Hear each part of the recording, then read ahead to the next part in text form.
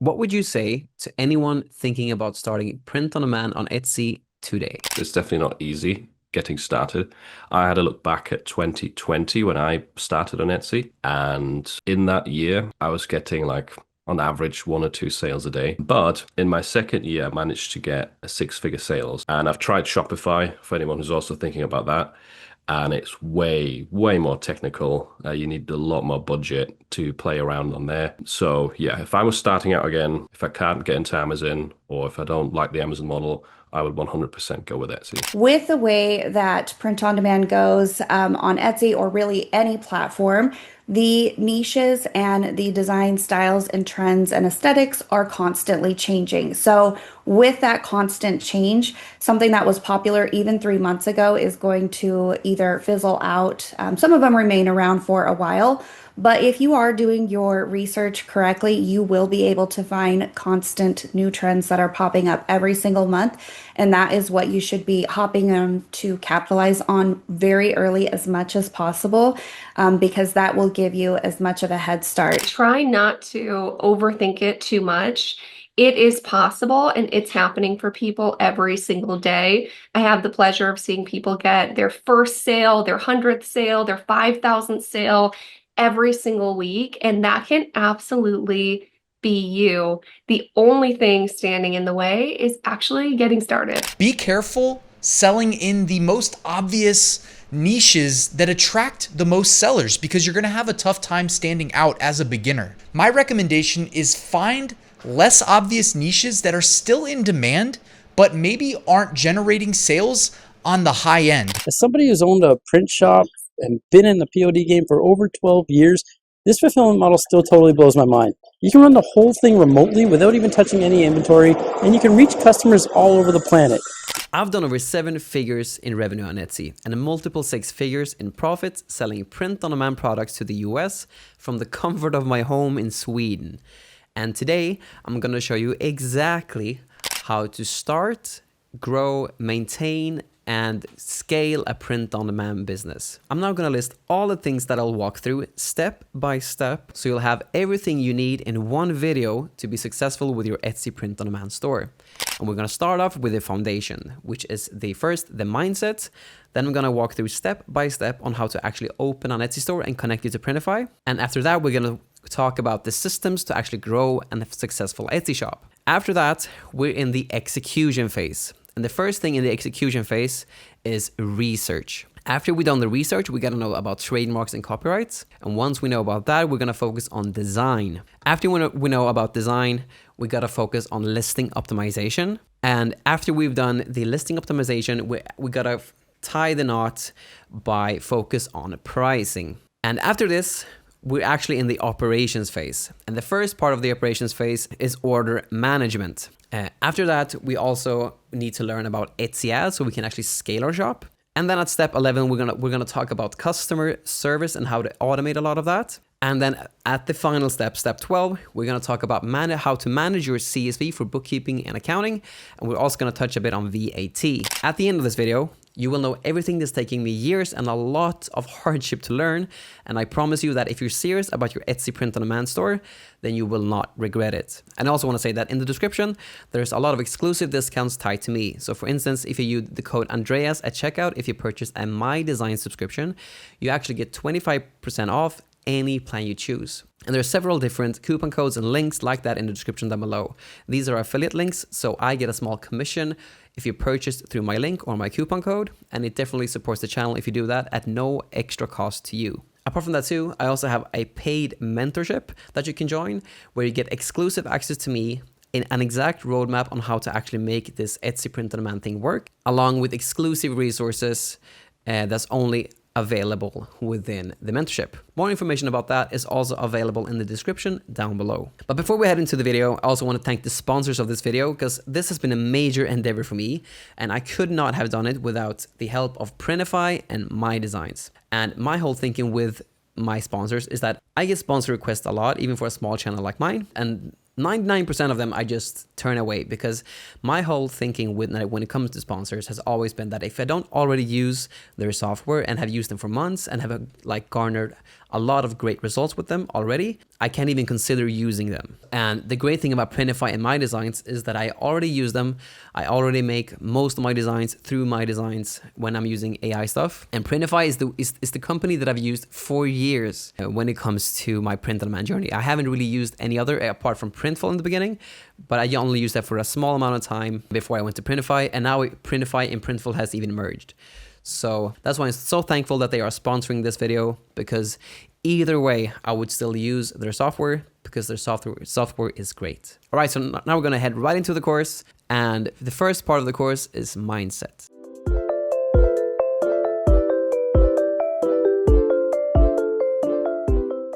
All right, so now we'll talk about mindset and growth. And mindset is really the thing that carries you through all the different like seasons of your business, and especially the hard times. It's really the thing, at least in my experience, it's been like this. It's the thing that carries you through the hard times in your business. So it's really, really important. And the first part about mindset is your why. Like, why are you even doing this in the first place? And to answer that for myself, to give some context on this, like I've wanted to do music since I was like 12, and I've pursued that in all different kinds of aspects. Like from when I was 12, I started like learning guitar when I was 8. I then saw a video of Kiss, of them performing Detroit Rock City that a friend showed me. And then that just blew my mind, and that just let me know in that second that that's what I wanted to spend my life doing. So from that point on, I just focused on music in different aspects, and then focused on the guitar from like 12 to like maybe 15. And at that point, I kind of noticed that if I'm the best guitarist in the world, that will limit me in a lot of ways. So I got to spread myself. I got to learn more stuff in order to be more comprehensive if I actually want to do this thing. So I started to learn how to sing in school. I also learned how to play some drums. I also learned how to play bass. Then at 18, I picked up the piano. At 19, I saved up and bought my first Apple laptop so I could buy Logic with it and start to learn how to produce. And then from 19 to 24, I just focused on producing music so I could actually learn how to produce. And then when I actually started to release something like some music, I kind of noticed that no one is listening. So I kind of need to learn this whole business game and marketing thing. And that has slowly but steadily led me to doing print on demand. And when I started, my only goal was to have capital, because I had this preconceived conception that I needed to make at least 5K profit with this so I can funnel that right into my artist business, because that's the preconceived conception that I had at the time. And that's the reason for why I was doing this. But again, that reason goes all the way back from when I was 12 and I actually decided to do this whole music thing in the first place. And I've been pursuing that ever since. And so this whole beauty thing is like an extension of that. And that's the thing that actually drove me to actually do this in the first place. And since it was so like embellished in me to do this, it's a really strong why for me. And you have to find out like why you really want to do something, because it carries you through the hard times. So you really got to ask yourself, why are you doing this? And the stronger your why is, the easier it's going to be to get through the hard times. Like for me, at least when I started this, I had a small Facebook ad agency and I concluded those relationships to go all in on this. And I had no other income source apart from this at the time. So I had to make it work. Like I had a huge financial obligation to make it work.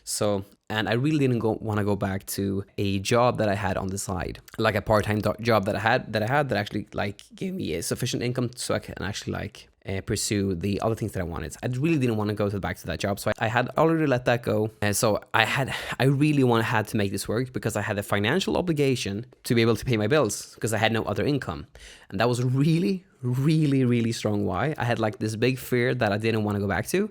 Didn't want this other job, and I didn't want to do the Facebook ad agency thing that I did before. So I went all in on this, which made it really, really strong in me to make it work. And you got to find that within yourself. Ask yourself, why are you doing this? A big reason for a lot of people, if you have a family, for instance, is to be able to spend more time with your family. So you're not that constrained with having to be at a job at a certain time and a certain hour and so forth. That's a huge motivator for a lot of people if you have a family. Or if you're like me, you're strapped for cash and you would go all in on this and you have no other income source, then that's an insanely strong why to also do this. But you gotta find why you're doing this, because it carries you through the hard times. And when it comes to this whole thing, Simon Sinek has this really great concept in a book on what he calls the infinite game. Because you can play finite games and infinite games. And finite games have like clear goals, or like clear like endpoints, so to speak. Like if two people here run along the same lines, like the first one to hit the goal here wins, and then it's done. That's a finite goal. Like an infinite game doesn't really have those kinds of like set boundaries and set goals. The goal in and of itself is to continuously be able to play the game. So the most important thing about the infinite game here is that in order to be able to make a business thrive for the long term, because again, some people will be ahead of you sometimes, some people will be behind you sometimes, it doesn't even matter. Like he has a great example of this too. In either like a podcast that he did or in his book, where like an Apple employee got like asked on like a taxi ride how this Apple person felt that Microsoft was beating them all over the place, because he didn't really care, because he knew that sometimes, again, you're behind some people and sometimes you're ahead of people. It doesn't really matter, because that's not the reason why you do it, and you gotta have the reason, because it's the thing that carries you through. They just want to create great products. As long as they do that and serve the customer, they have won. So it doesn't even matter what anyone else does. The only thing that matters is learning and getting better at the thing that you want to do the most. So yeah, because like again, success in all aspects when it comes to like business, from what I've learned, is to have longevity and adaptation and growth. Because those three things together, like longevity, like having a frame of mind that you're doing this for the long haul, you're doing this to help people, and adapting to circumstances whenever like issues happen, that will lead you to be able to grow. And that will eventually, after due time, it will let you be able to be successful at the thing that you're trying to pursue, which is Etsy in this case, and print on demand. So focus on continuing to play, focus on the daily systems, which we'll get into a sec, not winning. Because if you just hit the daily goals and you're just continuing to get better and better, the daily goal has still been won. You gotta play the infinite game, not a finite game. And this also, like something that comes with the infinite game is that we always gotta feel, like this is a quote from Tony Robbins, but he says that the ultimate failure in life is a success without fulfillment. That kind of makes sense. Think of it like you're super successful with something, you have no fulfillment with the thing. It's like it gives you no purpose on why you even want to do it. It's like the ultimate failure. That's how he phrases it, something like that. And it really resonates with me, because like momentum that you build when you're doing stuff that you really want to do, it comes with progression. And that progression feeling, when you're actually getting better, you're getting better, you are slowly but steadily, like putting one feet in front of the other. You're seeing that some things work, something doesn't work.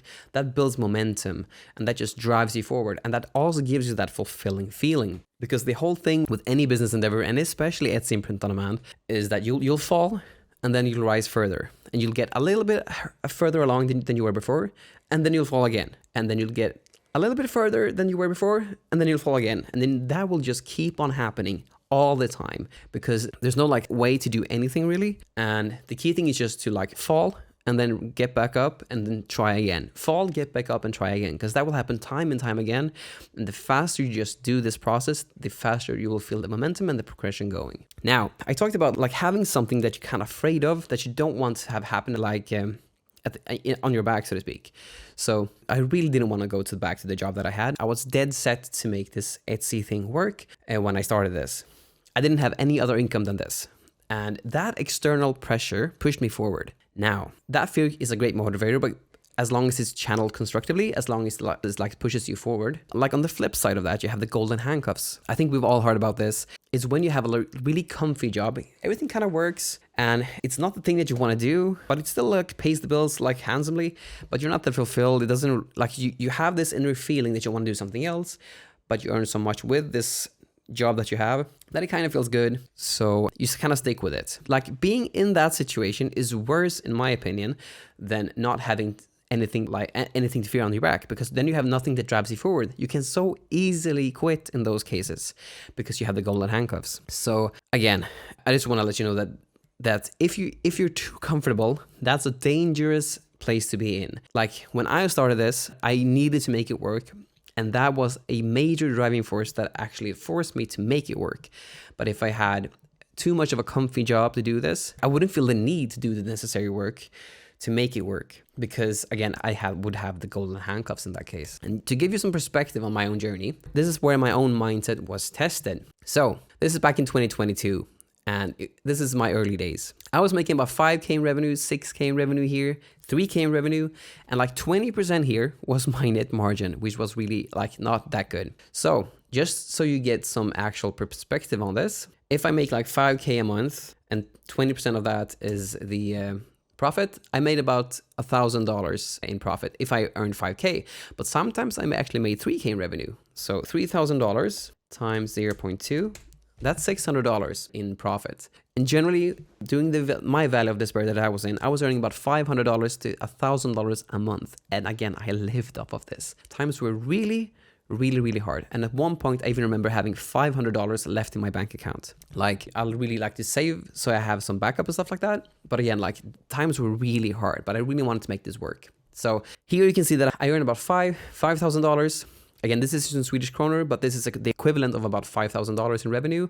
And I made probably around $1,000 profit, $500 to $1,000 profit, somewhere around there. About $6,000 in revenue, $3,000, $4,000, 4.5, 2,000. Like in June, I had a really slow June here. So in June, I made somewhere close to maybe $400 in profit. So yeah, times were hard. Then I actually joined Cassiy's mentorship when she had one here in, July of 2022. So I started to implement some new stuff here to make it better, which is why we can see a big bump here. But again, it doesn't happen overnight. I can only learn one thing at a time. I'm just like you on the other end. I was not a designer. I was just really struggling with this, but I had to make it work. That was the only thing that I really had was the dedication to make this work. So joined the mentorship here that she had, a really small mentorship that she had at the time. I slowly got some more sales here and a lot better here. So again, I was doing about 5K a month, but I saw some really good results here. So in September,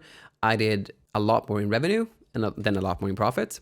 And it comes from being able to being in a group of like-minded peers. We were all dedicated to learning to grow our own Etsy shops. And we were all like in the same kind of spots. And we have an expert in the field guiding us. So that was huge for me at that time. Was able to get over 10K in revenue and then over 10K in revenue here. And that's the reason for that growth. And then during the Q4 here, I was doing like 25K in revenue in November and like 28K in December. So overall, I saw some really great like growth. But during this whole year, it was my foundational year. That the year where I did this every single day. I just lived and breathed Etsy. I was struggling a lot. I tested out a lot of different things. I read a lot of books. A big important book that I learned at this time was the $100 Million Offers book that Alex Hormozi had. And through that, I implemented the guarantee, which really spiked up my conversion rate here in August. But yeah, so many different things I tested during this whole phase, and it did a lot. Again, since this Q4, you have a big spike, but then it just went plummeting down. I did 10K in revenue in January, 6K in February. And I was like, okay, things are not working. I need to scale this up a bit more. I have my foundation now, but I need to make this work to get it what I want to, which is 5K in profit a month. At minimum, I need to do something else. And again, 5K in profit a month, I think that's like at least, if with 20% margins, which I think I had at the time, that's at least 25K in revenue. So in January and February, I actually found a new person on YouTube on an interview between Ryan Hogue and Stephen Chin, where he talked about launch strategies and using break-even pricing when you actually list something. It just blew my mind. I talked to some friends within the mentorship and we just went back and forth, and through all of that and just learning about this whole new this whole new strategy, I tested out so many different things. And again, it doesn't work exactly like he said in the video, but the whole core principles of using break-even pricing when you list something made a huge deal for my own store, and especially like launching your listings with that. So I tried a lot of that stuff here in March, at like the end of March, middle to end of March in 2023. And then I just saw a major spike. Because again, it wasn't just a strategy. During this whole process, I was listing new designs. So I listed some new designs at this time too. And I paired that with a new strategy. And once I did that, because this was a winning design together with a winning strategy, and that just bumped everything up to crazy levels. So I was doing like 35K in revenue here, 47K in May, and then 34K in June, 48K in July, and 44K. Again, this is revenue. So generally around 400K in revenue, which is probably around between like 8K profit to 10K profit a month, because I was doing close to 50K.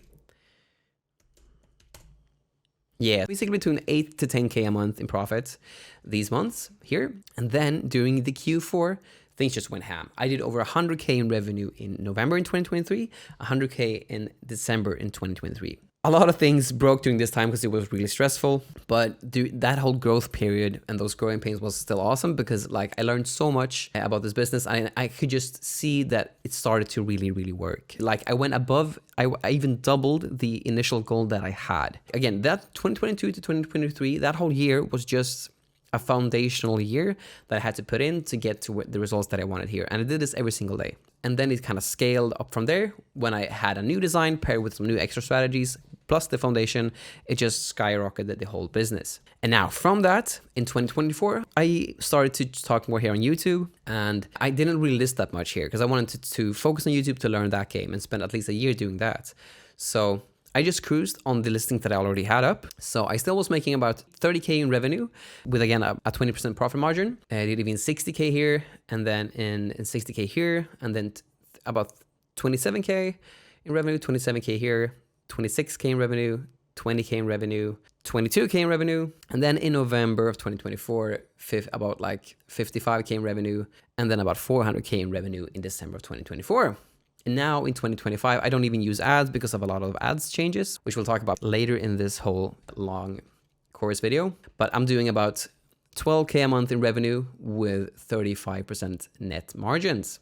So super good, super happy with that. But that's basically the whole journey itself. But this year, 2022, 2023, that's where a lot of people quit and focus on another thing. It's really easy to do that when you're in like the big dip. But if you get pushed through that, you can also get results just like me that I did here. So, and one important thing that really helped immensely with my own success on Etsy was because I had my first guitar teacher that I had like when I was 8 years old. I think it was up until I started the Swedish version of high school. From like when I was 8 to like 15 years old, his name was Tommy.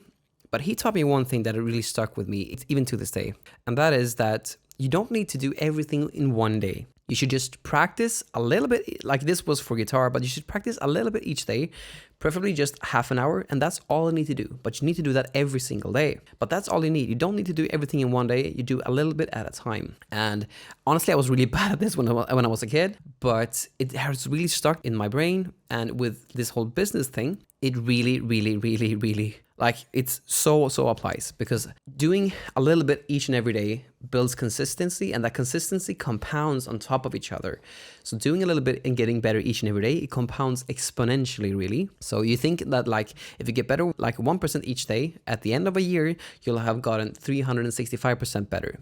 But it's not like that, at least not in my experience, because the way you start is not the same. Like if you start like at zero and you have no information, then you get a little bit better. And then you get a little bit better. But once I was like a year in, it's not like the information that I had already gathered still applied.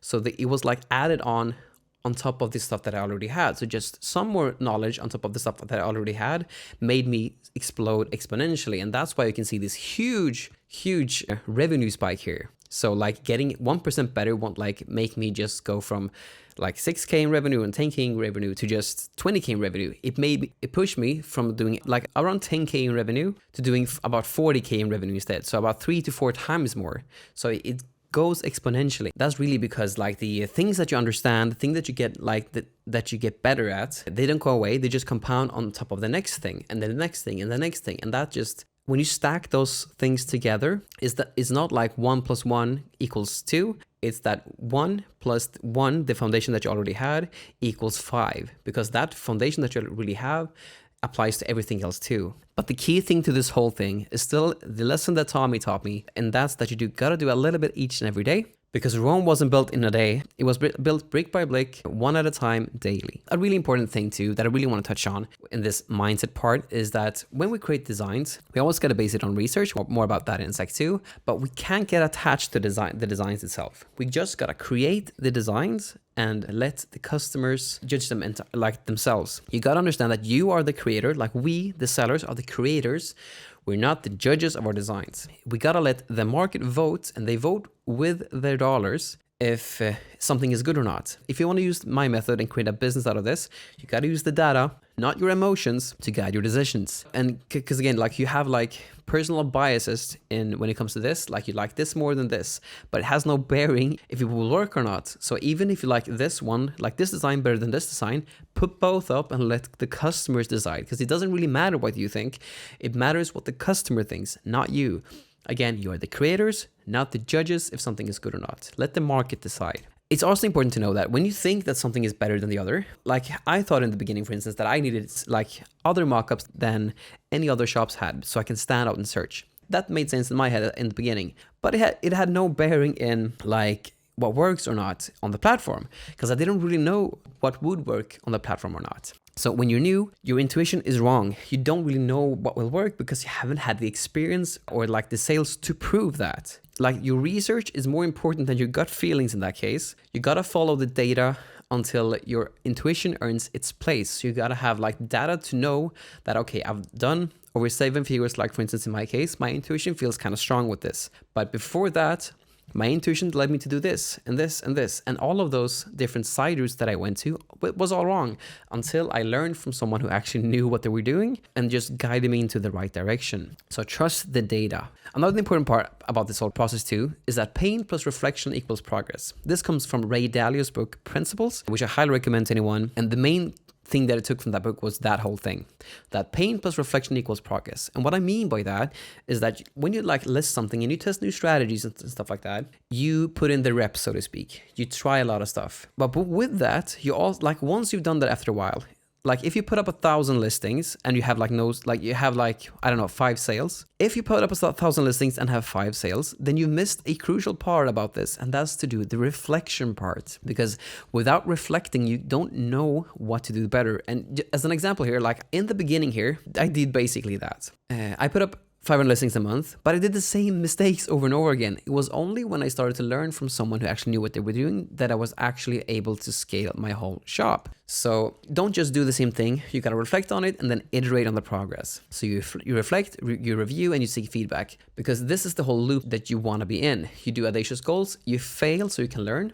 You can learn the principles and that you need to do, and then from that you can then improve.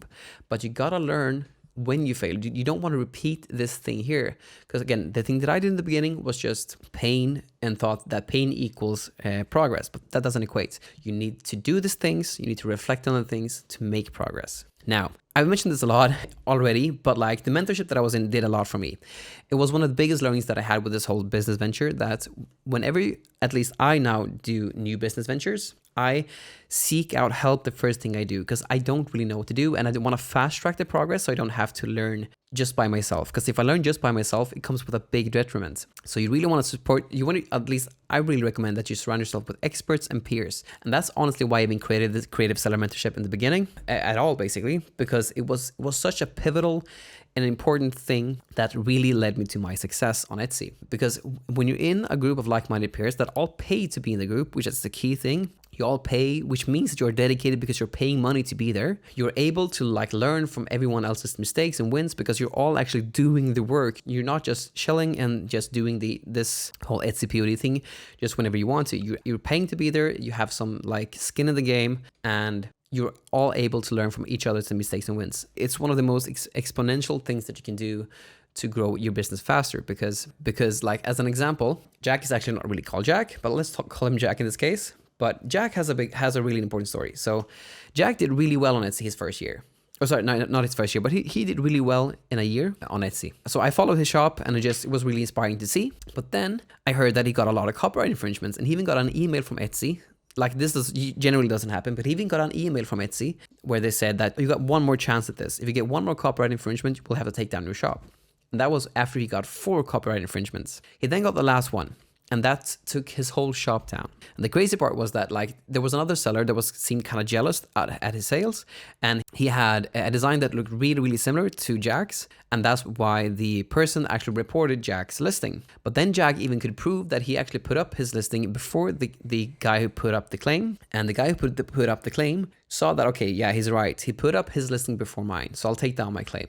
But even with that, he couldn't get his shop back. Now, one thing that I learned, like when I was in a group of like-minded peers who were all like striving to be there together, like in the mentorship that I was in, I learned that with copyright infringement, you can actually fight those. You can't do that with trademark infringement. If Jack was in like had learned this preemptively, he would be able to fight that and say that no, mine is actually posted before, and I did this before yours. And if he wouldn't be able to back up his claim with actual documents of his copyright claim, then his claim would be dropped, and he could have really saved his whole shop if he did this. So if he just had the support and knowledge, that could have saved him entirely. And that kind of information protects your business. Like, you can get fined for the things that you don't know. I think that gives like a good perspective on like you can even like lose your shop if you don't know the ins and outs of Etsy, and being able to be in a group where you all like learn together and you all have different struggles, and you can all learn and just piggyback off each other, and it's piggyback off each other, and it's one of the main things that actually, like within the mentorship, that I found most valuable, if not the most valuable. Now, another important thing with mindset is to have a clear goal. Let's say, for instance, that you want to do, like I did in my first year, $100,000 in a year. That will let you know that how much you need in revenue, like roughly per month, and that also leads to you to know how much in revenue you roughly need to do per day. If you do a certain amount of revenue per day, that also lets you know that, and we'll talk more about this in the systems part of this, but that also lets you know the things that you actually need to do each and every day to be able to achieve that goal. Because if you don't do these different tasks that set out each and every day, that's derived from the yearly goal, you will most likely not actually hit the revenue goal that you have. But if you have a clear goal, you'll be able to know what to do each and every single day. And if you hold yourself accountable, you'll know that, okay, if I just do the actual daily work, you'll be on track to hit the yearly goal. So again, the systems, just to explain what they are just daily actions that align with your whole vision, like the whole vision in and of itself. Now, when you have these daily actions, the key thing is to understand that if you just focus on the daily actions, you have a great day. If you've successfully done the work that day, then you're good. Because I mentioned the valley, so this is called the Dunning-Kruger effect, but Seth Godin has a great book that's called The Dip, which is more like, it's a better term for the thing, but like my dip here was 2022. It was really, really hard this year because I lived off of the revenue that from my Etsy shop, and I did not make much, which made it really hard. But every journey has this low point, and every like business endeavor especially has this low point. But it's really important to know that all good things comes after the dip. So you gotta master this part here, the dip, in order to actually get to the thing that you want. Because again, in the beginning, we think that, okay, this seems like a great opportunity, this whole POD thing. And then you get more into it and you can learn that, okay, there's a lot of things to do here, but I can probably do it. And after that, you're in the dip where nothing works. Every strategy that you try, or at least you feel that every strategy that you try doesn't work. And again, that was consistent for about a year for me. But once that year went up and I worked on this every single day for a year, and through that I was able to hit this upward spiral here, and that can be you too, as long as you master and get through the dip. It's also important to know, because when I talk to a lot of other people that's currently in the job climate space, they really equate time for like that you should get paid for the time that you actually put into Etsy, and that's not at all how this works. You get paid for the value that you actually create. Because again, in 2024, I really didn't put up any listings at all, really, but I think I earned around 5 to 6K in revenue every single month. But I didn't really I just maintained my whole shop, and that's because I still had a lot of value in my shop, and I get paid for that. I don't get paid for just putting more hours into my shop. And in order to have a lot of value in your shop, to get good at this, you gotta focus on the daily systems that I mentioned, not the hours worked. Because again, you can put in an ungodly amount of hours and get nothing done. But if you follow the progress of pain plus reflection equals progress, then you'll be able to make progress with your whole business endeavor on Etsy. It's also important to know that when you are failing, because you gotta reframe it and know that failure is opportunity. Failure isn't final, it's just a signal that something isn't working. And if you can fix and tweak your whole business, that means that you can actually make this work, because it's just a signal. You learn and then you adjust, and through that you move forward. But again, pain plus reflection equals progress. As long as you follow that whole thinking, then you'll be able to make the progress that you want. Another important part about this too is that you gotta understand that your perspective shapes your reality. So the story you tell yourself about yourself when you're by yourself is the world that you live in. And if you just make a perspective shift, you can actually change your results from that. So one thing that I've had a problem with during my journey is that I can really like talk down myself. I can be really harsh, but I've gone a lot better on that, and I've become a lot more forgiving and understanding of myself when I've done this. So like if there's a day where you're like sick, for instance, I think it's important to do as much as you can. But again, you should always be forgiving and understanding with yourself, because like if you are sick, it doesn't help to have you yourself talk down on yourself that, okay, yeah, you suck. You don't work when you're sick, like when you're bedridden. Like that doesn't make sense. Like you gotta be able to pull yourself up and not talk down yourself. Like it's a lot better to say that, okay, I'm sick today, but I'll make sure to take care of myself so I can get better tomorrow and be all in tomorrow. The key thing about this is to not talk down to yourself and to understand that the story you tell yourself about yourself when you're by yourself is the world you live in, and you want to make that world that you inhabit a great world to be in, because otherwise we got to remember that if you're successful and the world that you make sucks, it's like the ultimate failure. We got to have a perspective that we want to have, and we can only do so by understanding that our perspective shapes our reality. So don't talk down to yourself. Just understand that if you're in the valley of despair, like the dip, just understand that you're in there and that it's okay. You just got to get better each and every day so that you can get to the desired outcome. You don't have to talk down to yourself, because it makes it really hard to do this whole business. Because again, the story you tell about yourself when you're by yourself, it's the world that you live in, and you want to make that world a great world to be in. And another part that also comes from that is that your habits and your daily routines, they really create your outcomes. And again, we'll talk about this specifically more in the systems part of this. But yeah, your habits create your outcomes, and you want to stack small actions daily for compounding success, because those small habits that we do, they generally are coming from our subconscious, because like our subconscious habits drive 90% of our like daily actions. So if we are really like thorough that we want to do one thing each and every day, at a certain point it becomes unconscious to do that. And it's just really important to know that most of our habits are unconscious, and if we just keep wanting to do another thing, we gotta like force ourselves to do one thing, like do the thing that we actually wanted to do, that we said that we needed to do this day. And once we force ourselves enough to do that, after a while it becomes really organic to do that. It doesn't feel forced, because it will become a subconscious habit that will just replace the old habit that you'd had. And a really good thing that I learned from the book Atomic Habits, highly recommend that book too, and that's that like you want to design your environment so that it's actually easy to do the thing that you want to do. So like for instance, when you buy a computer, if you buy a computer and you only do Etsy and work on that computer, you will associate immediately like work and Etsy with that computer. But if you do everything, if you like play games, or if you have like do entertainment and stuff like that on that computer too, and in that specific space that you have the computer, it will not be as easy to do the work required. So having like a space designated for work, just work, makes it really easy to actually do the things that you need to do each day, because that habit will subconsciously be associated with the thing that you need to do, which is the work. Now, some final thoughts on this. I think it's important to keep playing the infinite game, not a finite game. So you want to be able to do this for the long haul.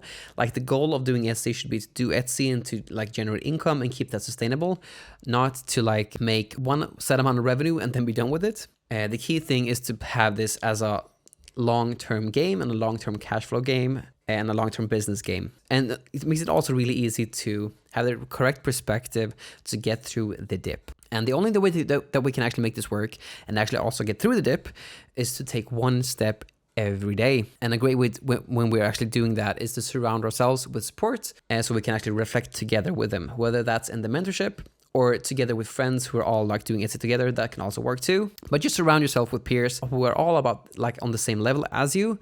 So you're all dedicated to grow together, because you grow exponentially faster doing it that way.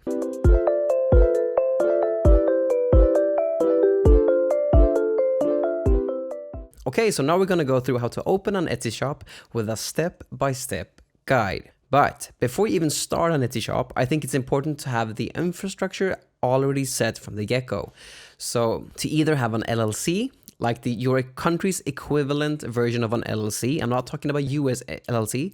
Like here in Sweden, it's called aktiebolag, but your country's equivalent version of an LLC, or a sole proprietorship, or and the equivalent of that in the country that you live in. And the reason that it's easier to have this set from the get-go is because you want to have, for instance, your VAT ID registered if you live in the EU like me. But apart from that too, the key thing to know when it comes to the infrastructure of your business is that you will have to like do accounting and stuff like that once you get sales and once you get moving, and it's just easier to have everything set, like the actual business entity, like whether it's a sole proprietorship or an LLC, set before you even start. And a key thing to know too is that you can actually transfer the shop to someone else or to another entity once you've actually once you've actually gotten going.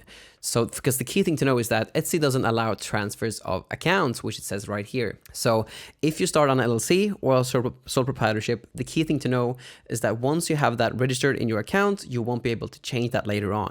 And honestly, when I started my whole journey, I registered my own sole proprietorship with this. And it's so much easier to start with that, as having like the Swedish equivalent of an LLC here is really expensive to start with. I don't think a lot of people have that kind of capital when they start an endeavor like this. So for 99% of people, I would recommend that you register a sole proprietorship. You get that VAT ID. And then once you have that, you start your Etsy shop.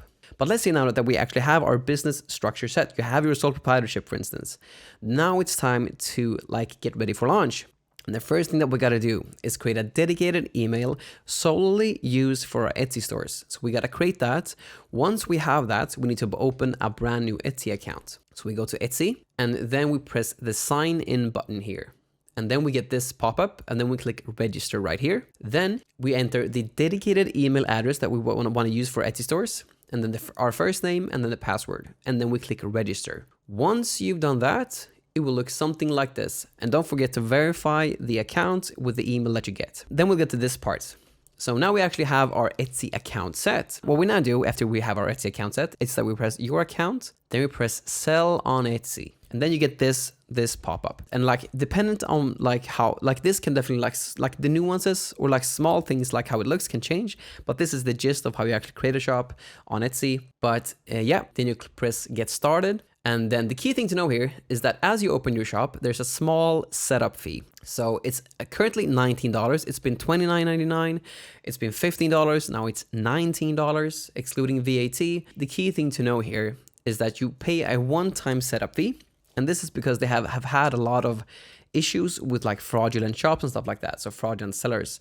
So now you basically pay a setup fee so that they can minimize the fraudulent people. The key thing to know though with Etsy is that there's no monthly fee for standard shop. It's just this one setup fee. Then as you list stuff, you only pay 20 cents per listing. So a really small fee to actually list something on Etsy and test your designs out. And then as you get sales, you'll pay transaction fees and processing fees, which usually amount to around like 10 to 13% of your revenue. But that's only as you get sales. Apart from that, you only pay a 20% listing fee and a one-time setup fee, which now as I'm doing this is $19.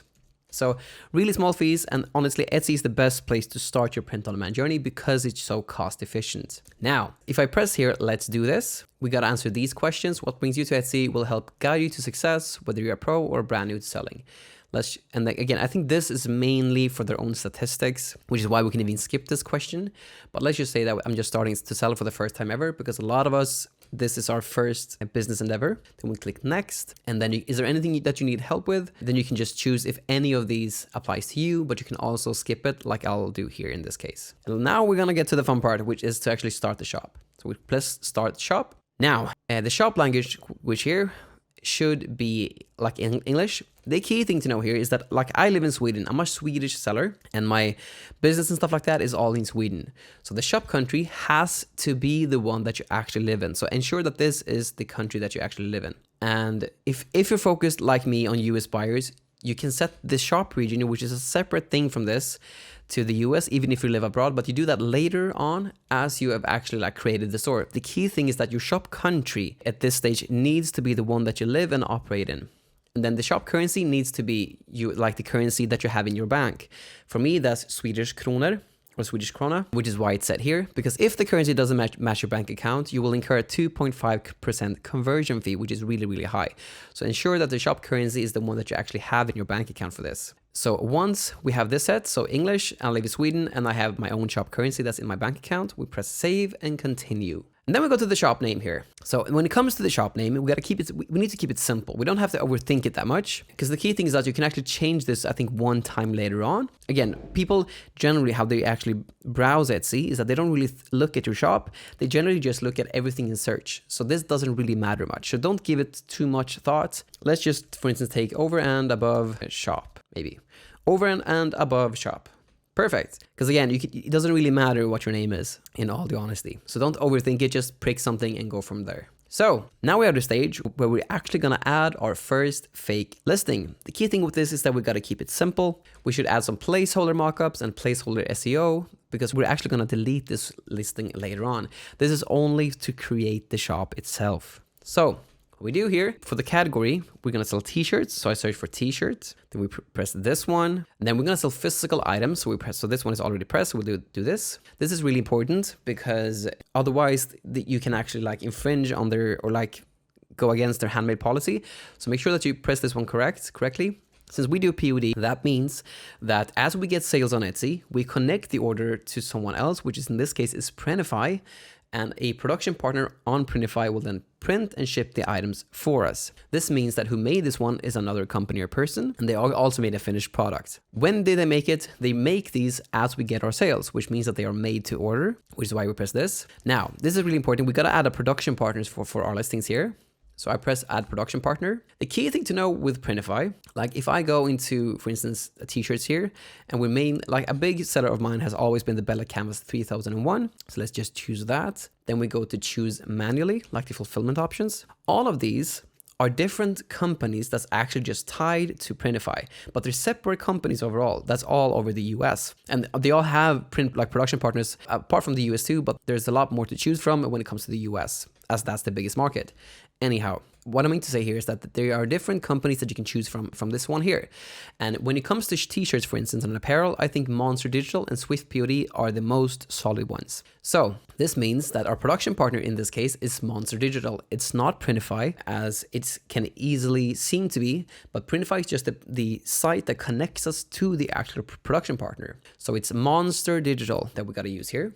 And to find out all of this info, first off, we just write Monster Digital up here. Then we can have this one off so that like our competitors don't know which production partners we use. Then we can just have our descriptive title say like a printing partner. Maybe do it like this instead, something like that. And then about our production partner, again, they print and ship our items while we just focus on design. So we just write that. So we focus on designing while they print and ship the items for us. Easy peasy. Now to find out where they actually are located, we go to Google, we just Google Monster Digital, we find their homepage here. We then just scroll down to the bottom to find that, okay, they're actually in Miami Gardens. So we'll copy this, Miami Gardens, and there we go, done. And again, this is always on the production partners site, where you can find their contact info and stuff like that. So we just write Miami Gardens. And why are we working with this partner? It's because we don't have the technical ability or equipment to make it entirely by ourselves, because again, we can't create this ourselves, like the actual product. The role in the design process is I design everything myself, because again, I think they have a rule, Etsy, that you have to make your own designs in order to be compliant with their house rules. So you choose I design everything myself, since that's what we're gonna do. And then what is this partner's role in the production process? They do everything for me, because in the production process, they literally do everything for you. Then we press save, perfect. And then we have that one done. And then if you get this like error here, like you must select a production partner, even though like it's actually selected, just do this and do this. Like you just press that and then you're good to go. So save and continue. Perfect. And now we're gonna add like the nuances and like some images to our first listing. So to do this easily, because again, I think Etsy has these bots that actually scans listings in order to see like fraudulent shops, and they can actually suspend your shop if they deem your shop to be fraudulent as you create it. So to actually create this, I would recommend to create you create a listing that seems real as it can be, without putting way too much effort into it. But this is mainly to avoid the risk of getting your shop suspended. Because when I started my Etsy store, I got my Etsy shop suspended. I think I just put like a black image as the first thing and just like something super simple in the title. So to hopefully avoid that, I would recommend that you actually create a seemingly real fake listing. So to make this simple, I would just go to Canva, and then you go to create, and then you make custom size here, and then and you have the dimensions 3000 by 3000. You have to make a square thumbnail on Etsy, and the minimum is 2000 by 2000. So I would recommend 3000 by 3000. You create a new design. And again, we want to search for mockups. So if we just search for t-shirt here, and then we go to photos, let's take this one, for instance. Perfect. And then we just use the background remover. This is mainly if you have Canva Pro. This one looked quite bad, honestly. So just take this one instead and actually use the background for this because it looked really slick. Perfect. There we go. And now I just press T to get a text element, and then just write nurse here, for instance.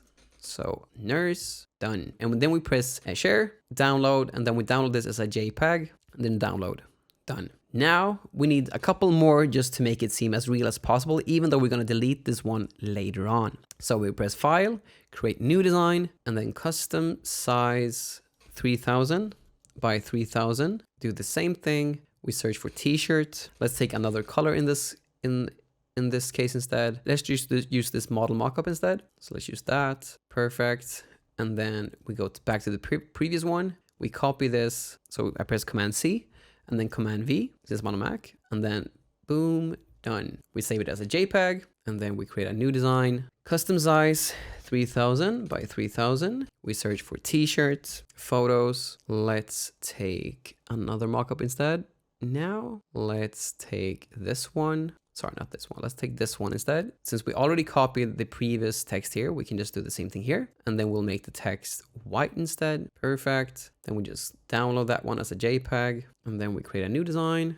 Create custom size 3000 by 3000. Let's see if I can find a t-shirt size chart in this case. So t-shirt size chart. Let's not use that. Let's just grab another t-shirt that I just saw instead. Just a regular t-shirt. Let's take this one, the pink one here, something like that. And then we take the text from this one, copy that one, copy, and then paste it here.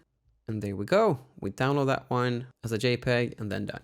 Again, we mainly do this to mitigate the risk of having our shop suspended, because that can happen because of their bots. So now we have the photos, and then I just take these photos. I go here, I drag and drop, drag and drop, drag and drop, and drag and drop. So 4 images here, and then let's just write nurse shirt, gift for nurse, or like, and then like registered nurse shirt, like t-shirt maybe even here. T-shirts, something simple. Again, we're gonna delete this later on, so we gotta keep this as simple as possible, and just to mitigate the risk of having our shop suspended because of the Etsy bots. So for the description, I would just go to, since we looked at the Vela page here, like the Vela Canvas 3001, and that's the one that we're selling, let's just copy this and put that into this one here. So the standard, one of the standard descriptions for this shirt, done. And again, I found that actually on the product page on Printify. So now here for the pricing and inventory, again, we don't have to think about this too much. Let's just keep something simple. Let's write, for instance, 250 here. Again, we're going to change a lot when we actually have our stores set. This is just to actually create the listing. And this is just for the creation of the shop. So price is 250, quantity is 999. And then let's just keep it like this. So yep, let's keep it like that. So the same, no variations. When it comes to Etsy, you don't have to think too much about this. For sizing, you can use US letter if you want to, or actually just skip that part. Sustainability, you don't have to do that too. I generally, overall, when I create listings, I never add these attributes, but you have to add some tags. So let's add, for instance, nurse shirt, and then gift for nurse appreciation, and then maybe nurse gift, and the nurse t-shirt, something like that. Materials, this one is generally made out of 100% heirloom combed and ring spun cotton. So let's see here. Let's go to the back here.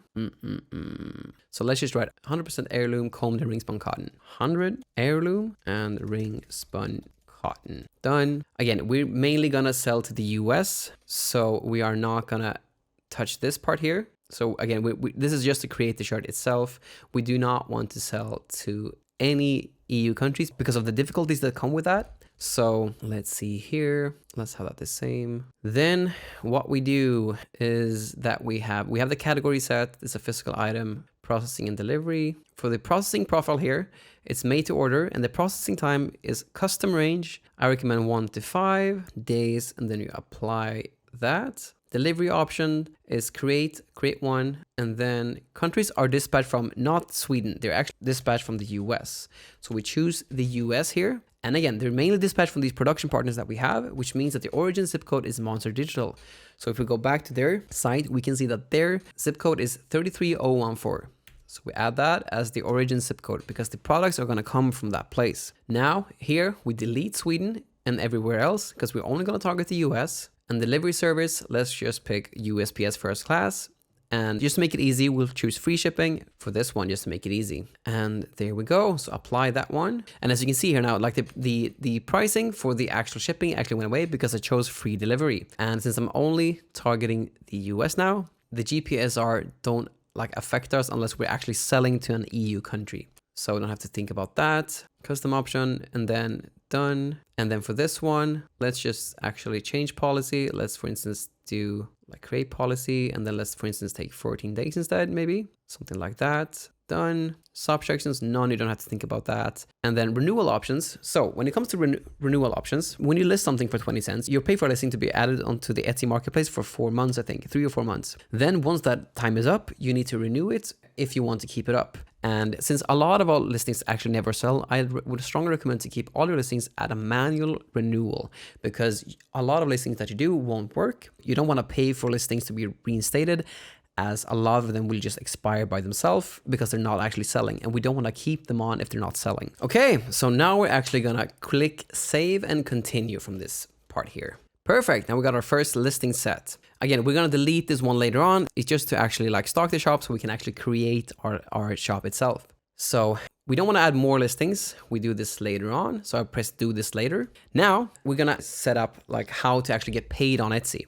Now, again, this is really, really important that you actually set the actual like country that you live in. And this is because that you actually don't incur a 2.5% conversion fee. So ensure that this is the country that you live in and operate in. And as they say here, once saved, your bank country can't be changed. You will need to provide a valid billing method to complete Etsy payment sign up. So just like once you set this info, this is also why I think it's really important to have all of your information set before, like the sole proprietorship set or the LLC set before you even start this whole thing. So you have all of that infrastructure set before you go, because just as it says here, like the specific bank country can't be changed, but a lot of things can't be changed once you actually go through with this whole process. So make sure that you have all like the sole proprietorship or the LLC set before you even start this. And since I live in Sweden, mine is set to Sweden here. Now, for tax purposes, what type of seller are you? As I mentioned, we should already have this set from the get-go, which is to make things easier. And for 99% of people, I would recommend to have a sole proprietorship. So you would choose this one or this one, depending like if you have an LLC, like a legal entity, or a sole proprietorship. Most of us are like newbies when it comes to business and to POD and stuff like that when we start our Etsy journeys. So for most of us, the individual or sole proprietorship will be the one that actually affects us. Now we gotta give them our info here. So I live in Sweden, then you just write up all of your info here that you have on yourself. And then after this stage, you add your billing info and then your shop security. So the key thing, as I mentioned before, when you connect your bank and stuff like that, is that you must match your chosen currency so that you don't incur at like 2% conversion fee, because Etsy will actually deposit your earnings directly into your bank. And as I mentioned, after this stage that I can't show because I'm not actually creating a new shop, you just add your billing info. Like to verify your identity, you show them your government, you can send a photo of your government issued ID and then like a selfie photo verification, even like that, like a selfie photo verification, just to ensure that they match. And then after that, I would strongly recommend to enable two-factor authentication to protect your account. And you do that at your shop security stage here. So strongly recommend to enable two-factor authentication once you're at the stage. But again, you add your billing info, you verify your identity with your government issued ID. And I think they might even like ask for a selfie/photo verification too. So you just provide everything that they ask for, and then you make sure to enable two-factor authentication to protect your account. Because honestly, Etsy has had a lot of issues with fraudulent sellers. And there's also a lot of people that are honestly trying to scam a lot of new Etsy sellers. So just to ensure that you're safe, so that your account is good, just ensure to enable two-factor authentication to enable your account. But another important thing to know too is that once you actually have set your shop up and once you actually get the first sale, Etsy usually holds, they actually just put a payment reserve on your account, which typically is around 30% for 90 days. So 30% of your revenue is typically held by Etsy for up to 90 days. And this is mainly, again, just to combat these fraudulent sellers. But as your sales history grows and your trust builds, after 90 days, they let that payment reserve go for all the new accounts, and then you get all of the revenue that you actually made through your sales. It's usually just based temporary if you're a new shop, just to combat fraudulent sellers.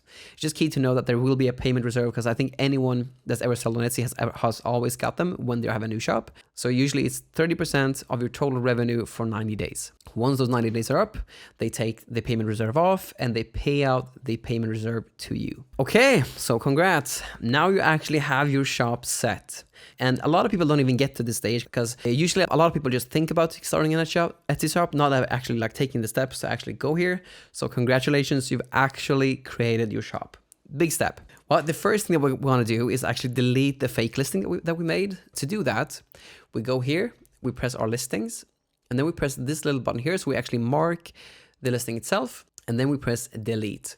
That's all you need to do to delete the fake listing. This is so you can start fresh with real products. Now, the second thing that you actually want to do is set up some basic shop info. You want to add a shop logo. Again, you don't have to overthink it that much. Just add something simple. And honestly, like, I've thought about this a lot, but like, I don't even think you really need a banner at all. Just set up a simple shop logo. You can even skip the about section, but if you want to do something in the about section, keep it really minimal. Don't make this whole big story and stuff like that, because it doesn't really matter. Everything on Etsy happens in search.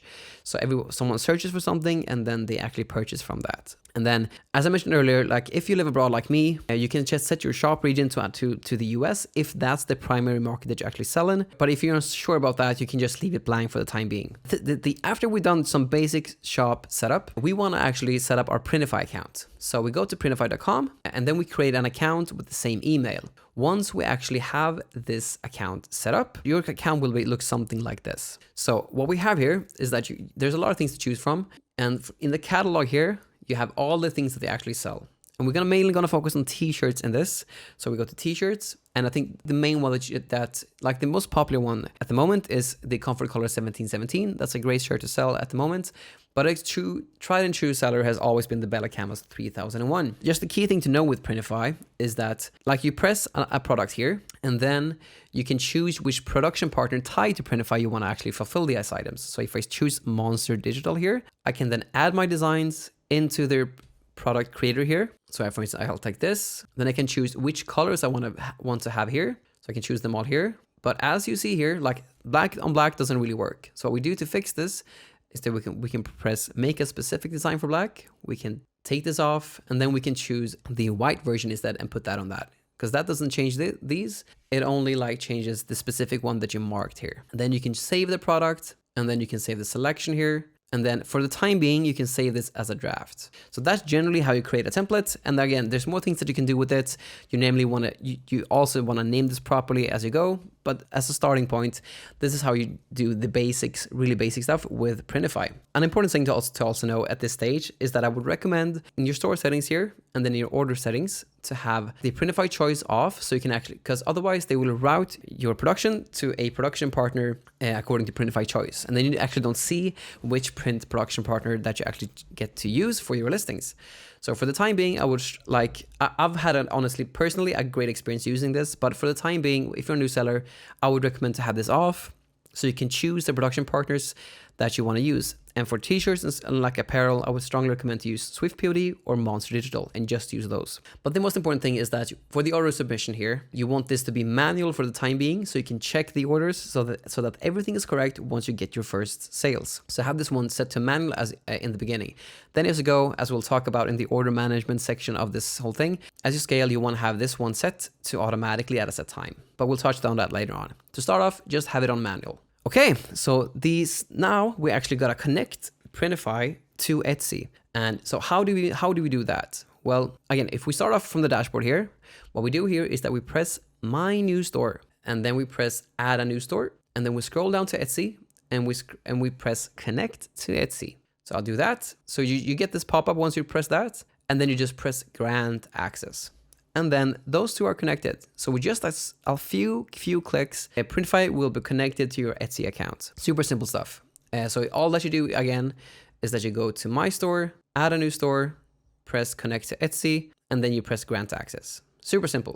Then once you've done that, those two will be connected, which means when you get a sale on Etsy, that sale will actually pop up in your orders tab here. So either on other orders, if you have no SKUs linked to the Etsy order, or here if you have SKUs linked to your Etsy order. Now to add some final tweaks to your Etsy store so that you will be fully set, we want to add all the production partners needed so that we actually have those. Just like I showed you, you will actually go to settings, and then partners you work with, that's how you do it. And then you add every production partner that you work with. So Swift POD and Monster Digital, using the exact same process that I outlined in the setup process. But some settings that I would strongly recommend that you actually take away is, like if I go into here, into the settings and then the options, you want some of these settings to be off, and you just want to ensure to have some of these settings according to what I'm saying here.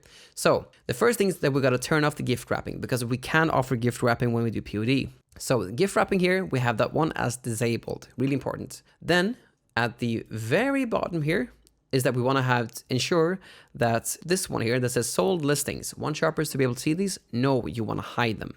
So hide the sales count. That's just because so that other sellers can go into your shop, press like your recent sales and see exactly what's sold for your shop. And then if you want to, you can also double check so that your shop and your bank currencies match.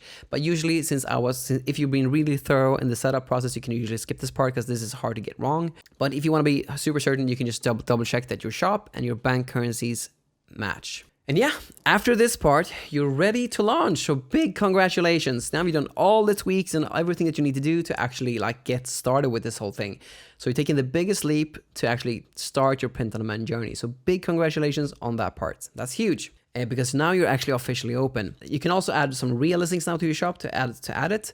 But before you even do that, I would strongly recommend to watch the next section of this, which will be systems to grow a shop, just to get your foundations fully set before you head into your own Etsy journey. And as I mentioned earlier, Etsy can mistakenly suspend new shops because of glitches in their systems. If this has happened to you, reach out to their Etsy support and they will reinstate it. This happened to me as well as many others. Don't panic, just reach out to Etsy support. They can be slow at times. Reach out to them because you know that you haven't done anything wrong, and you will get your Etsy shop back. And hopefully with the steps that we took, like the precautions that we actually took by adding some great mockups into our, like some basic simple mockups into our Etsy shop setup, this won't happen to you. But again, if it does, reach out to the support and then they will reinstate it for you.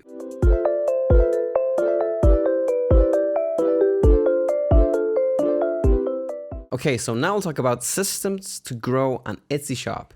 This will be a step-by-step framework to hit your income goals. So the core principle with this whole thing is that focus is really everything. We gotta focus on the task at hand because everything else is a distraction. And yeah, it's just so important to only work on the thing that actually truly moves the business forward, because it's so easy to just do the thing that we actually want to do, which in most cases for us, for instance, is to like design stuff. But that's not what we should do. We should only do the thing that moves us forward. So we always got to identify the bottleneck of the business, we got to fix it, and then we got to repeat that process.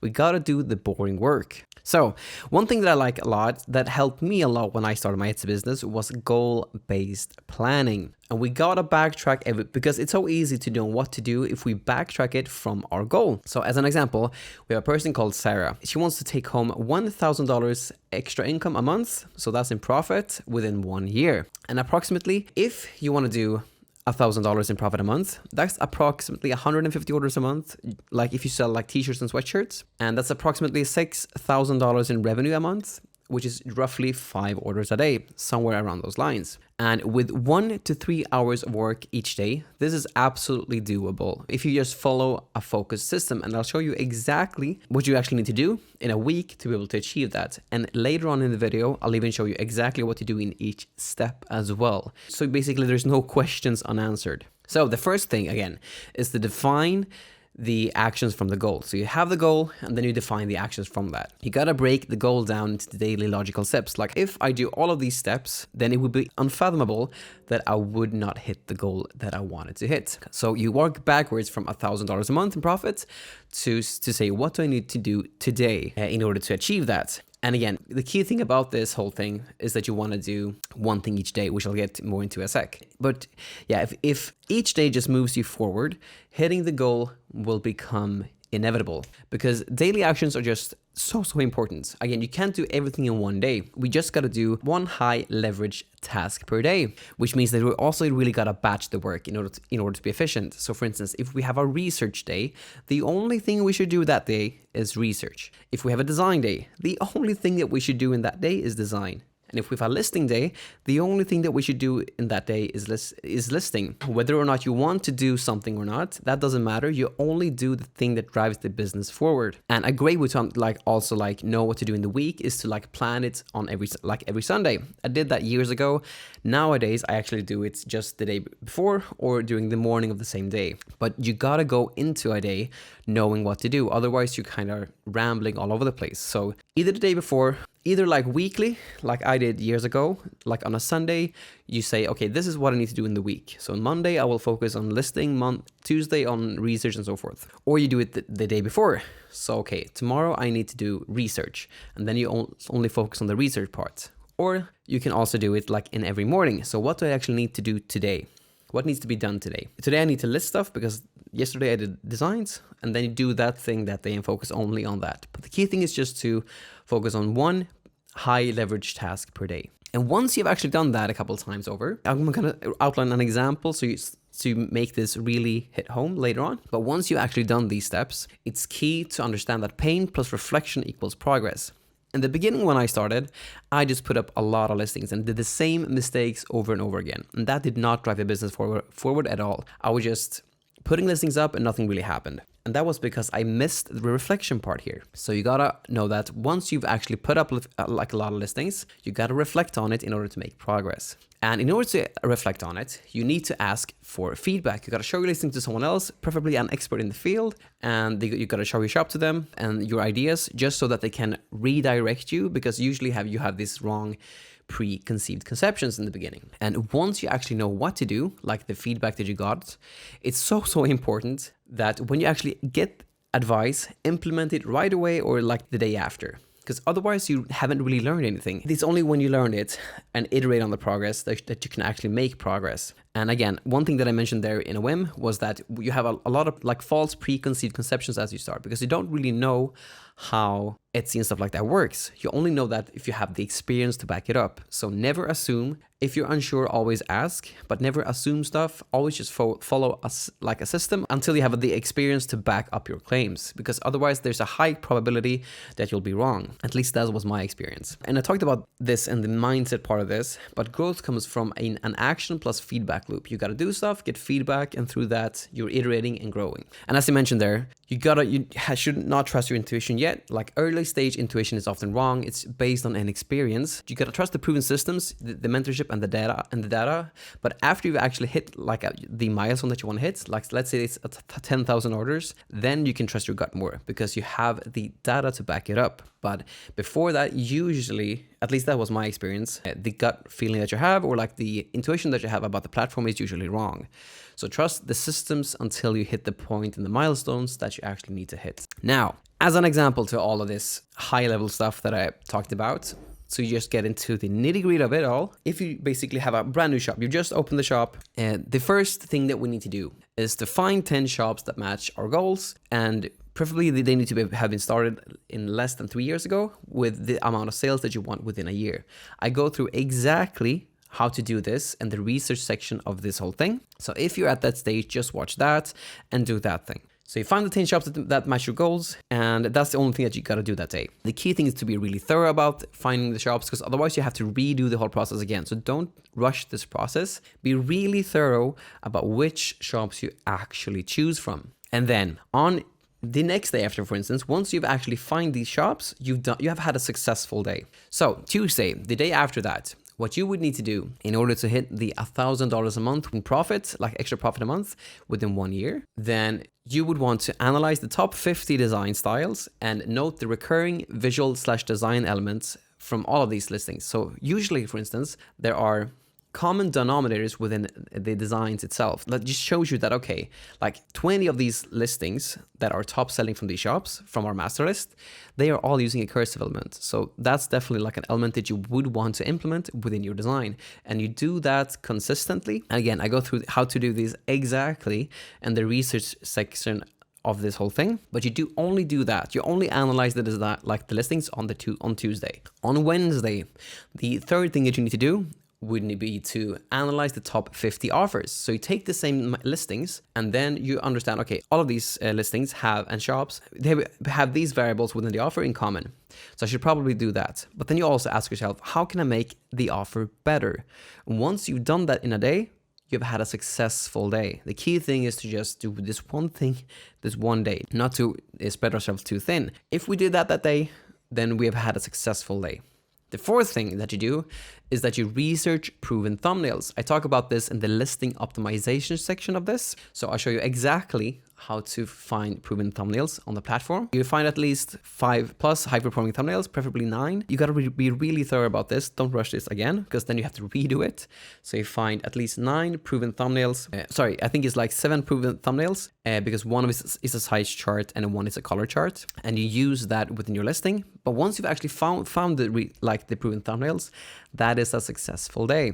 And again, I talk about this in the listing optimization section of this. And then on Friday, the fifth thing that you do is that you design listing images using the mockups and the proven mockups that you bought. You design a clear offer doing that. And again, I talk about this in the listing optimization section of this. So you can find exactly how to do that in there. So that's the foundation, basically, the things that you need in order to actually start designing and in order to even list stuff. So that's the foundational piece. Week 2. Now on Monday, you can actually start creating some designs based on the best-selling elements list. I talk about exactly how to do this in the design section of this.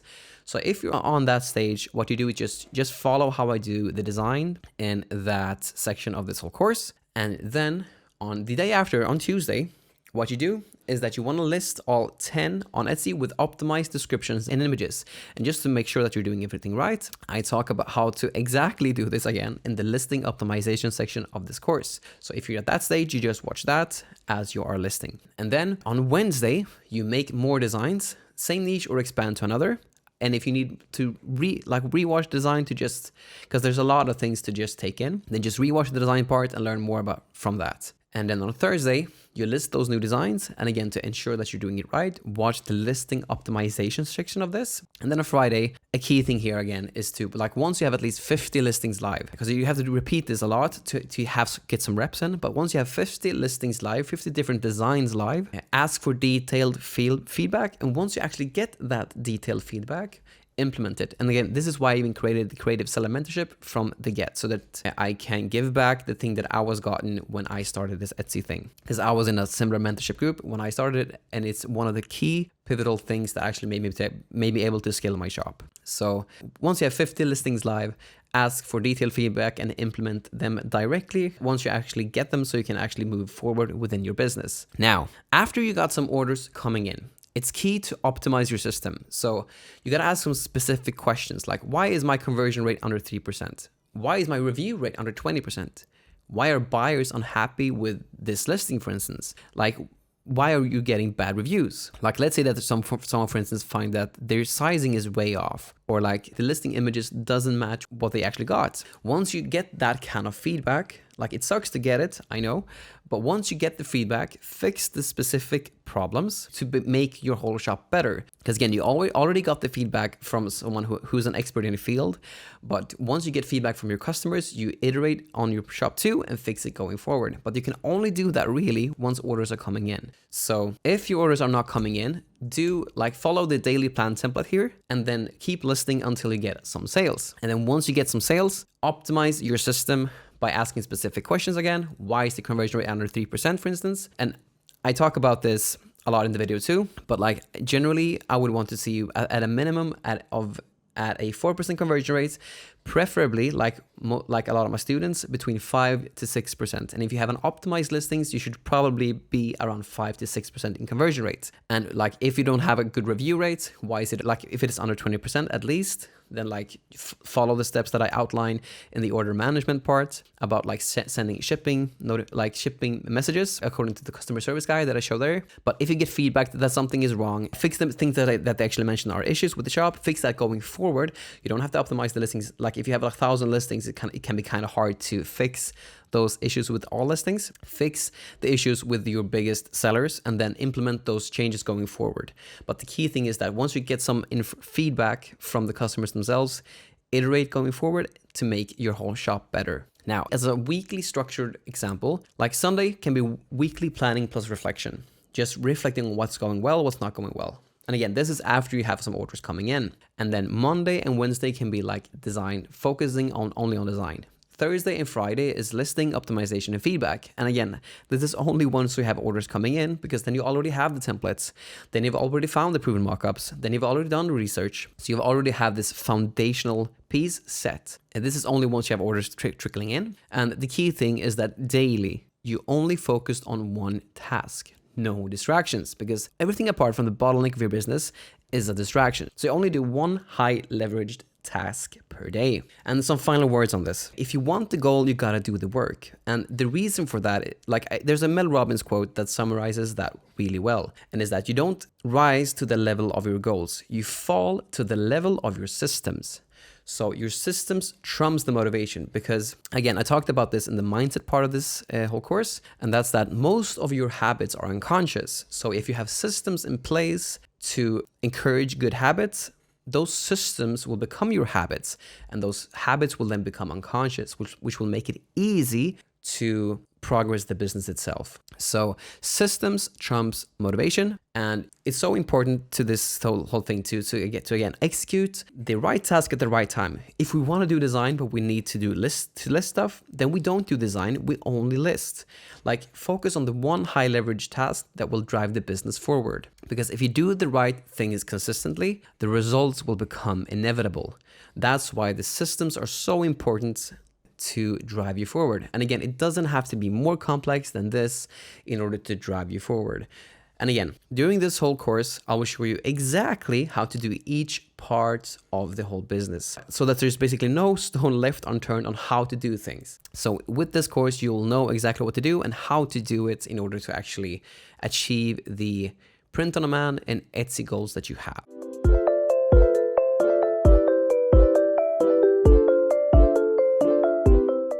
So now we're tackling research. Research is probably one of the most overlooked things, but also one of the most important things to actually make this Etsy business work. For instance, if you make your designs based on nothing, there's a high likelihood that someone else wouldn't want the design that you're actually putting out. The key thing when it comes to research is to focus on demand. We don't want to be in the blind, because again, if we focus on this as a business, we need to go where the demand is. That's the main perk of being on a platform like Etsy, because they have such huge search volume, and we need to leverage that in order to actually make our designs, make our offers, and so forth. And that's what we're going to talk about today. This part is going to be extensive, so I highly recommend that you watch through different parts time and time again. If you find that you're struggling with some parts of this, just watch back different parts of the course, especially this research part, because it's so important to just base every decision off of data, not your own judgment. It's key to actually make this Etsy business work. So first off, the benchmark to the whole research thing is the master list. And when I talk about the master list, what we want to do is that we want to find 5 to 10 successful Etsy shops on Etsy that we want to learn from. And the key to that whole process is that you don't want to use Etsy shops that has been created in 10 years ago and has been successful in that 10-year time frame. We want to find current shops that are doing really well, because generally if they're new, created within the last 2 to 3 years, generally they've done some stuff to really make themselves stand out, to make their own shop successful, so to speak. And that's what we want to learn from. But a caveat to that too is that sometimes there are some shops that are just crazy outliers. You have some shops that have been like created in the last 4 years, but they have over 100,000 sales, maybe like 120,000 sales or something like that, which is insane. So in those cases, when you find like real big outliers, you can include those two in your shop. But it's key here to be so thorough about picking the shops. So one thing that I did wrongly myself when I did my own master list, was that I rushed the process. I just chose a couple shops that I thought looked really good and that kind of like met the metrics that I wanted to hit. And I didn't really abide by the rule of that the shops have been created within the last 2 to 3 years. So that made the whole thing that I actually did, like all the designs, all the offer research that we're going to go into later in this part, all that was skewed because the shops were older than 2 to 3 years. So I implore you, be really thorough, take a full day and just find the shops, because that's what I did and that's what actually made it work. Do not rush the process of finding these 5 to 10 different Etsy shops that basically have the sales that you want to have within a year. And onto that point, key thing apart from that they should be newly created is that they should have about the same amount of sales that you want to have in a year.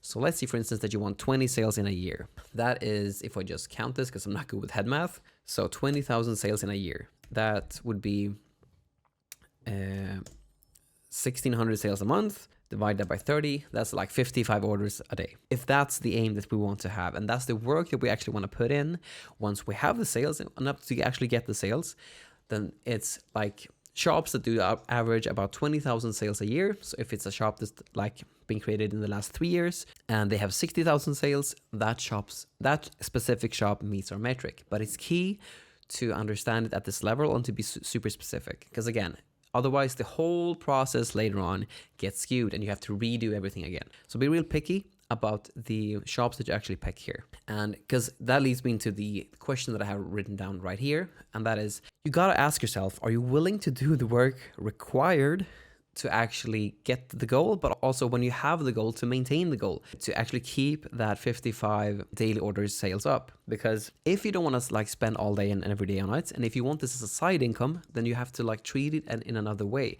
and find other shops with lesser amount of sales. And the key thing for that too is that it matches what you're actually wanting to get out of the business. You don't want to be overwhelmed by the business. If you don't want to do this full time, then you shouldn't be like, for instance, going for a goal that requires full time, so to speak.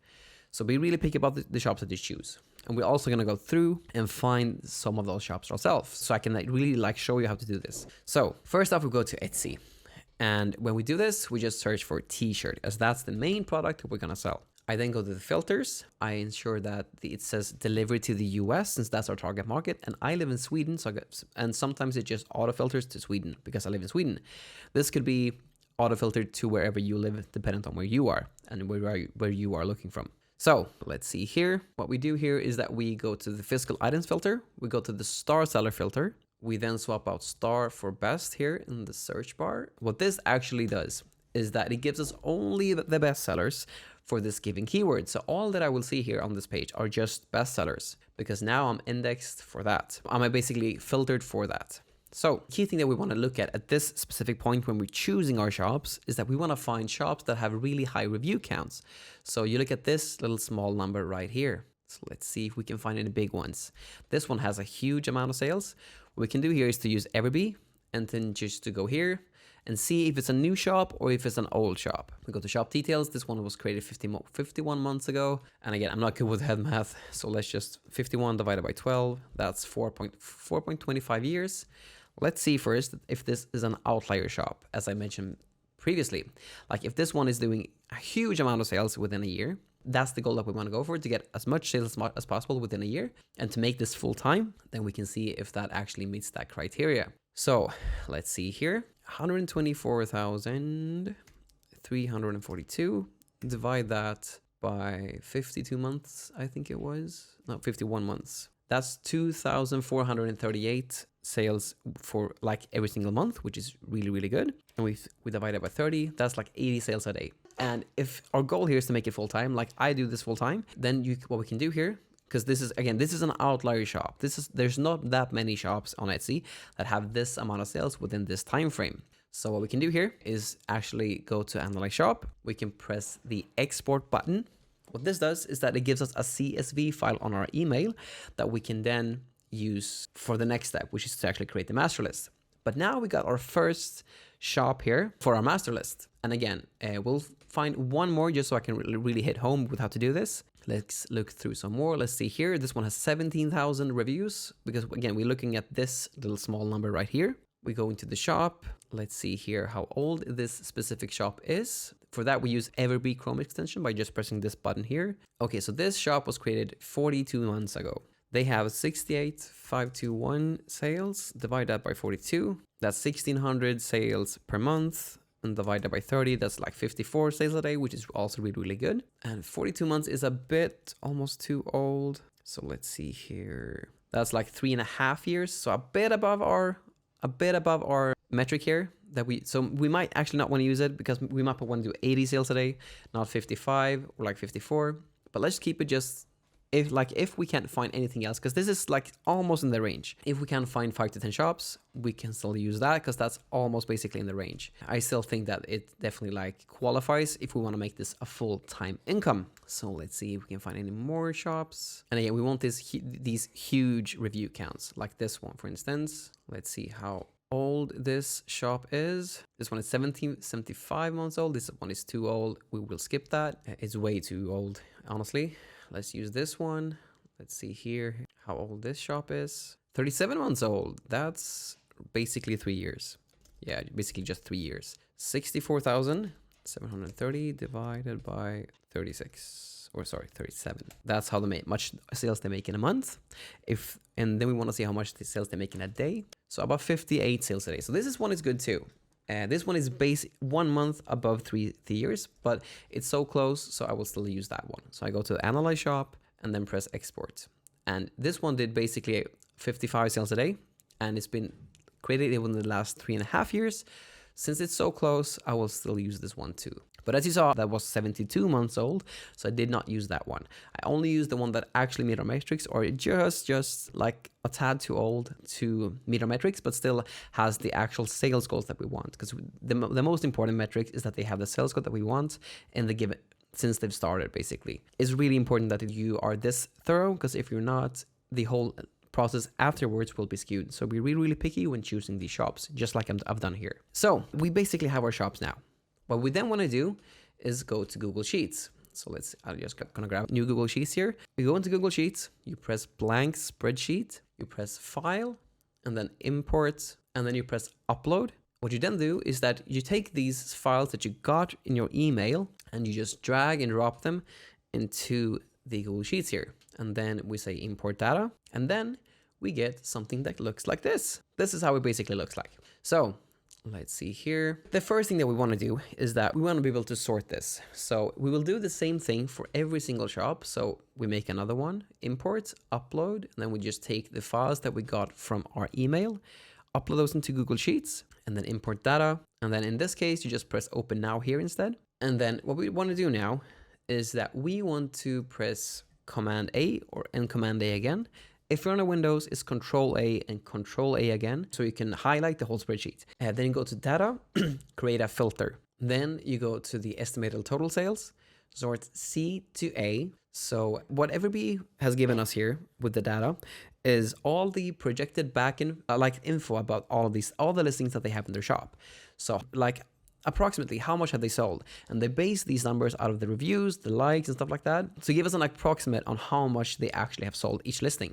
And we don't want to include the duds, because most shops, including my own, like you get like sales on like 20% of the actual listings that you actually list. And then in my opinion, it's been like 4% of those listings that actually carry your store. And it usually looks like this across the board. Most shops have like a ton of duds, and we don't want to include that in our master list. So what we do is that we just scroll down, we sort by estimated total sales, we sort C to A, so basically the highest number to the lowest number. We then scroll down till it says 21 here. Everything under 20 sales, an estimated total of 20 sales, we just remove that. Then we go to the bottom. So I mark the cell like I did here. I press the cell, let's see here, so I'm not going too fast. I just press the title here, go way down to the bottom, and then I go here, I hold in shift and press this button here, and just press that cell here. So I mark every single cell in between, and then I just delete that with just pressing backspace. After I've done that, I do the same thing for the previous thing as well. So this is the first one that we got. We press Command A and then Command A again, since I'm on a Mac. We press create a filter. We go to the estimated total sales, sort Z to A. We go down to where it's less than 20 sales, an estimated total of 20 sales. We press here, we press there. We take away anything under an estimated total of 20 sales, remove that entirely. Then we go back to this one here. The key thing about this whole thing is to just have everything in one Google Sheet file. So I just press this one, go up here. I then hold down Shift, press this cell here. So I basically mark everything in between these cells. Press Command C. This is Control C if you're on a Windows.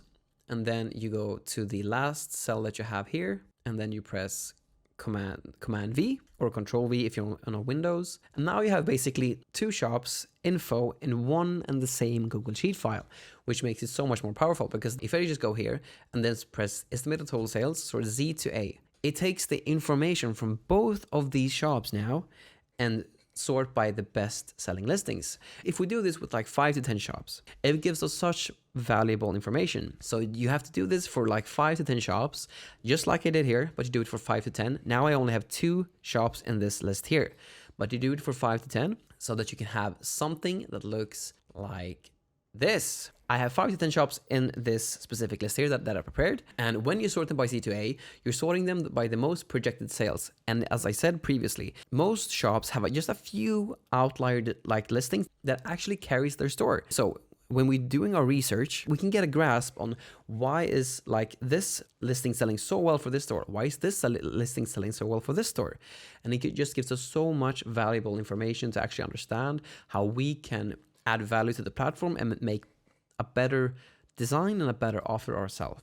This is why we do this, so we can fast track the research and really understand how to make our own listings really good. We'll get into this right now, but the key thing about this whole thing, when we have our master list, is to analyze the niches that they're actually in, the product types that they actually sell. Again, this is mainly for t-shirts, but generally like which product types are they actually offering within their listings, within their offer. Because sometimes they can offer a t-shirt and a sweatshirt within the listing, for instance. We really want to understand the design styles that they use. We really want to analyze that.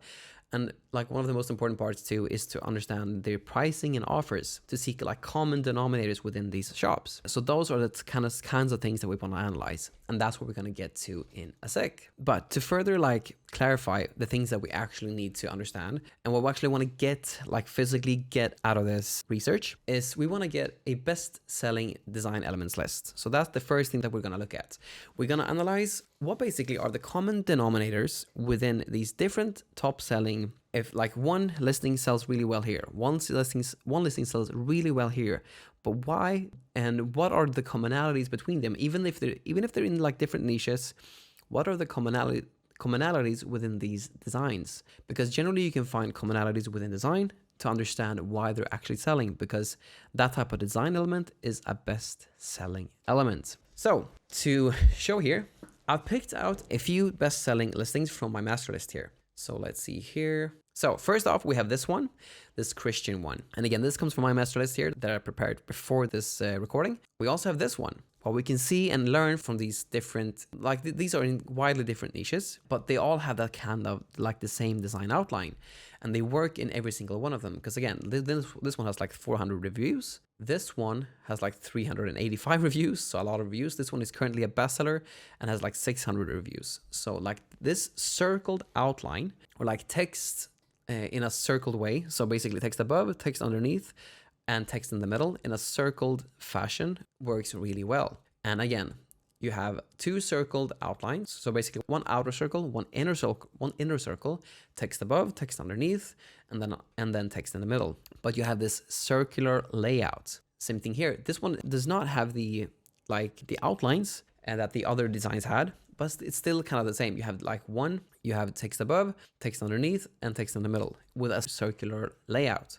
What we can understand from this is that the best selling element within these designs is the circular layout, we can call it. We then write that up on a list so we understand that the circular layout is a popular layout to actually sell. I've done 2 different listings that were like one of the absolute best selling listings from one of these shops, has almost 2,000 reviews and is almost always a bestseller. It just says never enough plants and the text is in different colored letters. Another super popular listing that also comes from the master list also use different colored sentences.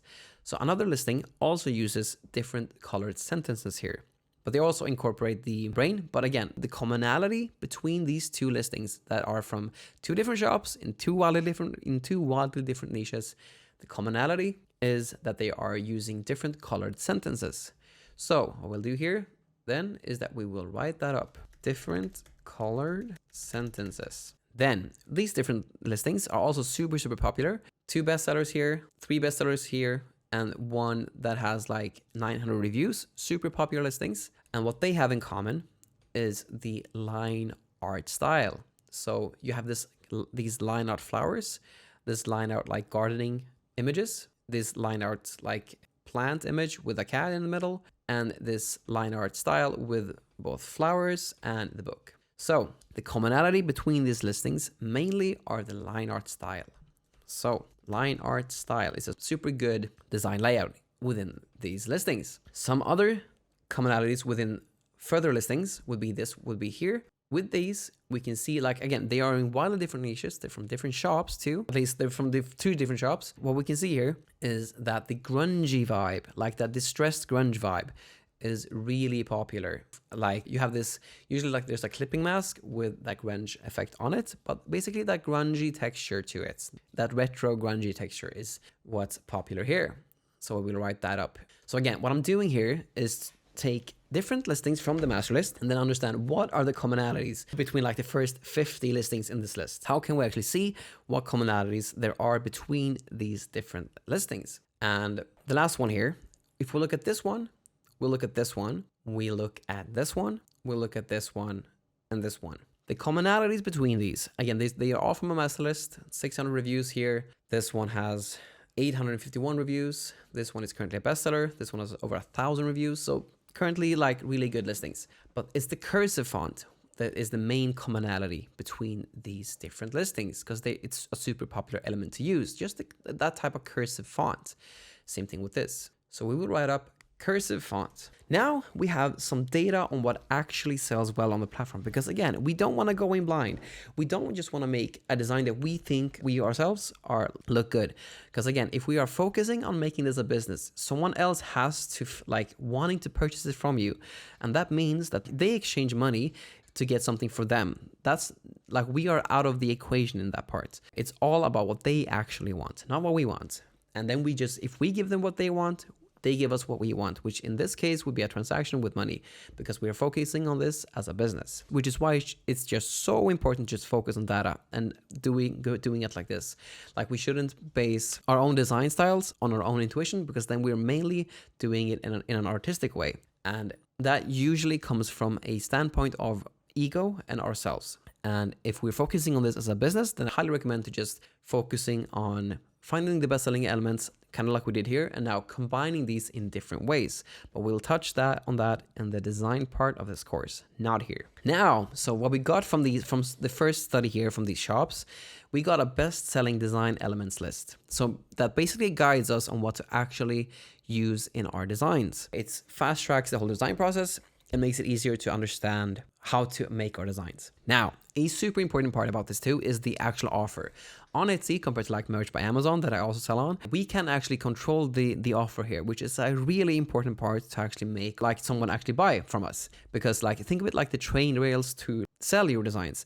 Because if someone actually doesn't like, if you don't have any reviews in your shop and price is really, really high and the mockups are not that great, then it kind of gives this really strong off feeling for a customer to actually not purchase. But if you have really great mockups, a really great pricing, you might even use a guarantee, for instance, which we will touch on here too, then it makes it so much easier for actually someone to purchase, because they feel a lot safer in purchasing, so to speak. And what we want to do at this stage is we want to basically make a list of common denominators within the offer from these shops to understand like what are they doing to actually get these sales when it comes to the offer itself. And we're going to look at which variations that they offer. Do they offer personalization? What pricing do they use? Do they use any guarantees? How do they structure their mockup images and just like the shipping times and so forth? So a lot of stuff here. So that's what the first thing that we'll do. Okay. So let's see here. If we just look at the first thing, and one of the main variables actually, like when it comes to the offer, is to use proven mockups. So how do they actually like structure the images here? What are the common denominators within the listings? So first off, we can see that they basically display the design on different colors here. So we can see I think this is the heather olive. This is probably the darker heather. This is probably the heather peach. This is the heather mauve. This is probably the white one. And this is the maroon. So if we just look at the mockup images further, what do the other shops do? And when it just comes to these first ones, well, they do that too. This one does that too. They display the actual design on different mockups so that the customer can get a better sense on how the design looks on different colored shirts. So this one does it too. This one does not do it. This one just has one thumbnail. This one does it too. So most of the shops that we're looking at here does that. What we're then going to write up is playing design on different colors. Apart from that, someone actually has to understand like the size. So how do they actually like know which size to use? Generally, people use size charts like this for that. This one actually uses the exact same, and it's two different shops. This one uses a color chart. This one has a size guide like here. This one also has a size chart. Yep, so a size chart. So a size chart is basically a really important thing to have so that people can understand how they can actually navigate the sizes to purchase, so they understand the sizes. There's one more important image here, and that's the color chart.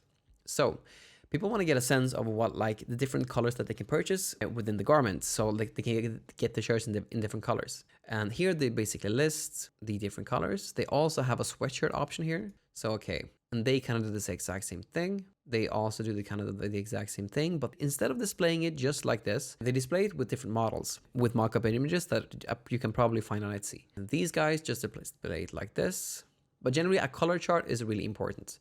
So you need a color chart for this. So those are the mockup images here. Now, when it comes to that too, what type of variations do they actually sell in the listings? Like you can get a t-shirt for sure, but do they actually sell something else? In the size drop-down menu, you can usually see that.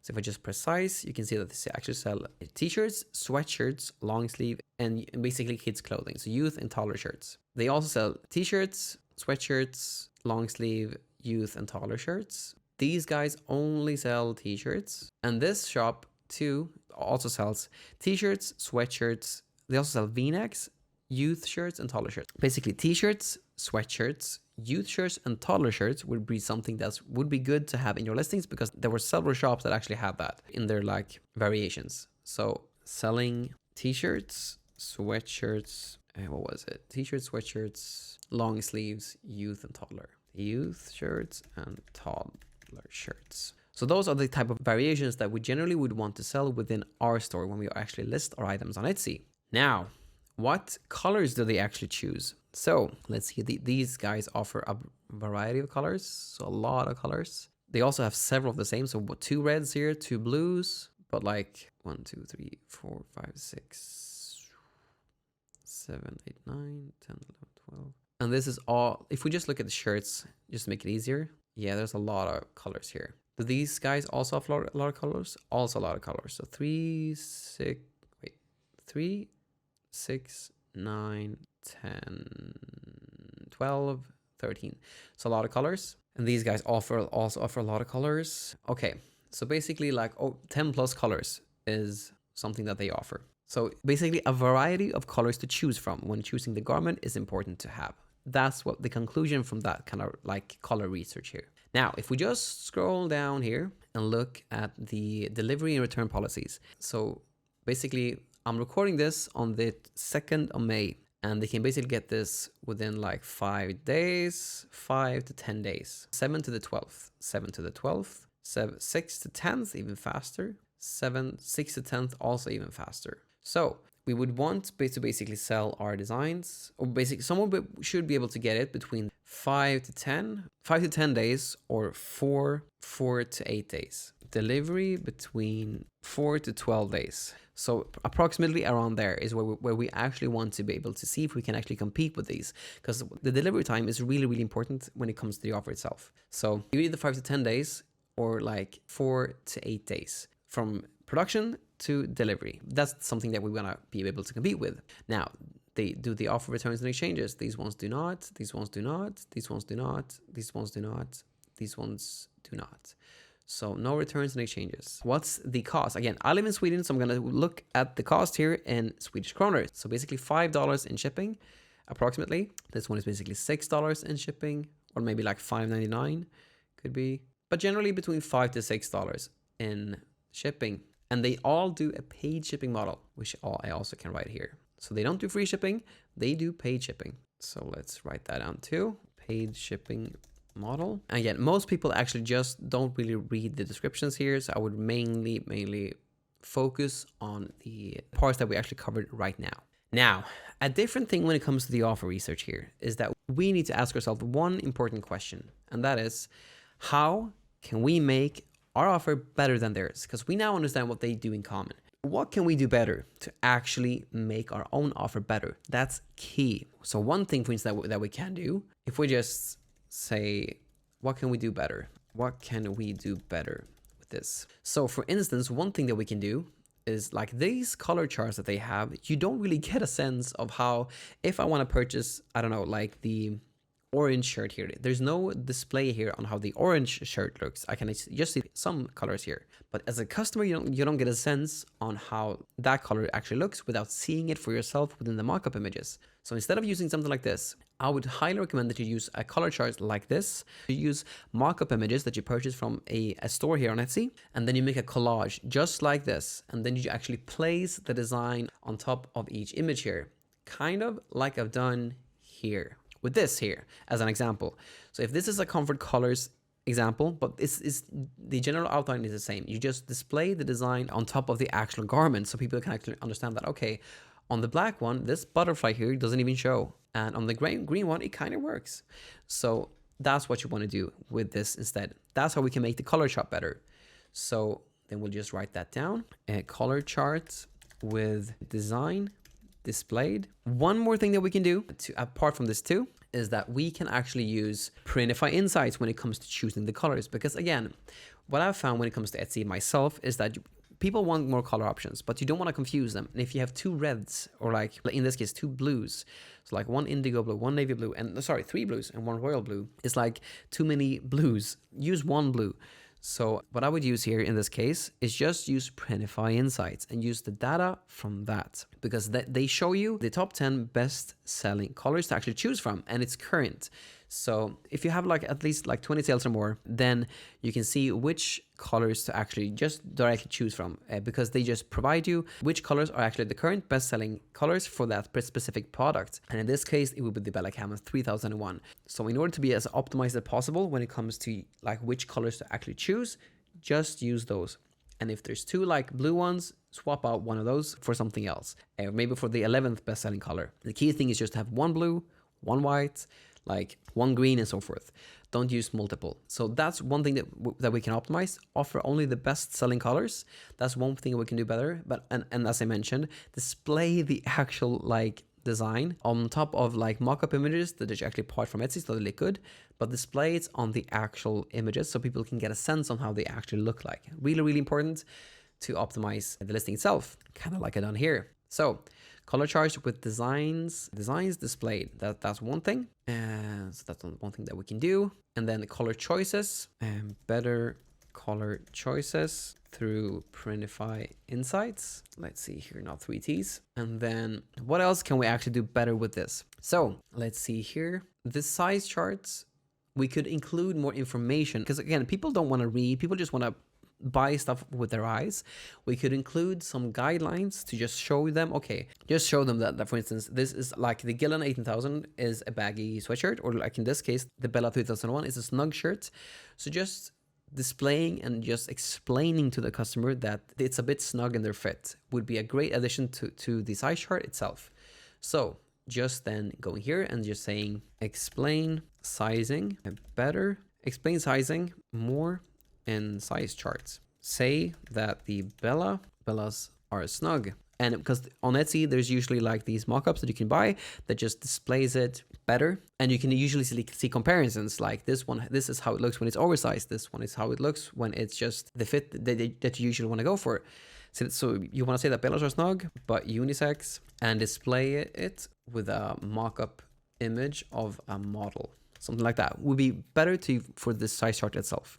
Now, we tackled the color chart. And again, when it comes to the amounts to sell on it, like the different variations, what I would do here is sell kind of the same variations here as well. So also selling t-shirts, sweatshirts, and just matching that offer basically. And again, they have 10 plus colors. I would basically use max 12, probably 10. But again, we do better color choices because we can use Printify insights data, and that's how we optimize the colors. Delivery between 4 to 12 days, that's something that we have to match as best as we can once we're actually going for it. And again, to be accurate as possible when it comes to the delivery times, we want to ensure that we, like if we have like 10 orders and like, I don't know, like 4 of them were delivered in 10 days, and then 4 of them were delivered in like 6 days, and then 2 of them were delivered in 8 days. The average of that would be like 8 days. So that's what we would want to use when we actually like provide our shipping times on Etsy. But we want to match this as good as possible, but still be accurate towards the things that we provide, because we always have to like be accurate towards the thing that we actually are selling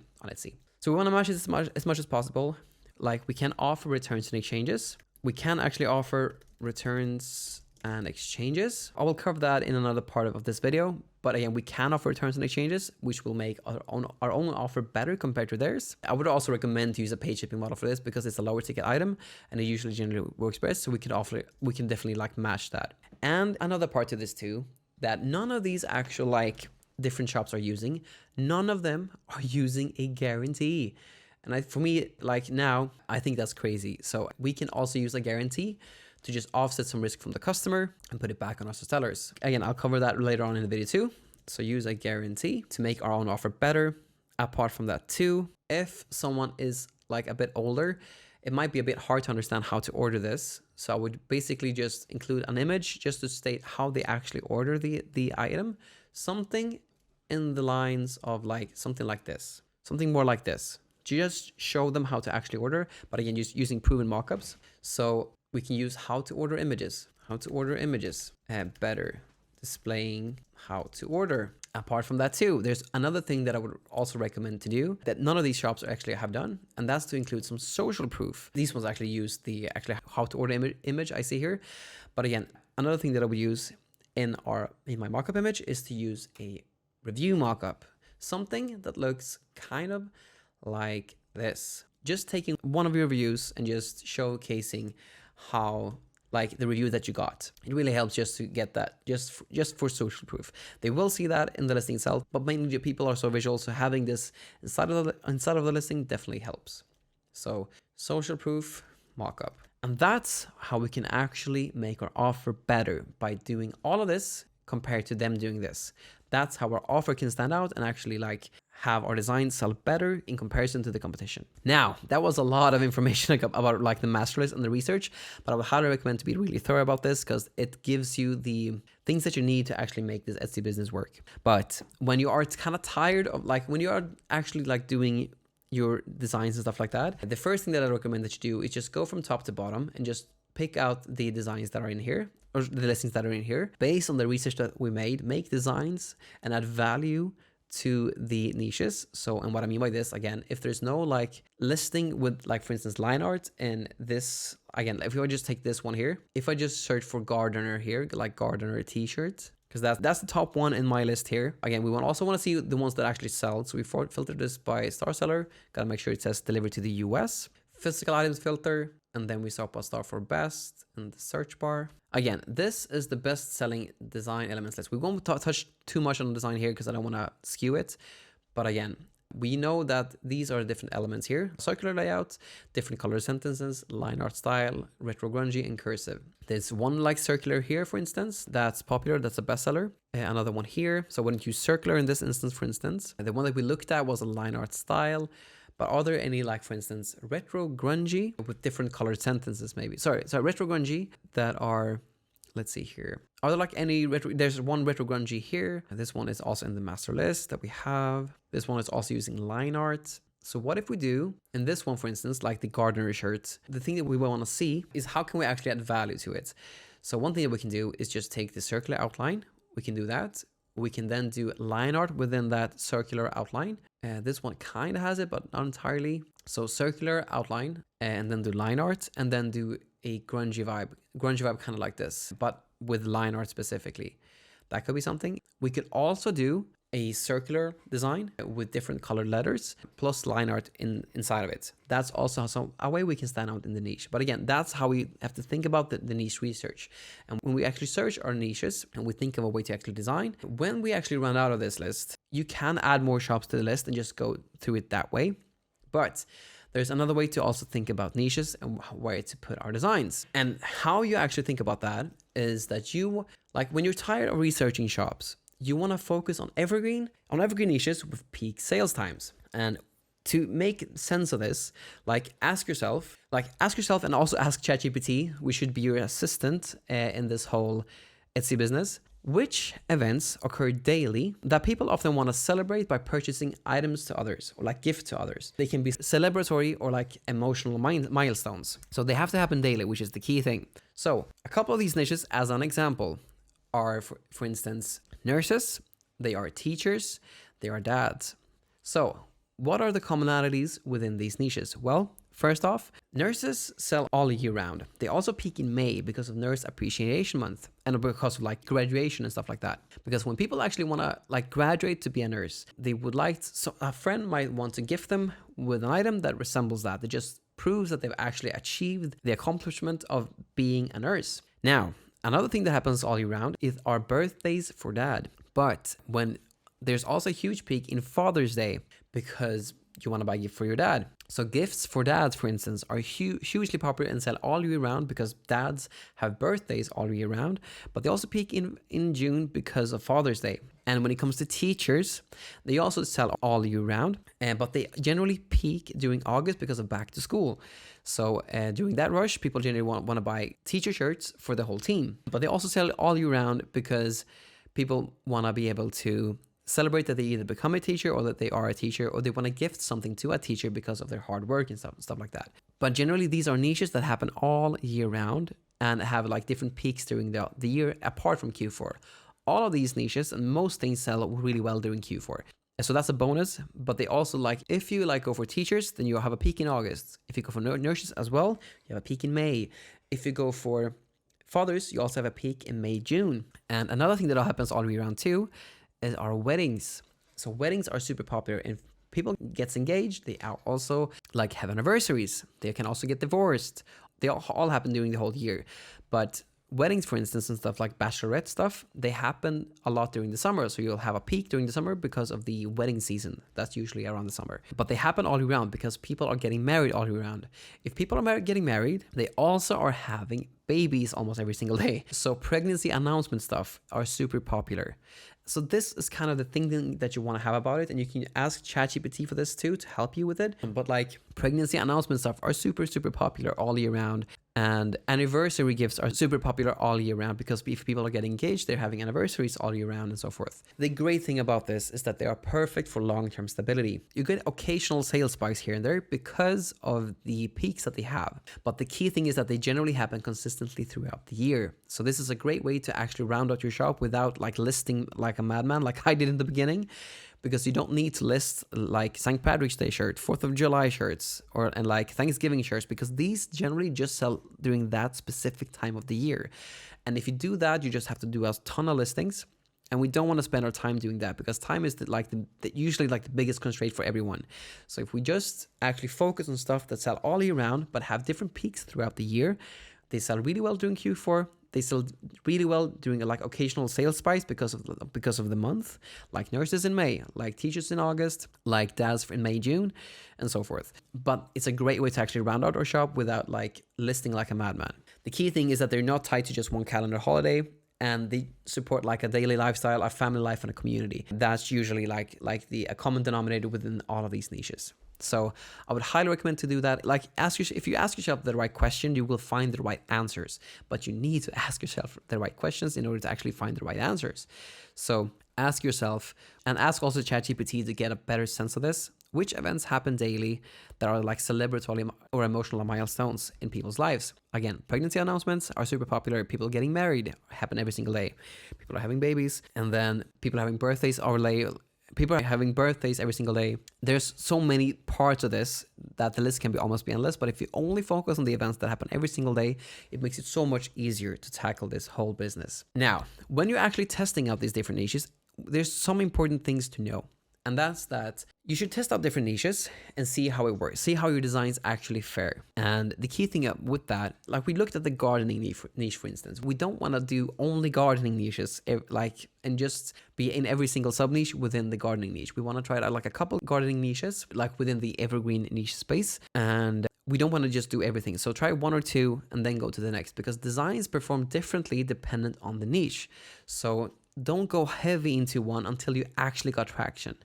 But once you have traction, double and triple down on the specific niche, because you really want to like dominate the niche itself. Because if you have like 10 different listings that's really well in the specific niche, you like, depending on which listing they choose yours. And it makes it really easy to actually, again, gain traction and spend your time on the thing that actually works the best. So if something is working, focus all your time on the thing that works, which is those niches itself. Another key thing about this too is that when you're actually doing your designs and when you're actually focusing on a specific listing, you don't want to be too broad. It's really important to be not to be too broad, because like, as an example, when I started this whole Etsy business, I did this Christmas and like these dad shirts, and like they were just too broad, like for any type of dad, for instance. It just didn't make sense. When you are actually like doing these designs, it's really important to have one person in mind.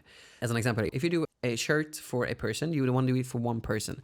So for instance, if you do it for a father, you want to do it for a father or a dad or a daddy or DADI, or like a daddy, so to speak, or like a dada, but you want to do it for one. You might think that they're all the same, but they're really not, because when people are buying on Etsy, they are just searching here. These are dada shirts, but it really differs from daddy shirts. So when you're actually designing, only like focus on like specific wording that you use. And again, the easiest way in my head to think about this is that daddy and dada are two different people. You only do one design for dada and one design for daddy, so to speak. And this applies to anything. Same thing with mama and mommy, or like grandma and Gigi, or like a nurse is not the same as, for instance, a cardiac nurse or NISO nurse. It's key to just have one person in place. So if you do a nurse design, you do a NISO nurse design or cardiac nurse design. If you do a teacher shirt, you do a first grade teacher shirt, not just someone that says teacher. Really important to do that. So just have one person in mind when you're doing your design. That's key. And another way that also I think is really, really good to know, especially nowadays, is like all of these designs that we looked at before when we did this offer research, none of them were actually like personalized. But nowadays in 2025, I would strongly recommend to see if like you can add value through that. So one more element that I would actually write up here in the offer list to make the offer better for the customer is to offer personalization. So offer personalization, because generally, again, what I've found in my journey is that personalized orders tend to have higher conversion rates. And again, if you're doing personalization, all you need really is a name and a date. Don't overcomplicate it. If you like do a whole custom design that's like wavy and like you have to like spend 5 minutes on actually making the design for the customer each time an order comes in, that's not scalable. The key thing to personalization is to keep it super, super simple. In my experience, what I've found is that you want a design to at maximum take you a minute to a minute 30 seconds to make, from the point that you actually start the design to when it's actually in Printify, ready to go to send to production. The time there should be 1 minute and 30 seconds. And we'll cover this more later down in the video too, when it comes to design.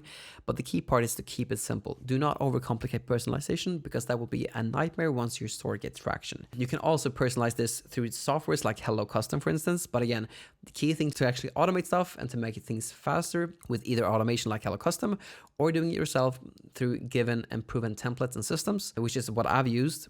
The key thing is to keep it simple. Do not overcomplicate personalization, but just keeping either a name on a date as an added value bonus within a listing usually gives you a higher conversion rate. And that's usually all you need, in all the honesty. Now, there's a third way to actually do research, and I would mainly recommend that you do this once you have a couple design styles that you know are actually selling well in your shop. And what I would do in this case, I call this the speedy research because it goes really fast. So if again, this is when I've just searched for shop here in the search bar here. If I just go to this listing here and then I just go here, I basically just enter the shop that I want to look at. And then I ensure that this says sort by most recent, not by relevance, which is relevance is usually the common filter that it selects. So you sort this by most recent, because again, when something sells on Etsy, the listings gets renewed, which means that it actually gets put up here. So you can actually get a sense on what actually sells by just looking at these first images here. And this is just to get a sense of what niches are they selling well in, what designs are they using when they're actually selling. This is a research way that I do mainly because it goes so fast. So if you're in the beginning stages, I recommend to just focus on the master list and then the evergreen list, and then once you're rolling and you have a couple designs that you know are selling, then you can use the speedy research. So let's see here. The rainbows is something here that works really well for these. And the key thing about this whole thing too is that we can now see, like for instance, that this one, like the thankful teacher, this one is a Thanksgiving shirt. So let's not use that. Let's go into another one. And again, like usually when you do this kind of research, it goes really, really fast. So we can just easily hop into one and just hop out of one. So we go here, sort by most recent, which is already sorted by, just to get a sense of what styles and the niches they are actually in. Teachers, again, we should never do something like this because this refers to the friends, which is a copyrighted and trademarked IP. Never do something like that. Let's see here. Nothing really stands out to me here. Not like a design style or stuff like that. Let's take this one. This one is better. They have like these collegiate fonts, but instead of like one thing that's really popular is the flower one inside of the collegiate letters, but these ones are doing it with a leopard. Okay, this is one sorted by custom, so we sort this by most recent. Key to understand which ones are actually selling the best, and also you never mess with the mouse. So these collegiate fonts seem to do really well, and with Father's Day coming up, since I'm recording this in June, could be something, but this one stands out to me a lot. The leopard font, and they've implemented that in the nurse niche too. So that type of design style seems to work really well. Again, we understand that the leopard type of style works really well for them, but also we just want to understand what niches are they actually selling well in. And we can see several like that in mom shirts, at least one. Yeah, no, this is birthday stuff, pre-K, a bit all over the place too with this one. Let's just choose one other just to get a sense here. Let's take this one, sort by most recent. Let's see here. Raccoons, engineer niches. So again, this goes really fast. What we do here is just search for the first of all, like this one, this sarcastic one here. So angry opossum lover shirt maybe. And what I would do here in this case is to see if my best-selling design that I already have in this case, like if I have a line art style design with a cursive font, for instance, or maybe like a grungy font, is there a design like that in this niche? So again, we sort by star seller, physical items, swap out star for best in the search bar. Like if I have a line art style design could I implement that within this niche to actually stand out and make it well and make it work? There's not that many bestsellers currently in this niche. So maybe I could add my line art style design and just have it say, first of all, I'm a delight, and make the opossum in a line art style instead of all these retro styles. That could be a way I could actually like make my design work in this niche. So that's how I would use the speed research, just to like really fastly get a sense of how like the actual, like what's working well from the shop. I could find two of the same type of design within the same niche. Go into the niche. If I have a design that I know works, if there's no design like that in the niche, I implement that in the niche. If there's a line art style, for instance, in that niche, I wouldn't implement that in niche, and I would just go to the next shop. So this is the speed research. It goes really fast, but mainly use this once you have a couple designs selling in your shop, because that's how you can like quickly know if you want to add value to the niche and if you can add value to the niche. Because if there are two similar designs like yours in the niche that are selling really well, then you just go to the next, because you're not adding too much, like that much value to the niche itself. You can only really add value when you're adding new stuff into the niche, or basically combining different elements to something new. So if there's similar ones, but yours is so much better because it contains so many more different elements that are all best selling, then you can also stand out like that. But if yours, you look exactly the same or like a tad different from the other ones, then you're not adding value, and thus you should not add that into the niche. The key thing is just to make designs based on the list that we got here through our research, and then add that where that type of style hasn't been implemented before. And as some final tips to this whole thing is that you should always just, when it comes to the research, like just focus on consistent listing and testing. Like do one thing each day. Like if you're finding the shops that you want to have in your master list, to take a whole day and just do that. Be really thorough about the ones you pick.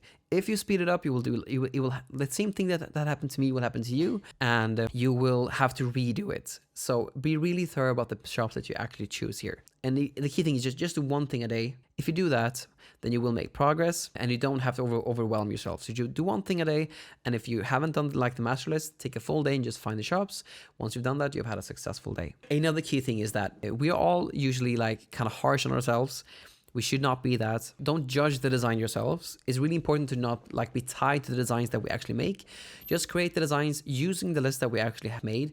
Make it to the best of your abilities. Once you've made it using the different elements, put it out. No matter what you think, like, because again, we're not doing this for ourselves, we're doing this for the customers. They are the ones purchasing from us, not us, which means that we should not judge it ourselves. We should just provide the value and let the market decide. This is so important because I come across this all the time now, and I did this myself in the beginning, but just don't judge the design yourself. It's so important to not do that. Create the value, provide it, and let the customer decide. A good thing too, when it comes to this whole niche and research part, is that you want to watch out for like trends, because they can usually kickstart shops. Like the political trends this year now in 2025 is really, really popular, and it's usually been popular for a couple of years, honestly. So it's probably not just this specific year, because it's been popular in different periods for years. But generally, the type of designs that you make are really trendy because it happens currently in the world. So I think it's good to have some trendy designs, like in this case, the political niche designs, to just kickstart your shop to get it going. But in order to actually make this a sustainable business and that sells all throughout the year without like too much highs and lows, and the niches you're in, focus on evergreen stuff that we talked about here, like the evergreen list that we want to do with the niches that happen every single day. So evergreen niches with peak sales times. The caveat to it too is that it's good to use these big trends because they usually have such a surge of volume, especially the political niche, because it's kind of volatile. It has such a surge of search volume in the beginning. So in order to kickstart a shop, it can be good to actually like be in those too if you're a new shop. But in order to round out your shop, I would highly recommend to just follow the evergreen niches with the peak sales times and the master list. And as a final note, success is scalable once you have a best-selling design. Once you have a design in a niche, expand it to other niches to see like where it hasn't been implemented before, and that's how you can add value and scale out your business. But it's always based on like a successful design where in a niche that you dominated. But yeah, this was the research section. There's a lot to uncover in this one, so go back if there's a specific thing that you're struggling with. Go back to that section, just listen to that, and take this in segments, because this is a lot to digest. But it's super important, which is why it's so long and so in depth. So make sure to just rewatch this if you're struggling with any single part in this.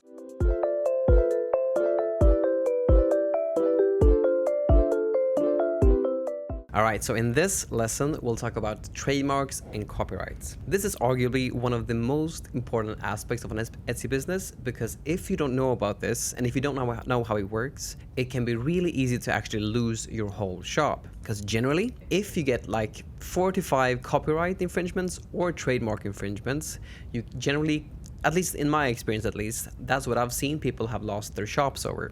So it's really important to be knowledgeable about trademarks and copyrights, so just so that you can always be on the safe end of this whole thing. It does not have to be complicated at all, but apart from that too, I will ensure to be really practical about this. And just to preface the whole lesson itself, I do want to say that I'm not a trademark attorney. I'm not like a trademark lawyer or anything like that.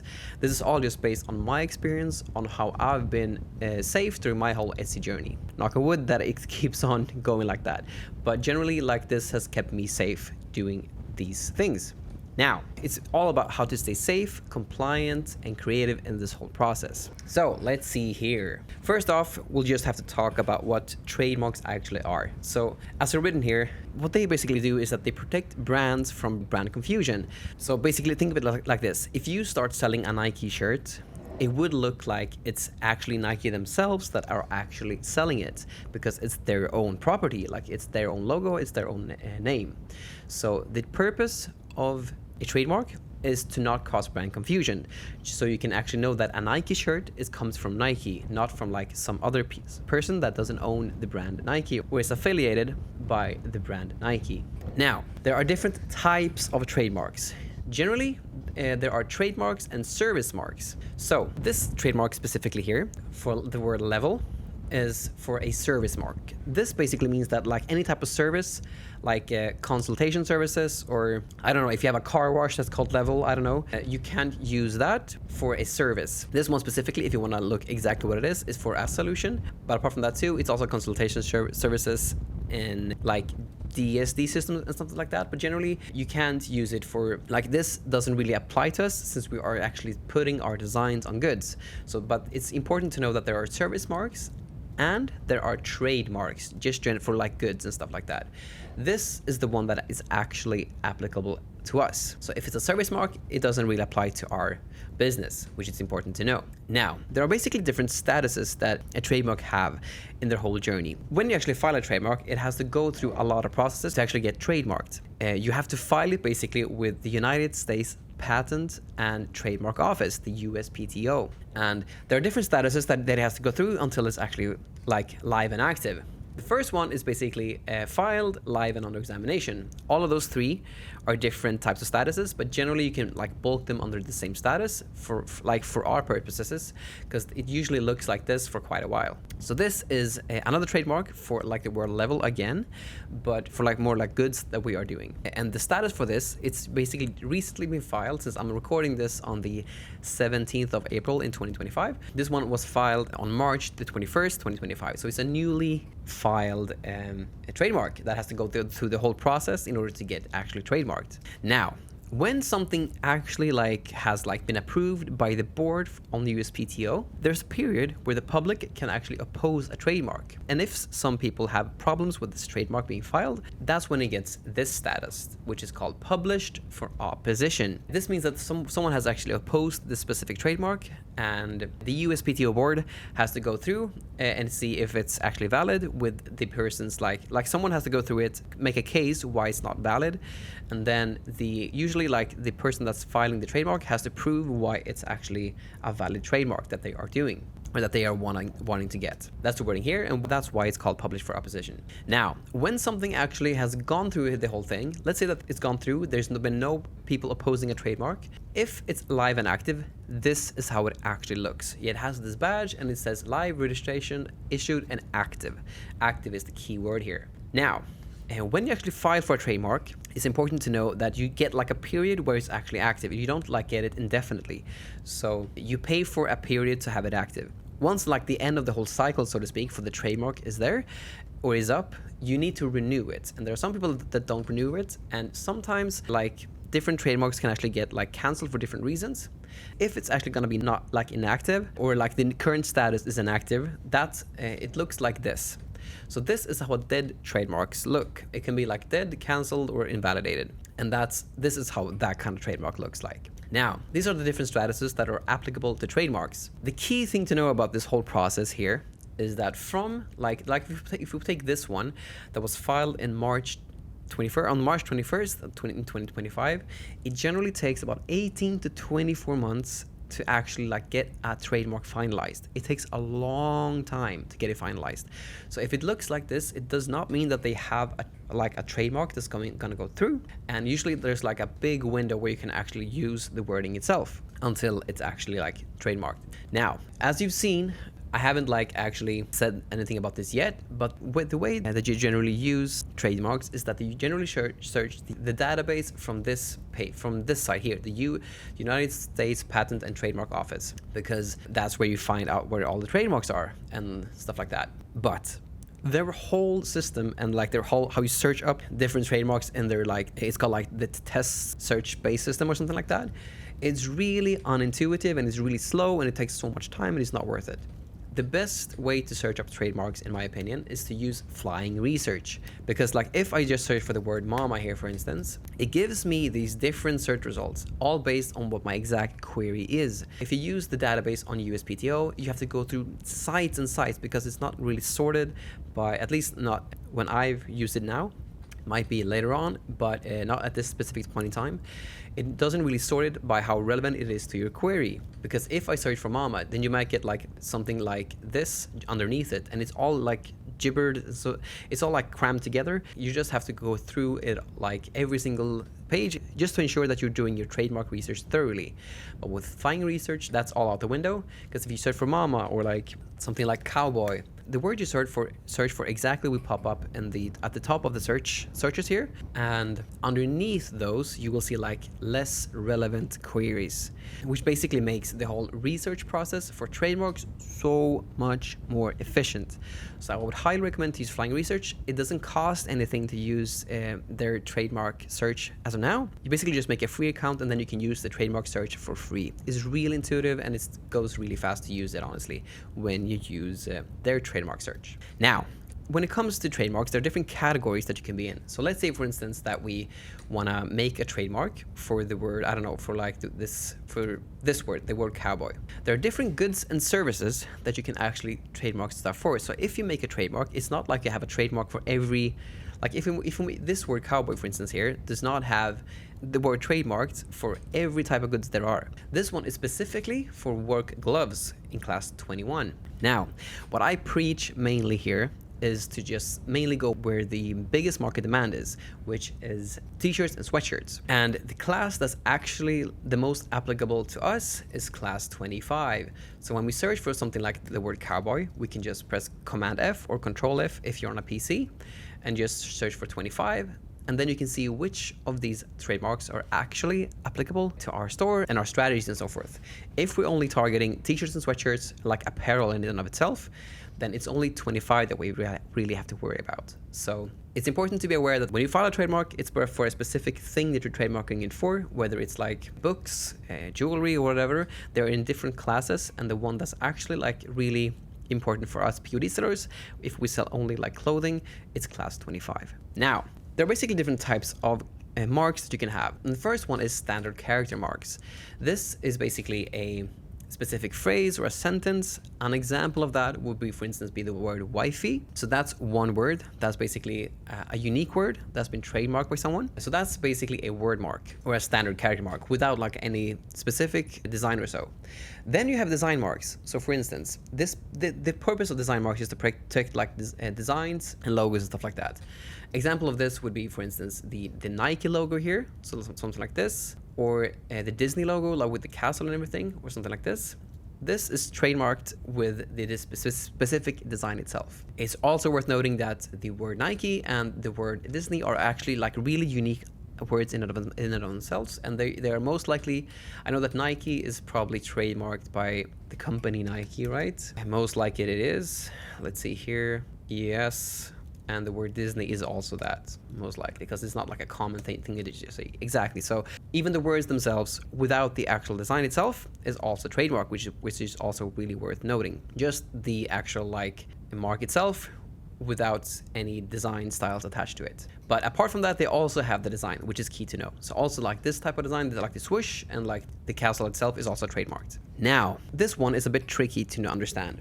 At least it took a while for me to understand it. So there are something called combination marks. What combination marks are is that they are often tied to brands, or like universities are tied to the word Texas, for instance. So if I just search for the word Texas here, for instance, there is a trademark just for the word Texas. But this is a big but here. If we go into the trademark here, we can see that it's basically this is basically for the words Texas, it's actually like trademarked. Now, the key thing to know, if you're unsure about something, the key thing to know here is that you can actually go down here to the current owner's information, just see, okay, this one is actually trademarked by the University of Texas. And the purpose, again, of a trademark is to not cause brand confusion, which means that when we actually list a Texas design, like you can't really trademark states, but when we list something with the word Texas, we can't do any type of design that is referencing the University of Texas.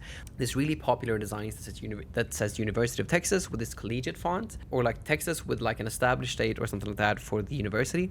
We can't use that in our listings because they are referencing the university. So the key thing to know is to not reference the university when you're doing like state designs like this, because that's where the problem occurs. Another example of this would be the trademark for cats. Let me see if I can find that. This one here. The word cat in and of itself is not something that can be trademarked. It's really commonly used, but there is a trademark for this. And again, it's a standard character mark, so just the word itself. And what we do in this case is that we look at the current information, like current owner's information, and we see that it's by Caterpillar Inc.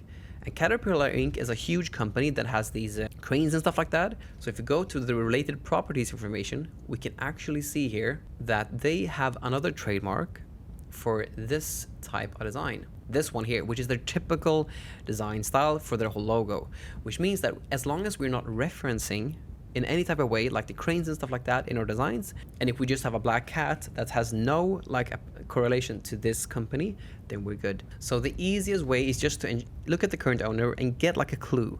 Is this by like a university, if it's a state, or if it's like cat, for instance, the word cat, it's related to like the owner's actual property, which is like, for instance, with this, it's like the cranes and stuff like that Caterpillar Inc. has, which is really common for this type of logo. And you can obviously use like a black cat shirt and stuff like that, because that has nothing to do with this brand itself. So those are combination marks. Another type of trademark here is called certification marks. And examples of those are like, you can't use, for instance, the fair trade logo or like the vegan society logo or stuff like that in your designs. They are basically meant to ensure the quality of the services provided. So if you have a shirt that says like vegan, it might actually not be a vegan shirt, which means that you can't use like that type of design, like the vegan logo design. Let's see here, vegan society. Let's see here. You can't use this type of logo here because they actually own the logo, and it's so basically a way for them to ensure that the product itself is certified vegan. So you can't use something like that in your designs because it's a certification. Another type of certification is sometimes professions, which is why it's just key to always search for the thing that you're actually like selling on Etsy before you actually list it. A key thing here is like the word BCBA, which stands for like behavior analyst and stuff like that. You can actually use the wording BCBA in a design and sell it on a shirt. If you look here, it's basically, let's see if we can find it. Yeah, so this is a certification mark, as it says here. It's a way for their whole like board and stuff like that to ensure that someone that is actually have that title is actually qualified to have that title.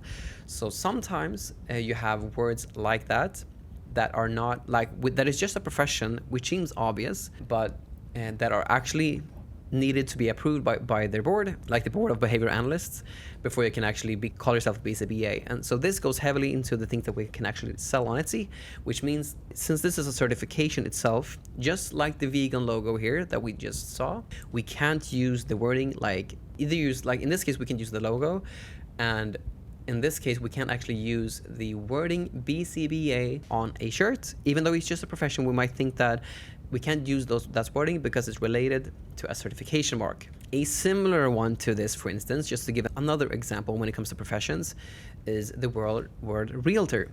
This is not a certification mark per se, but you can't call yourself a realtor unless you've been like approved by the realtor board in the US. And this one is also like trademark for the word itself. And it's mainly because like the people that actually hold the trademark is the National Association of Realtors, which means that you can't sell designs with the word realtor on them. Again, the word realtor is a similar mark, but this would mainly go under the collective marks. To be able to call yourself a CPA and have that like on a shirt and stuff like that, you need to actually get like approval for that.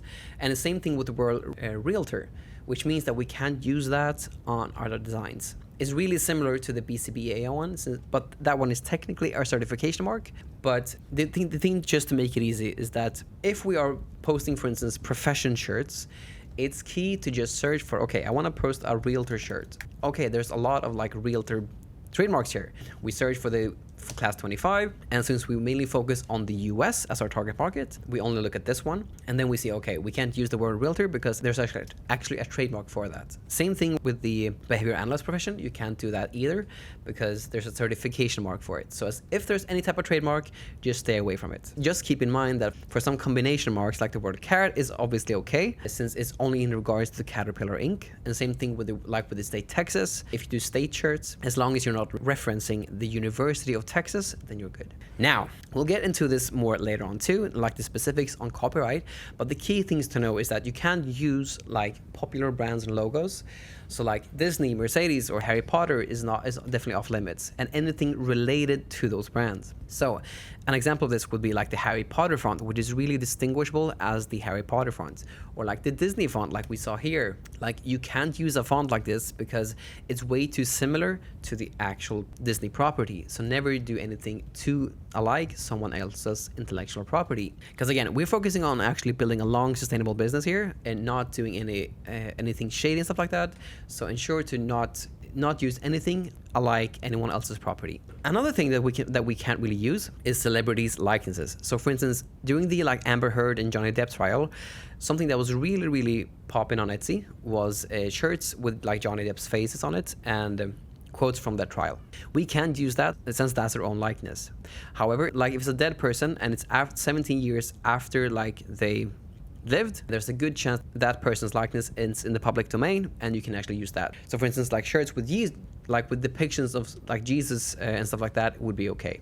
Now, an obvious thing too is that in order to stay compliant, and we'll get into this more later on in the copyright section of this, is to avoid creating designs that are too similar to other people's designs. What I mean by this, like if I just search for t-shirt here, and let me just sort this by physical items so I can just see t-shirts actually. Like let's say I make something like this one here and I just change the cursive font underneath. I've not added any value to the whole platform itself. I just copied it and it's way too similar to this design. So there's a good chance that we can actually get a copyright infringement from this shop if they choose to do that. So never do anything that's way too similar. Always ensure to follow the steps that I outlined in the research process by combining different best-selling elements from different listings and different niches and combining them into something new and add those into niches so that you're actually adding value to the platform. That's the only way that you can actually make this work in and of itself too. And as I mentioned, like with the whole stuff that you actually can't use, you can't use fonts associated with intellectual property. For instance, like the Harry Potter font or like the Disney font. Now, there are some exceptions to this and some gray areas that I really want to cover. A big thing, for instance, is that you can actually sell shirts with like Trump shirts or like presidential shirts, because when someone actually enters office, they waive the right of publicity, which means that you can actually post like shirts and designs with the current president. The key thing to know is that once they are out of office, that doesn't really apply, from my own knowledge at least. So you can, like for instance now in 2025, Trump is in office, so you can use shirts with him because he waived his right of publicity once he took office. So you can make designs in Trump shirts, for instance, which is okay. But when he's out of office, you can't do that. Now, an important thing to know here too is that single word trademarks can be confusing, honestly, and it's really like hard to understand them. The key thing to know is like if it's a super common word that's really often used in the English language. Okay, so this is a great example. Like if this just says kind here, that means that we technically can't use just the word kind on a t-shirt. But the easiest way to just avoid this, since kind is a really common word, like I wouldn't use this only on t-shirts. What I would do here is I would use it in a longer sentence, like be kind to someone, or some other type of phrase that is popular but it's a longer sentence. Like single word trademarks, as long as you're using them in a longer sentence or a phrase, then it's okay generally, as long as it's a common term. So yeah, I would just avoid to use them like alone and I just use them in a longer sentence to be safe. The key thing to know is that if you use unique wordings, even though they might be used, like a unique name can be like wifey or hubby or stuff like that, that's commonly used in like the slang terms, but like it's not the same as wife or husband. Like if you husband and wife is common, whereas wifey and hubby are slang, which means that if you use the word wifey or hubby in a longer sentence, there's still a good chance that you can get a takedown for that, because the wording itself is really unique. But it's not the same if the word wife or husband was trademarked and you use those in longer sentences, because those are commonly used and have been commonly used for a long while. So those are definitely more okay compared to wifey and hubby. And in the case of wife and hubby, I would never even use those words in and of itself because they are too unique, and you can get, even though you might use them in a longer sentence, you can still get a takedown for that because someone holds a trademark for it and it's a really unique word. A key thing to know too is that when content itself becomes usable 70 years after the last author has died. For instance, if there's two different authors and one dies first, the other one dies after that, the last one basically of the authors 70 years after their passing, it goes into the public domain, which means that we can actually use it. An example of this would be like the original Mickey Mouse drawing, where you have like the black and white version of Mickey Mouse. That's currently in the public domain. I would still, though, be really not even go near anything related to Disney, because they're so vigilant about actually like going after people that infringe on trademarks. I would like, you never mess with the mouse. It's a common saying because they are so harsh about it. So never even do anything close to Disney. That's just an example of something that has actually gone into the public domain 70 years after the last author has died. And as a good rule of thumb here, to avoid trademark issues, just make sure that you just search for the phrase itself. If you are planning to do like, I don't know, like a realtor shirt, search for the word realtor before you even designing it to ensure that you're compliant, because this is really, really important, and it just takes like 30 seconds with flying research to do this. It goes really, really fast. A key thing to know is that when someone gets a trademark infringement on Etsy, there actually has to be someone who actually files a claim or like files a report on your shop. So someone has to actively do that when it comes to Etsy. This also means that there are so many trademark infringement listings on Etsy.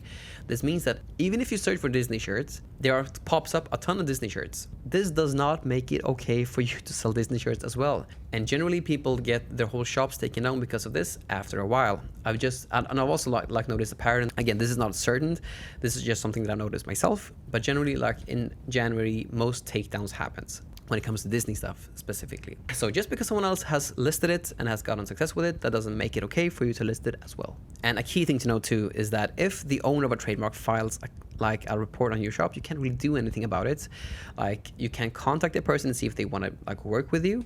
Generally, they don't really want to do that. Sometimes they do if they are like real responsive and stuff like that, but generally not. Generally, you just have to, like, you can't fight the trademark itself. You just have to take the L and just move on, which is why it's so important to always do the trademark research before you're even designing it, so you know that you're in the clear. Now we'll tackle the copyright stuff. So what is copyright? Well, copyright basically protects original works, graphic, text, and illustrations in our cases here. And the key thing to know is that when you actually create something like a design on Canva and stuff like that, you automatically own the copyright when you just made it. So once you've actually made something on Canva, you automatically hold the copyright to it. The key thing to know to be able to be in the clear when it comes to copyright is to, as I mentioned earlier, don't copy designs from others and make like really, really small changes, like that you just take a font and change it, and then the design itself is the exact same.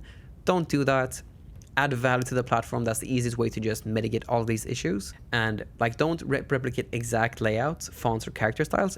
Like, take different best-selling elements from different listings and create something new with the elements that you actually found. That's the key thing. You pick like one best-selling element here, one best-selling element here, and one here, and then you create something new with all those elements combined. That's how you do it, because that's how you're adding value to the platform. Now, this is an important part. When you actually get a copyright claim from someone, it's actually another shop that thinks that, okay, you've stolen their design. You obviously might disagree with this. And the key thing to know with copyright claims compared to trademark claims, you can fight the copyright claims. So you can actually counter it. So ensure that you always do that. There's like a couple days that you can actually do this when it happens. So ensure that you actually fight the copyright claim once you get it. Because the key thing is that once you do that, the person that's actually filed the report has to back their copyright up with some documents. And if the claimant doesn't have the proper paperwork for that, the actual like copyright claim that they made will get dropped. That's the key thing to know here. And as a general rule of thumb, as I wrote here, it's always just safer to create original works based on best-selling elements, like I mentioned earlier, and that the whole research part of this big course is based on. Another part to this too that I really don't recommend that you do is just to take an element from Creative Fabrica or that you purchase on Etsy, list it on product, and then just listing it as it is on Etsy.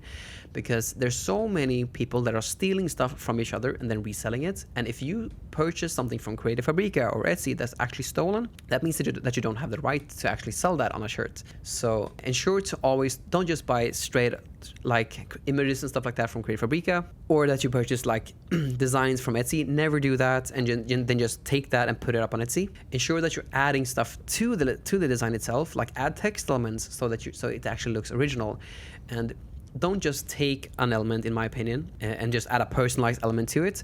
Ensure that you're actually changing the design itself with some text to stay safe when it comes to this, because this is not a fun part of Etsy, but it's all over the place. And the key thing to know is that people are copying each other left and right, but in order for us to stay safe, to have a long-term business, we need to add value to the whole platform. And when we just do that, all of these issues goes away. So if you get assets, like I always get my assets from Creative Fabrica, or I use my designs for it, and if I use AI, I always just ensure that if I get a specific asset, especially from Creative Fabrica or Etsy, I ensure that I add text and stuff like that to it, so the design itself looks new. You always want to change it around a bit so it's actually a new design.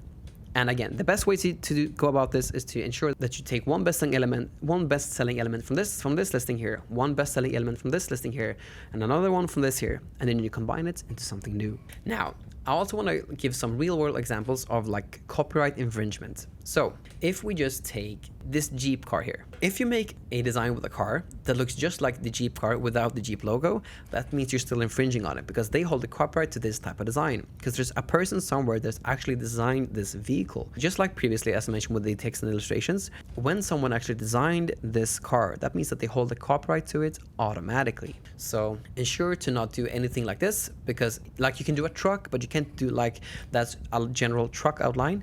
But it's key to know that you can't use the Jeep design itself and other cars similar to this. Another example of this, which is really rampant on Amazon, is like these type of designs. We make dad pregnancy announcement shirts, and it says dad level unlocked, and like a controller here in the middle. This is blatant. Basically looks exactly like the PS4 controller. And you can never do that because, again, there's someone who actually designed the PS4 controller. Like, I think Sony holds the copyright to the design of the controller. So you can't make this because someone else has actually designed the controller itself. So you can't use that in your designs like this. This is not okay. And even though that they have it up, again, it doesn't make it okay for you to list it. That's the key part to know when it comes to this stuff. Another important thing to know too is that sometimes there are product names that are actually copyrighted. An example of that is the word onesie, which is actually trademarked by the company called Gerber. So when we sell onesies, we have to name it something else. So what I'm referring to is this one here. Gerber Children's Wear has trademarked the word onesie, which means that we can't use it in our listing. We can't use it as a variational name in our listing and stuff like that. We can't use the word at all in our listings. When we sell onesies, it's key to understand that we have to instead use the word like baby bodysuit or just bodysuits. We just name it something different compared to the trademark word. And apart from that too, which might seem, again, like obvious words like the word smiley, the word waifu, the word hubby, these are actually trademarked. And a really common thing that's really, again, all over Etsy is to use like shirts with smileys on them. So if you just search for a smiley shirt here, you'll see a ton of smiley shirts. And this is not okay because there's a corporation called the Smiley Corporation, which actually holds the copyright to these types of designs where it looks like this. And there are like tons of them. So never ever do anything with the word smiley or like any smiley related stuff on it, because that is trademarked by the Smiley Corporation. A key thing to know about this too when it comes to this, just the wording, like you can't use any trademark stuff in either the design, the titles or the tags or the description. Nowhere in the design can you ever use trademark stuff. So ensure that there's nothing in the tags, the title, the design, or the description. Now, there are content policy guidelines. So what I found honestly, like this with Etsy, is that implementing Merch by Amazon's content policy guidelines has kept me safe during my whole journey. So these are actually the content policy guidelines from Merch by Amazon. But ensuring that I'm not doing any designs involving anything like this has always kept me safe. So I would really recommend that you also do that. So any design that is like hate related or violence or intolerance related, or like graphic violence or victims related, I would stay away from that. And obviously sexual content involving children or like childlike characters, I would never do anything like that, but that's probably the most obvious one. Profanity on youth products, like, I mean, sometimes these US-based designs are really like raw and stuff like that. Never do anything like that on like youth products. And the main thing that's honestly like all over Etsy a lot of times, especially like with the LA wildfires and like the that happened, I think was last year, and when the Hawaiian wildfires happened and stuff like that, you don't like for me, at least from a moral standpoint, I don't want to profit off human tragedies. And this is specifically laid out even in Amazon's guidelines, like Merch by Amazon's guidelines. So I never post anything regarding like 9/11 or like the Hawaiian wildfires or like the LA wildfires and stuff like that. And that's always kept me safe. Because you never know when new policies happen, but just ensuring that I'm just abiding by Merch by Amazon's guidelines on Etsy and Merch by Amazon makes it so much easier, because it's kept me safe during the whole time. If they start implementing like guidelines just about that too. So I would recommend to avoid that. That's kept me safe. Apart from that, like misleading, harmful, or illegal content. So like if there's some kind of information, for instance, that you post that is like widely regarded as like misinformation and stuff like that, putting that on t-shirts could be like a really bad thing. So I would really recommend to not do that on t-shirts. And obviously like sexually obscene or inflammatory content, I'll never do something like that. But just basically not doing stuff that is really out there is stuff that I would just avoid when it comes to Etsy. It's better, and generally, honestly, what I've found when I've done the research part correctly by getting the masterclass and so forth, the top sellers aren't even close to anything like this. They're usually like hobbies and stuff like that, different, or like events that happen during the year that is nowhere even related to anything of this. So if you do the research part correctly, all of this, like the whole thing with the content policies and stuff like that, all this just goes out the window, because you don't even have to think about it, because it's not really in the top selling listings if it's established shops you're looking at. That's been my experience, at least. If you just follow the steps that I outline here, it makes it so much easier, because it's important to know about this stuff, but you kind of avoid it by doing the right steps, so to speak. Okay, so when it comes to like Etsy specific risks, I think it's really important to know that in my experience, I've seen that like Etsy removes shops after like 4 to 5 infringements.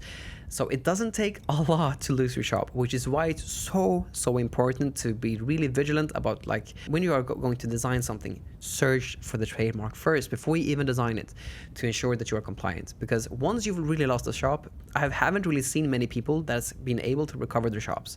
It's really hard to do that, and generally you can't. So always create your designs with a mindset of avoiding any conflict regarding IP, whether it's copyright or trademarks. Search for the trademarks and ensure that you're adding value to the platform, and then you're good. And as a bonus tip too, something that happened in I think it was 2022 or 2023, was that there was an accident with a purchaser that bought some kids' clothing, and the kids' clothing included drawstrings. And the kid got really injured from that, and I think there was a lawsuit against Etsy for that. And after that, they actually took down, like, for instance, every listing that had the word kids' pajamas in them was taken down, because they thought it included the word drawstrings. So any clothing related stuff any kids' clothing related stuff that has drawstrings is banned from Etsy. You can't sell that on Etsy. So the key thing to know too, that if it's wrong, something is wrongly flagged, because this happened to my store. Like, I had a hoodie listing and it showed drawstrings, and one of the variations was was like a onesie for the specific listing, and they actually took it down.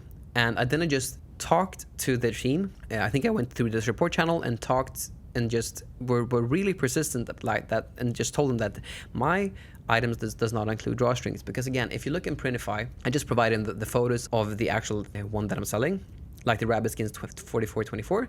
If you just show them pictures of this, you can see that there are no drawstrings in this specific image here. And proving it to them and being really persistent made them actually take down for that listing itself, because they thought it had drawstrings, because the main listing image had hoodie with the drawstrings on it. But since I proved to them that this specific variation in the listing did not have it, they removed that whole takedown itself for that specific listing.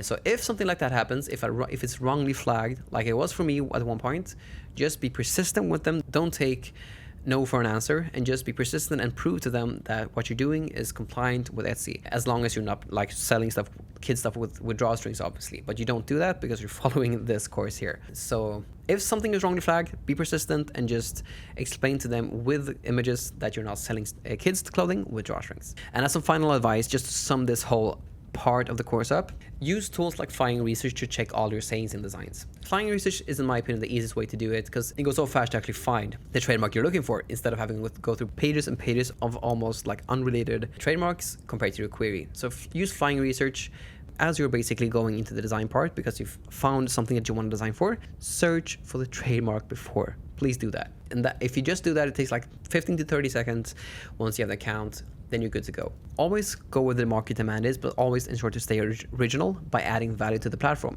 Don't like take something, change a font, and then the other parts of the design is exactly the same. Add value to the platform by combining different best-selling elements from different listings into something new. As we talked about in the research part of this, if you just follow that, then you're good. Just understand that if you're playing it safe, that's the only way that you can protect your store for the long term.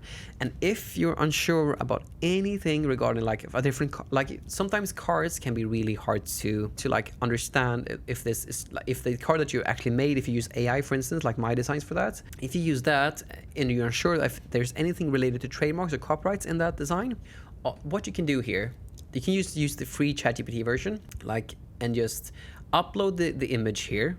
Like if I just take a design car shirt, if I just take a design from this, for instance here, let me just sort this again by physical items. And then let's just take this one, for instance. Then I can just go to ChatGPT, put it in here and just ask it something like this. Is this car related to any copyrighted or trademarked IP? Something like this. Is this car related to any copyrighted or trademarked IP? And this one looks really much like that. This one looks like the Nissan Skyline GTR and the R32, which would basically, like again, Nissan then owns the copyright for this model, so I would definitely not use it. And if you're unsure, like I was with this picture, you can just ask ChatGPT about it. And if it says that they can't really find anything, or they're unsure and they can't really find anything, but they're unsure, that you should talk to a trademark lawyer. I've gotten responses like that before.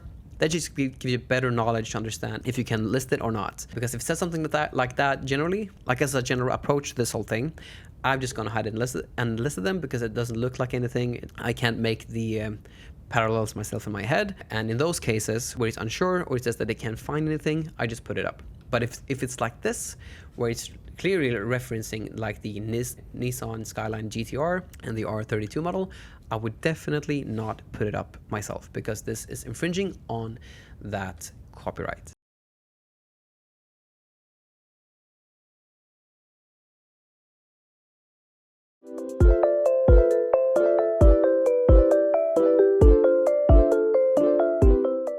So now we're talking about design. My whole approach to this is a research-based approach, because one of the most fundamental things that we have to ask ourselves, which is why is that one of the like earliest parts of the course, is why are we even doing this in the first place? Is this because we want to have a creative outlet, or is it because we want to make it a business? Like personally, I wanted to make this a business, and I really needed to make this a business because of where I was, which is why I'm fully like in the right here. I'm all in on just making, like focusing on all the designing and everything like that to make it as profitable as possible and just focus on it as a business. On the very left side here, you focus on it with an artistic approach. You make things that are important to you with your own artistic spirit. I am not at all, when I'm approaching it this way, because doing it that way, in my own experience with music at least, it usually comes with a big attachment to the outcome. So I just want to preface this whole design part and just say that I'm all in on the right part here to make it a business. And if you are too, and you want to really want to make your print-on-demand business on Etsy a business, then I highly recommend that you still watch this, because I'm all in on making this a business, not as a creative outlet. It's just important to understand that when you're creating something for other people, we can make it a business. When we're creating stuff for ourselves, we can use whatever we want and we can use it as a creative outlet. But in this case, we're only going to focus on making this a business and creating designs for other people. So why does research matter? Well, research matters because designs based on personal taste, they rarely work consistently. But if we understand what the actual market wants, we can provide that to the customer in new and exciting ways.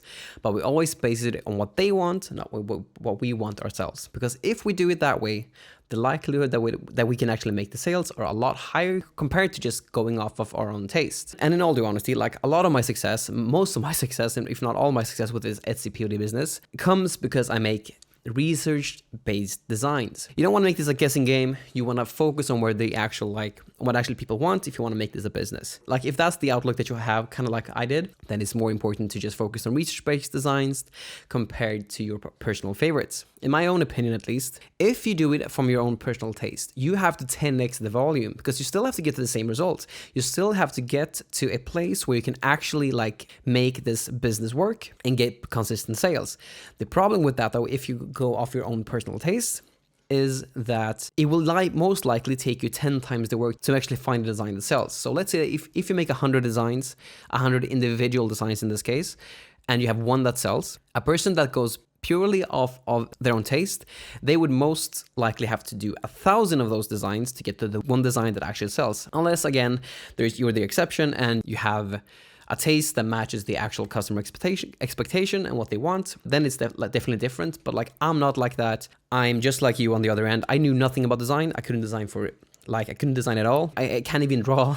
So the only way that I was able to make this work was to focus on research-based designs. And that comes from with having no design experience at all and from someone who can't even draw. So if that's you on the other one too, don't fret. You can also make this work because you're just like me. But the key thing to this whole first part of the design masterclass here is to just understand that you gotta treat this as a business, not a guessing game. Now, we have previously made a master list, and it's so important, and it comes really handy when we do this now, when we start designing. So the first thing that we're gonna do is start with our best selling elements list. Then we gotta mix and match the proven elements to create something new. And this is all based on the research that we made prior to this, which is why before we even go into the design, we start with research. As an example to this, we found out that the circular layout worked really well, which is why that's one of the type of layouts that we entered in elements list. And what I'm referring to is this kind of style in a design. This one or this one or this one. A circular layout works really well. You have text above, text underneath, and text in the middle, or an icon in the middle. And it has this circular layout, either with two circles, so one outer circle and one inner circle, like this one here, or you can just look like a circle without the actual like lines. So that's one thing. Then we also, for instance, we found that from the master list here, we found out that there are other things that we can combine it with, because we can have that circular layout, but we can also use line art as an icon in the middle, because that's a proven design style that we found in other places. So for instance, with this type of style, like the book here, it's very line art, so to speak. This one also uses line art, but it's in a completely different niche. And this one is also using line art. So line art itself works in and of itself, just separately. But if we use that inside of the circle, so we use that instead of the text here, we know that both of these elements work separately, but when we combine them, we can actually make something new. And the third thing is that we can use either like retro grungy or like a cursive font.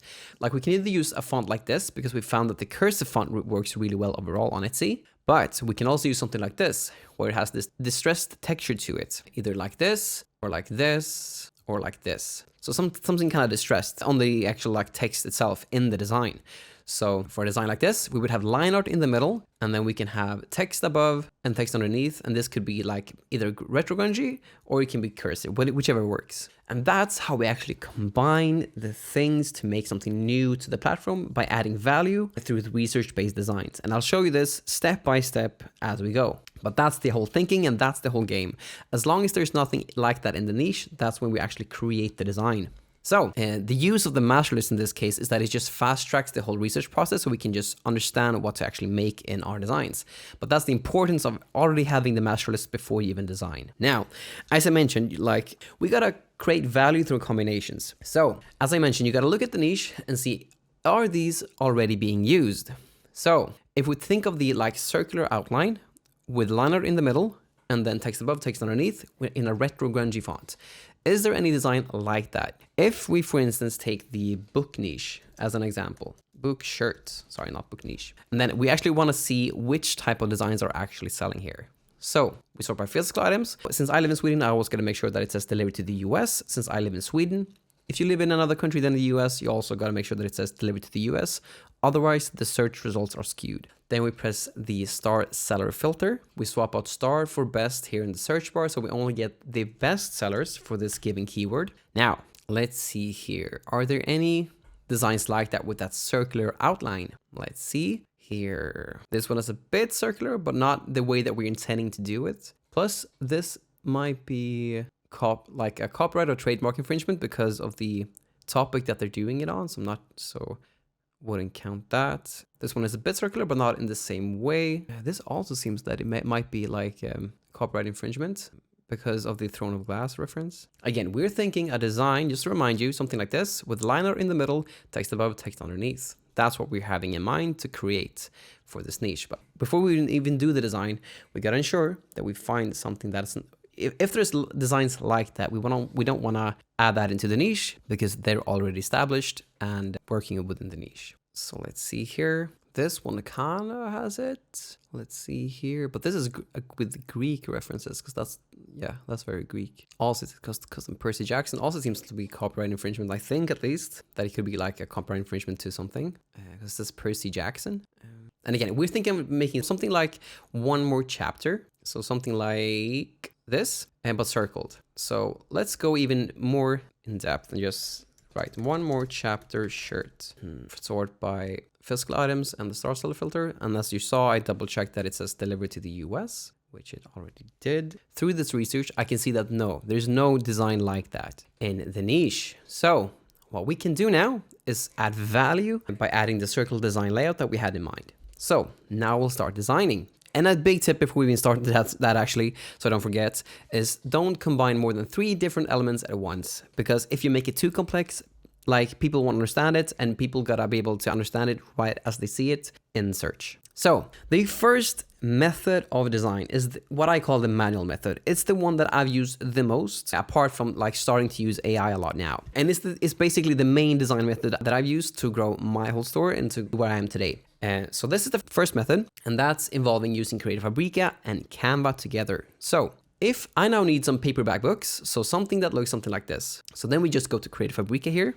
We search for line art book, something like that. Let's see if we can find that. Something like this, perfect. We can see this one. That one is actually perfect. Let's just take that one. Let's see here. Okay, so now we got the first image itself from Creative Fabrica. Now we need 2 different fonts. Either like a retro grungy font, kind of like this, or a cursive font, which we also found was really working really well. Let's take a cursive font for this one. Let's take this Lucky font. Okay, so now we got that. Then we just head into Canva here. I press create, and then I always use my dimensions as 4500 by 5400. That's what Amazon uses, and it just works really well for Etsy too. So I've just stuck to always using that with whichever design that I actually do. So go here, then we just open up here. Now we want, let's see, we got an SVG, that's perfect. So that's that one. And then we press T to add a text element. We go up here and then we say upload font. We need Canva Pro in order to upload fonts, but I highly recommend to get that to upload fonts because it really does make a difference. And usually with Canva, you can actually find like a great amount of fonts. But the only thing with that is it takes a lot of time to actually find those fonts. So let's see here. Yes, I got it there. Perfect. So now we even got the font itself, the Lucky one. Okay. And now we need to make 2 circular outlines, kind of like we saw before. So what we do here is we go to elements, we go to see all shapes. Let's see here. We only want the border for this. Let me see if I can remember how to do this. Let's see here. Let me just search for circle. Let's see. So what we can do here is just search for black circle outline. So we just take the circle. Sorry, I kind of blanked on how to do this. So what we do here, as you saw, we go to elements. We go to we add a circle like this. And then we choose just a black color for this. And then we go here and choose the no color. And then we add borders to this. So something like this. And there we go. That's how we got that circle outline. So, and then we do something like this. And then we need an inner one as well. So I just copy this by pressing Command C and then Command V. Since I'm on a Mac, this would be Control C and then Control V if you're on a Windows. So let's see here. Let's just do this. There we go. And then we gotta go to position, to back. So it's at the very back, so I can actually access these. And then we go here and just write one more like this. Then we go to effects. Let's see what there they are. Curve it, one more. And then we go to the bottom and just write chapter. Something like this. Maybe looks a bit weird with the inner circle there, since the edge is kind of like cutting it. So let's just make this smaller, see if that works. Doesn't really work. Again, with every design, you kind of have to like fiddle around to see what works, what doesn't work. Let's do it in like this instead. We have to make it like that. Then we just make this a little bit smaller, something like that maybe. Okay, and then we do this and this here. And usually I want to see how it looks on both, so it looks good on both black and white. So I always make the background something like this. Oh, sorry, something like this with a teal color. You can use whichever color you want, as long as you can see like how it looks on both black and white. And whoopsie daisies, I mean border and then white. And when we use white, we don't never ever want to use FFFFF. We always want to use F5, F5, F5 or FE, FE, FE. The reason for that is that this is actually has a bit of a gray tint on it. And that means that the production partner has to create an underbase for the print itself. And the underbase is always in pure white, so this color here. Then on that base, they actually print the color itself. If you just use the FFF, they can print the same color on the same thing, which means that you won't have an underbase, which means that the print will not look as clear as it can be if you actually use an off-white instead, which is why I recommend using either this color or this color when you're designing. It will make the whites look crisper. Let's see if we can make this. This was supposed to be an SVG, right? Let's see if we can make this white here in Canva. If you upload SVGs like I did, you usually should be able to actually change. Yeah, exactly. Something weird happened there. Let's see. So we go here. Since this is an SVG, I can then just change the color to white. That's what I wanted to do. And we want the off-white for this one too. And there we go. That is our first design. Also, when we make the designs, we won't make it big. Like we want to make it easy to just put them on the chart itself. But we can use a phrase like one more chapter here for this. And this is how we actually would add value to the niche, because we know that the circular layout, this one looks really, really good. It works really, really well from our best-selling elements list. And then we know that the cursive font works really, really well. And then we know that line art works really, really well. Now we just combine all three to add value to the niche. And again, I wouldn't buy this myself. This is a key thing that I'll get more into later on in this part, in the design part here. But again, like I'm not the one buying it. And in all the honesty, like most of my designs that I don't like myself has always been the ones that actually sell the best. Whereas the ones that I like myself has almost never really sold. So just at this phase, just create it and be done with it. Don't judge it yourself. Just create it like this. And then you're done. You create a white version like this. Then you want to create a darker version that will work on lighter garments. So the white one will work on darker garments, but we also need to make sure that it works on lighter garments as well. So we got to make it in black as well. And that we just do that by just changing all the colors to be black instead of white. And there we go. That's how we got our first design using the manual method. Now, the great part about doing it this way is it's worked for me consistently. And it's so easy to create like scalable designs like this, because let's say the design in and of itself worked really, really well. Let's just call this one more chapter. So then we can just have it say, I have no shelf control. Let's see here. Because there's another type of design that worked really, really well as well in the book. That's called where it just says, I have no shelf control. I can just show you that in a sec. Go to effects, fix the curvature here. There we go. This is a really popular design that always have sold really, really well. Let me see if I can find it. Should be here, this one specifically. And as you can see, whenever, like I always filter this so I can actually get the results that I want. So this one is the one that I'm referring to. It's also in the master list, but I have no shelf control. And the key is, if I actually found that this design itself worked really well, I could just change the wording on it, fix so it's like works within the circle, of course, so like the age doesn't cut here. But the whole idea is that you can just take the design, change the wording, and then you have a whole brand new design.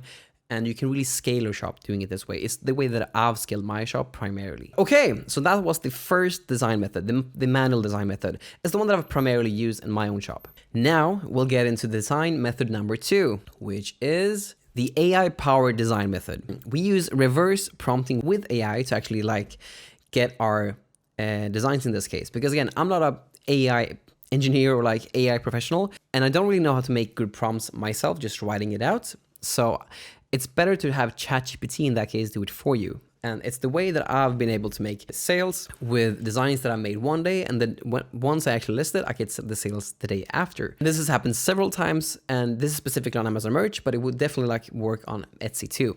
Now, the first part that we do is that we gotta use ChatGPT to describe the prompt for us. We have it describe a design, and I'm going to show you the step-by-step in a sec, but we have the ChatGPT describe a design prompt for us. Then we generate the designs using my designs or other AI tools. My preferred method of generating AI designs is My Designs because of the like how easy it is to use. You can do everything in one single platform, which is really, really powerful. ChatGPT is also great to use nowadays, but My Designs is the primary tool that I use for all of my designs. I also have a coupon code that you can use at checkout for My Designs. So if you use the code Andreas at checkout, you get 25% off any plan you choose. And it really helps us to support the channel if you do that.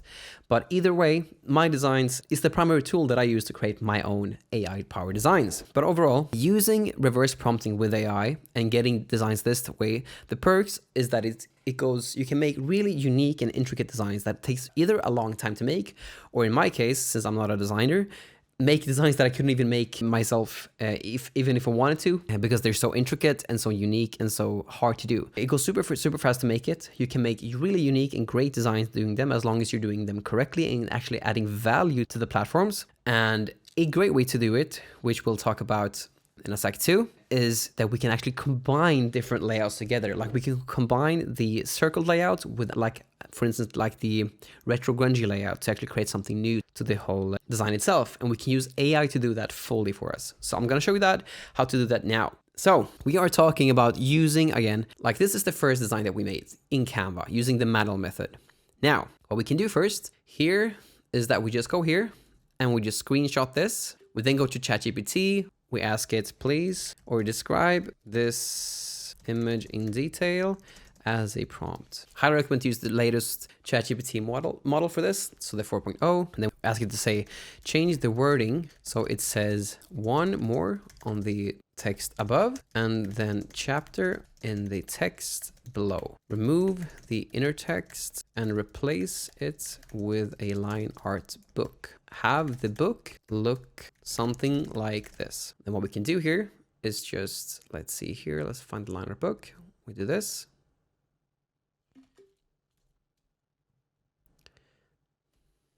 And then we gotta fix a few things that comes with doing this, because the background is a problem here. We want it to be a plain black background. So we gotta say change the prompt so it's on a plain black background and make the prompt good for AI designing, if that makes sense. Okay, so it's a bit weird still. Let's just try this and see if it works. I mean, it's a bit too much text here. Usually I want something really simple and easy when it comes to my, let's see here. Let's try this. And then we go to My Designs. We go to the Dream AI here. And then we just copy this into the actual Dream AI. And then I primarily use two different models here. Because again, you can think of these models as different because they treat each prompt differently, which gives us happy accidents. Because sometimes you find that some kind of model gives us a lot better of a result compared to the other one.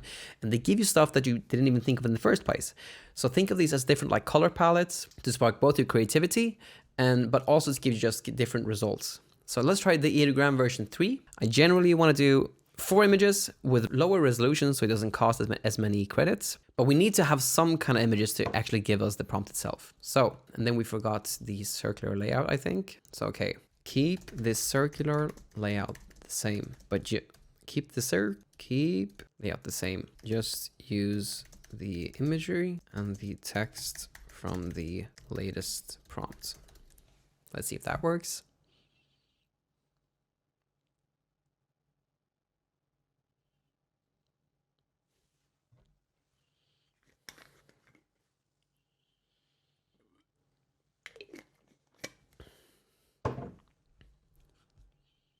Let's see if this works.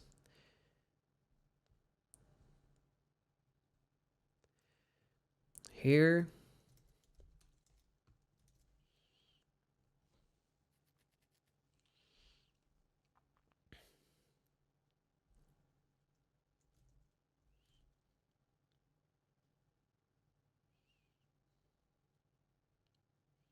This is more of what I'm talking about. Okay, so instead of doing it the manual way, we now use AI prompts to actually create the design for us. And this looks great because we got both the design here and with the circular layout, with the line art, but we forgot one thing, which I just see now. And then I just got to make it say, change the font in the prompt to be a cursive font.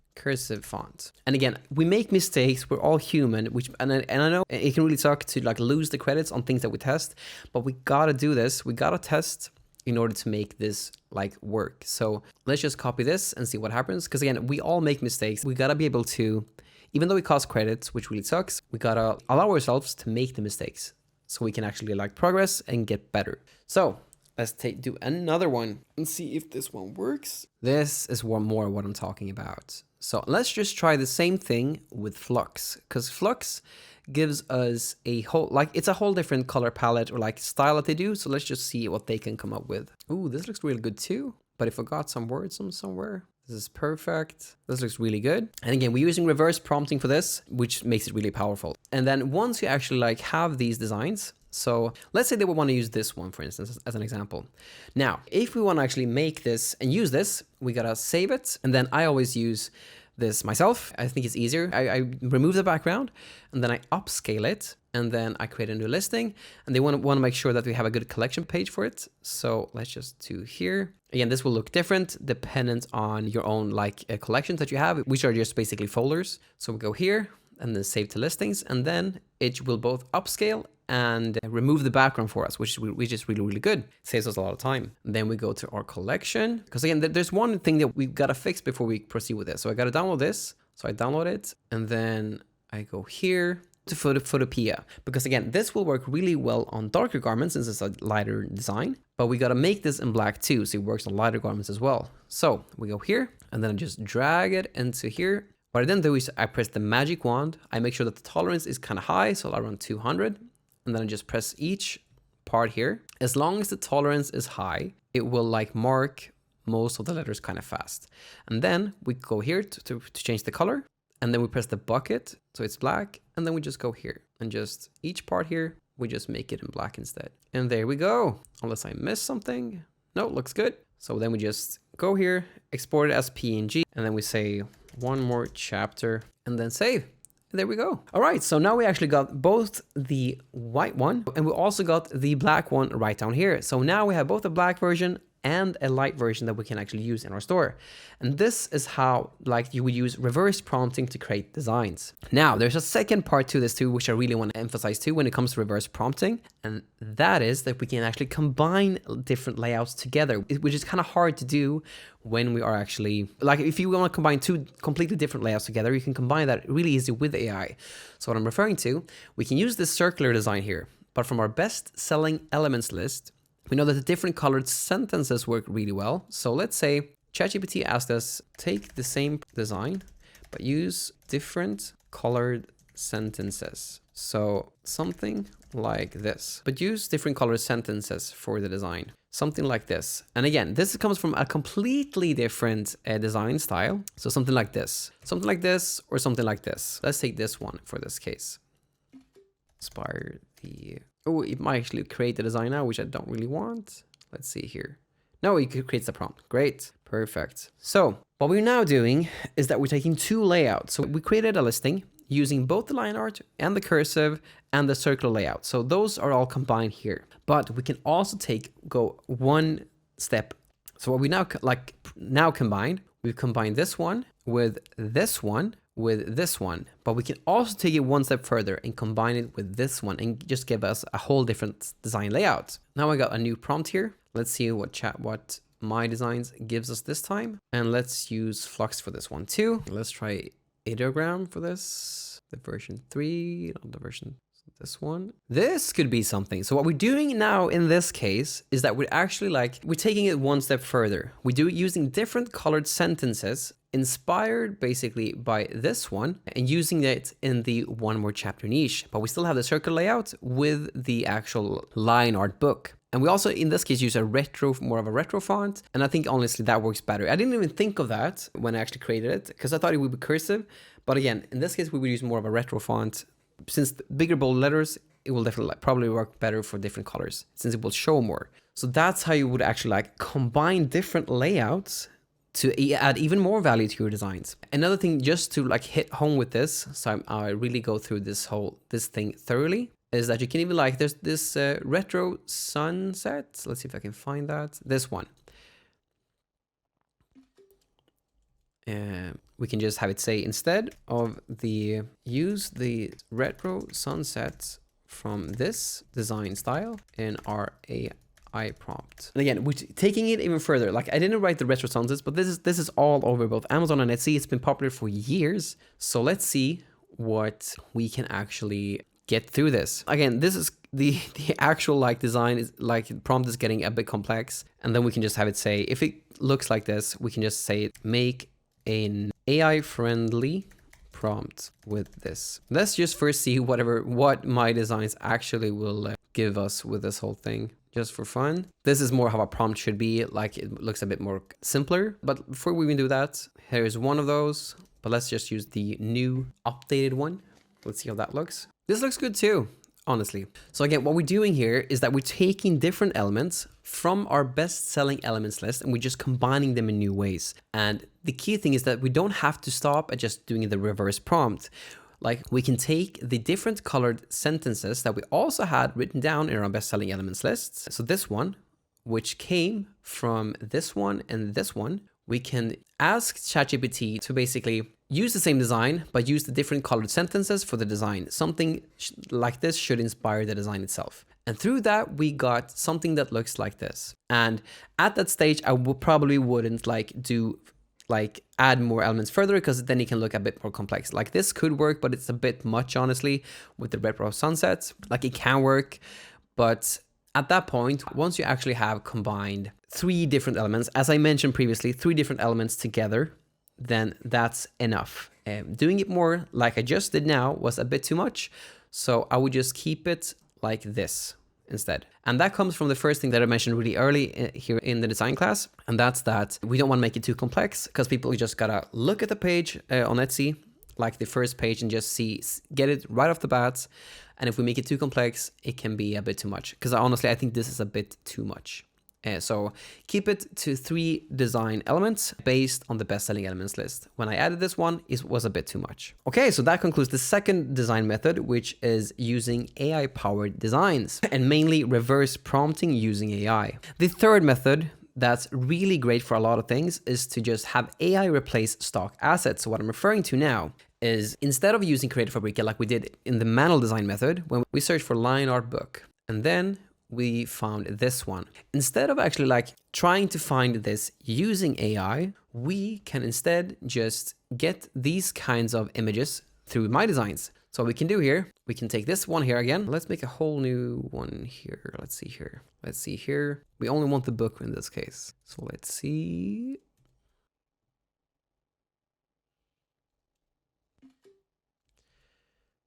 We should describe. And then I can just see from the first line here that it says on a dark charcoal or black background. So I'm just going to say on a black background. So we take that and then we just go here again to my designs. I enter the prompt, and since I just found in the first sentence the problem with the background, I'm just going to have it say on a black background. So what we're looking now is to only get our design, or like the images. Instead of using Creative Fabrica, we're just getting the image itself from using my designs. So let's see what we get. This looks good. Let's also try Flux to see what we get there as well. This one looks better, honestly, from Flux. So we're just going to use that. And then we just save that to our listings. We remove the background. We upscale it.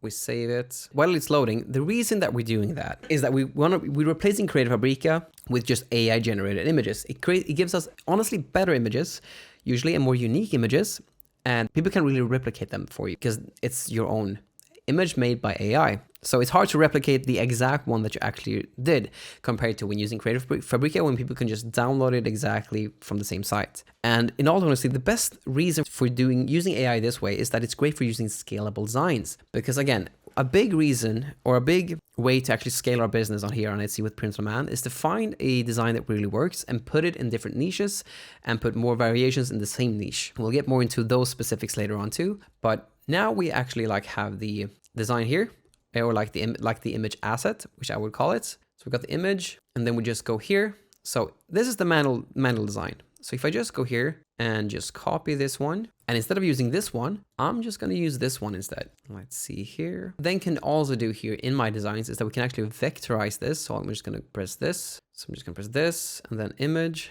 and then vectorize, and then replace the default image. Perfect. Now we got the vector. Let's see if this works, because I haven't gotten this to work all the time. Let's see here. We now got an SVG file here, which is what we want. A vector is just a type of image that you can upscale this infinitely without having any like loss in quality. Apart from that too, you can also usually change the properties of it. So you can actually easily change the colors and so forth of the actual design. Let's see if that works now, if there's any hiccups here. There we go. So this is a vector, which we made through my designs here as well. I can just go here, because again, why I'm doing this is to fast track the design process. So I can make this easily and for both lighter garments and darker garments, because we don't want to only sell lighter garments. We want to sell both darker garments and lighter ones. So first off, let's make it fully white. So everything is white here now. This is perfect. And then if this is the design style that we did, like before, chapter, this again is combining the power of AI with just making a lot of the designs itself in here in Canva. Again, if you find this design is working really well, you can just easily, again, change the text itself to, again, which we did previously, to I have no shelf control. But use the exact same images. Because again, finding good images can be a real pain to do, and it's a big variable to actually make the design itself work. So using my designs in this way is a great way to specifically do scalable designs. Then again, if I want this to be fully black, I can just do this and do this. It will now work for lighter garments, which is really neat. And at the same pace, I can also do this. We gotta choose F5, F5, F5. So we do that. And then we go to the text like this, like this, like this, and like this. Again, we always use off-whites for this, so it looks crisper. Now we gotta design another design. Instead of it saying one more chapter, we now says I have no shelf control, but we have one that works really well for both lighter garments and darker garments. And if, again, like when you just use my designs this way, you can vectorize anything. So it makes it really easy to do. Plus, the more, if you sell like bigger items where you need like bigger products apart from apparel, where you need bigger images, using vectors like this, since you don't get any loss in quality, is really good, because then you can just upscale it to whichever dimensions that you actually need. So this is the third method. Actually, you, instead of finding the assets like the images here that we did before, when we found this through Creative Fabrica, we actually use my designs for this. We replace that part with my designs. So now again, you still need the fonts through Creative Fabrica, because they have the most fonts, or like they have really great fonts, and it's really easy to search for them. And honestly, it just costs really low. It's usually around like $4 or $5 a month. So it's really cheap generally, or like $50 or $60 a year or something like that. So it's super cheap generally. And there's a link in the description if you want to use that for that. But generally it's usually super cheap because they have these big sales. So you still need to use them for fonts and stuff like that. But I would like now, since AI is so good, you can just replace finding the images and creating the images. You can use that with AI instead. Again, this is really good for you for getting scalable designs where you just change out the wording, keep the other parts of the image the same. So you change the wording up here, but the rest of the design stays the same. And then you can just make another design, and you can batch out a lot of designs that way and be in a lot of niches here and there. Okay, so that wraps up the third design method. Now we're gonna talk about scaling what works. So when a design sells, we gotta scale it. But what does that even mean? So let's say that you have a brand new shop, and you made 3 sales from one design, or like one listing with one design, or you have multiple listings with the same type of design style. That's a huge signal that you want to focus all your effort and attention on that. And to do that, you make more variations in the same niche. Again, if the design that worked for me was this one that said one more chapter, what I would do is use the exact same SEO, and then I would just change the design. So instead of it saying one more chapter, I would have it say, I have no shelf control. That's the first way that you can like double and triple down in the same niche with the same type of design style. The other way to actually like scale a design style is to use the same design format in other niches. Let's say that instead of just focusing on the book niche in this case, we can just have it say first grade, because again, this could represent books. This could also represent teachers, because like flowers and stuff like that works really well in the teaching niche as well. So you can just have it say first grade teacher. There you go. Now you got a teacher shirt. Apart from that too, you can also make this say librarian or something like that. Something for librarians. You can also have it say like second grade teacher, of course, and then like kindergarten teacher. So kindergarten kindergarten teacher. Again, a key thing with this too is that you might think that this only works specifically for the book niche, but that's not the case. Like, again, if we find that this design style, like every type of design style, it works differently in different niches. That's how it always is. But we can't control that part. What we can control, and what's worked the best for me, is just understanding that, okay, if we have no sales and this design style works really well, then we should scale it out within the same niche. So we use different type of quotes, like I did before with I have no shelf control and one more chapter. And we can also branch out to the teacher niche and have it say kindergarten teacher or second grade teacher. We can also have it different type of nurses and so forth, but we scale it out as much as possible and we only change the text. This is what I mean by scalable designs in and of it all. The way to scale something is to one, put more like different variations of the same design in the same niche. The second one is to put the same type of design in other niches and you change as little as possible so you keep the margin for error as low as possible. As a tidbit to that too, the most valuable data, apart from like the research part that we already did previously, but like apart from that whole thing, the most valuable data that we actually have is data from our own shops. Like if we know that that design style is working, we should just triple down on that one. And let's say that we are further along in our journey. Let's say that we have 1,000 sales.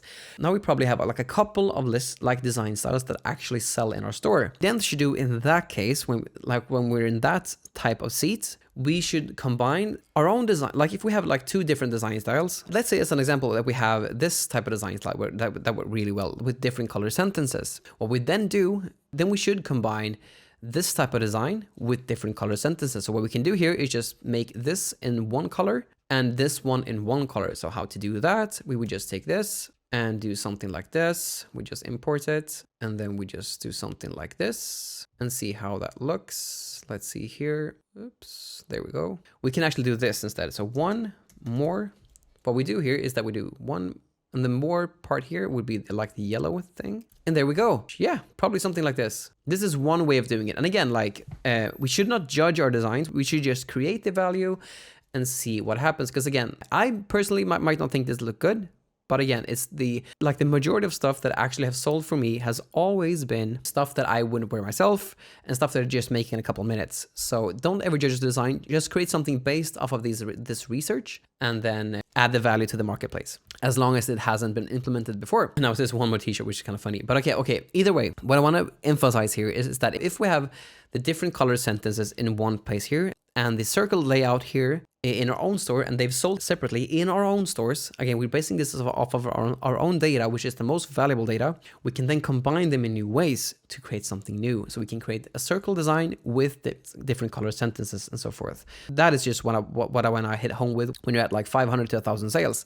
That's how you can scale the shop, and I would highly recommend that you just focus on your own data in that case, because you do have some data in that case. But yeah, that's how you would scale what works. And as I kind of mentioned that I was already into here now, is that if like you want to create these listings that you create through these types, when you combine your own design styles and you make something new with them based on your own data and your own design styles, you create hybrid winners, because you all have these winners separately, but then you can create hybrid winners to stand out even more in the marketplace. So the whole thinking is that you got 2 designs that sells, you extract the winning elements from each, and then you just merge them together to create something new and valuable to the marketplace. If you do this consistently and you get some sales here and there, you end up with something that looks really unique in that case. At least that's been my experience. Now, before we go into the recap of this whole thing, I just want to really emphasize one thing that I found with almost every Etsy seller that I've encountered. Well, basically most of them, not everyone, but a lot of them. And this goes heavily into where I was at too when I started. So I was the exact same as you when you started, because I judged my designs heavily. But the thing is that you want to focus on systems if you want to make this a business, not taste. My ugly designs has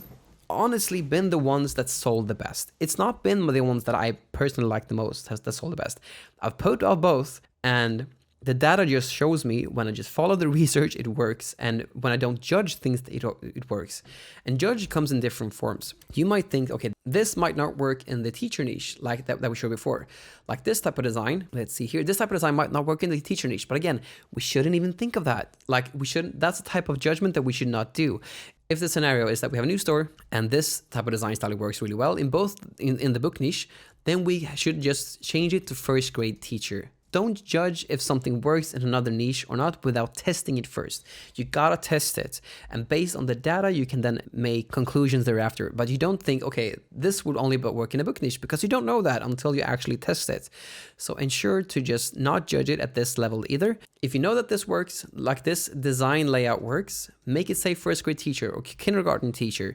You don't have to be constrained by the book niche just because it's a book. This can be referred to as like kids growing, for instance. It can be referred to just many different things, and we don't have to think about that at all. We just create the design and then we just put that out.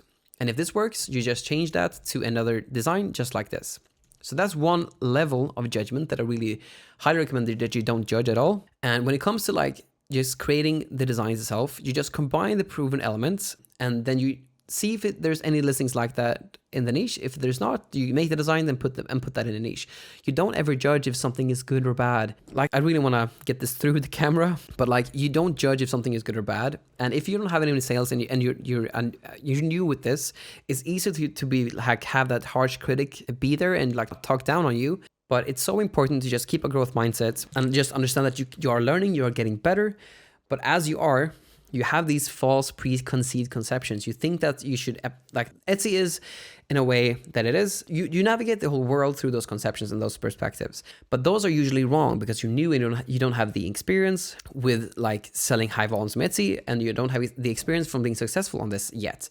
But if you follow this framework, it works. A key thing to that too is not judging. Because again, if you judge something, you're judging it out of your own perspectives. And this comes from someone who doesn't have the results that you want. Why would you listen to someone who doesn't have the results that you want? You should probably listen to someone who actually has done the thing that you're actually trying to do. And if you're trying to make this a business, just follow the framework. Don't judge it and say that this doesn't work for this doesn't work for that. I can't make a design for this because it doesn't fit the niche or whatever. Just follow the framework, put best-selling elements together in new ways, and add value to the platform through every step that we talked about in this whole design part or this whole design class. So don't judge something, make something. Like, we are the creators. The customers are the ones that are supposed to judge itself. And if they purchase it, it's a great sign. And if they don't, it's a great opportunity to learn. And as a final recap to that whole thing, this is my success formula for doing print-on-demand designs. And that's to use research, not emotion. Like, follow the data. Just follow the data. You should always lean on your best-selling elements if it actually works in your store. Combine them in new ways to create something new, but you always want to lean on the best-selling elements, whether that's from your store or like the best-selling elements list. But you always want to lean on that when you create designs. You don't want to create something from scratch dependent on your personal taste. You create, you test it, and you scale it, and you don't judge it at all. So you basically create it and see how the market reacts. And then you put it out, which is the testing part. And when something works, you scale it through the methods that I mentioned earlier. Because again, when something actually works, you want to double down and you want to triple down. You want to focus on the things that actually work, especially in the beginning, because that's a signal that something is really resonating, and it gives you a signal to on what to actually focus on. And why AI is so powerful now, since it's so good, is because you're not wasting time with it. You're saving so much time with it, and you can create such intricate designs once you learn how to use the software. Because again, none of us are good with a tool. Like, if I like a guitar and I'm like doing it the first day, I'm gonna be really bad at it. But once I learn the tool itself, you will get better at it. So again, you have to think of using AI designs like this too, because again, it feels like it's a cheat code, but again, just like the tractor was when you, like for agriculture like way back, you still had to learn how to use the tractor, how to use it properly and so forth. And it's the same thing with AI designs. So you need to learn how to create a prompt, how to use this efficiently. And the only way to do that is to try stuff and get better at it.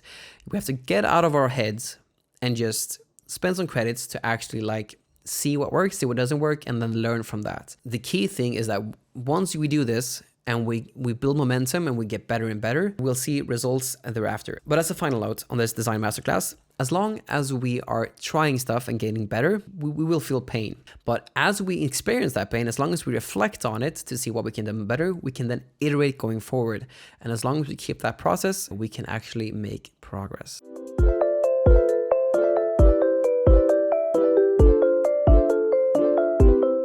Okay, so now we'll talk about listing optimization. So this specific part of the whole course will cover big chunk of things, and mainly like how to choose which mockups to use in your actual listing, how to structure the mockups and like the actual offer in and of itself, like how to structure the images, and how to utilize SEO properly, what to actually put in the description. Basically everything that covers the listing itself apart from pricing, because pricing will be after this as a whole separate part, because there's a lot to go through there. So to start off, this is how I would structure a best-selling listing. Now, the first part here is that there are a lot of mockups. And this is basically the main and core offer. Like the most people just watch, like look at the images, and that's how they base their decision if they actually want to buy or not. Like it's probably one of the main contributors to having a high conversion rate. So it's really, really, really important to do your due diligence once. And when you have that done, you have like a framework that you can put all your designs on. And through that, you'll basically have listing templates that you can just put your design continuously on. So first of all, we need something that I call proven mockups. So all of these images here in the listing, apart from the video, are what I call proven mockups. And we need to have proven mockups for each one. Now, what is a proven mockup? A proven mockup is a mockup that's commonly used by different shops that all have bestsellers in wildly different niches. So for instance, if I just search for comfort or just t-shirt here maybe, because honestly there's so many comfort colors shirts selling right now. So if I just do this, and again, I'm a Swedish seller, so I got to make sure that this says delivered to the US, since that's my target market. Fiscal items filter, and then the star seller filter. Then I swap out star for best in the search bar up here. So I only get the best sellers for this given keyword. Now, as we scroll down, we basically want to see the same mockup coming up several times in search here. So for instance, this one is one that I know is a popular mockup. So let's see if I can find this specific mockup coming up again and again in search. And here it is. So if we just look at this one, and again, this is a copyrighted design. So never ever do something like that type of design. But what we're looking at is the mockup itself. So this mockup is being used by two different shops in wildly different niches, but both have bestsellers on it. And how I usually determine if it's a best-selling mockup or not is that I want to find a minimum of 3 best-selling listings, like current best-selling listings from different shops in different niches, all using the exact same mockup. And the key thing is this is the exact same. And honestly, I can just find even more here. So this, and this. So 4 listings here from four wildly different shops are basically using the exact same mockup. And through this, we can determine that this is a proven mockup. And what's good with proven mockups, or mockups in general, is that this type of mockup, if I just go here and just search for comfort, because I know that this is a Comfort Colors 1717 shirt, usually you can actually find these mockups on Etsy. So let's just search for Comfort Colors 1717 mockup and see if we can find it. And there it is at the top of the page. So we can then buy this. Again, this is the exact same mockup. We then just buy this specific mockup and use this within our listings. And that's how you get proven mockups basically. So all of the images that I currently use, or that you should use in my opinion, within a listing should all be bought this way. You need to do your due diligence for every single mockup like this, because it's such an important part to having a high conversion rate. And believe me, I would try this out. I've changed my listing images about over 10 times over. So I do believe me when I say that it's a crucial element to actually like making your conversion rate higher enough, or at least within the 5% to 6% range that I'm usually in, or that my students in the Creative Seller Mentorship is in. So every single mockup that I have here in this listing is basically determined and bought through this process. I find different shops that all have like bestsellers in wildly different niches, and they all use the exact same mockup. I go to Etsy and then just buy that mockup. So I do this for every single listing here. Like the only exceptions to this rule is the size chart, and which is this one, which basically just shows the customer how big it is, so that they can get a sense of the sizing of the actual shirt. That one is more of an info card on how to actually order, and the same thing with the other info card on how to actually order, and that's the color chart, which I'll get more into later. That one, as long as you have a consistent theme and they can actually just see the design on each different color that you offer, then you'll be good. But all the rest of the images here need to be proven mockups. I can't state enough how important this is. Again, you just need to spend at least 4 to 5 hours to just find these current best-selling mockups and buy them yourselves and use them in your store. Before, I had this preconceived conception that you just should stand out with your own mockup because you want to be different in search, and that didn't work at all. What I've found in my own journey teaching this stuff now is that that's a common misconception that a lot of people have. So don't do that. Just follow the data and just follow what actually works. And this is what works. At least that's been my experience. Now, in the mentorship, I actually even have a resource for this where you can actually just go to, for instance, the Vela 3001 and then just buy these straight up. And I have the same thing for the Gillen 18000 and the 1717, and then I'm adding more resources like this regularly. If you want to fast track this whole thing, you can join the mentorship, and more info on that is in the description. But through that, you don't have to do a lot of the guesswork and find your own mockups. But if you are like strapped for cash, which I know some people are, then you actually can just find the proven mockups yourself, just like I've done, and use that research and base your purchases of mockups on that. I would definitely not recommend to buy bundles. Just buy the exact mockups that you know sell, because those are the ones that you actually need to use in your store. You don't need like 100, you just need 9. So all of these, the mockups are basically determined and bought through this process. And this is the thumbnail that I've used, but the key thing to know too is that any single one of these mockups can be used as a thumbnail in this case. But one thing that I've noticed in my own journey is that I usually have a higher conversion rate, somewhere around 1.5 to 2, with a good video in your listing. And the purpose of having a video, because I've seen so many videos that are like slideshows, let me see if I can find that. So let's see here if I can find any. Okay, this is a great example. So again, this is kind of a slideshow. It just shows how the design looks. It's basically just a static image with a nice little cool video. But what we actually want, like in order for a video to actually work, like it needs to bring more value to the actual listing itself, because you can get this type of result with just a static image. It's kind of the same thing. The purpose of a video is for the person to actually just understand how it will fit them. So if you have a moving person with the design on it, it gives the customer a better feeling on how it will actually be on them. So what I would highly recommend in this case is that you use model mockups, and I generally use Placeit for this. So something like this instead, or as an example is this one that I have here, which is exactly this one from Placeit. This shows the design on top of the product, which is the shirt, and how the actual fit is on her. It's a bit big, which is kind of the whole vibe with comfort color shirts, and the customer just gets a better understanding of how it will fit on them. And that's the purpose of actually having a video in your listing. If you use slideshows, they don't really work. The only exception to this is a video size guide that you can actually buy off of Etsy too. So you can buy something like this. Something like this, for instance, is also really good. Because again, the added value of having your design on top of the actual listing is great. But if you're strapped for cash, you can also buy a video size guide like this. It's just still does the most important part about the whole video mockup thing, and that's for the customer to understand the actual fit of it all. Because that is the key reason to having a video mockup. So I would highly recommend to use that, and you can use Placeit for this. And links to all of these kinds of resources are in the description. And there are affiliate links, but it definitely supports the channel if you use that. But again, I've used Placeit for years, and it's at least has been my go-to way of getting video mockups. But again, if you're strapped for cash, then you can just buy this one time instead. And it's a bit more time efficient as well, because it still performs like the core purpose of actually having a video mockup in your listing. Now we go into the actual meat and potatoes of the actual offer itself. So this is misspelled, so sorry for that, but this should say happiness guarantee. So one thing that I really, really recommend within the offer is that you have a guarantee. And I've talked about this before on my channel, but or specifically, when I implemented this in my store, I actually saw a 2x, like a double conversion rate from this. Before I implemented this in 2022, like I was a new seller at that time, so I had between like 1.5% to about 2% in conversion rate. But once I actually implemented this, again, this was the only change that I made this specific month. And once I actually implemented this guarantee in my store and just added that as an image, just like this, my conversion rate went from 1.5 and 2% to 3 and 4% in conversion rate. So I saw basically a double increase in conversion rate just by using a guarantee like this.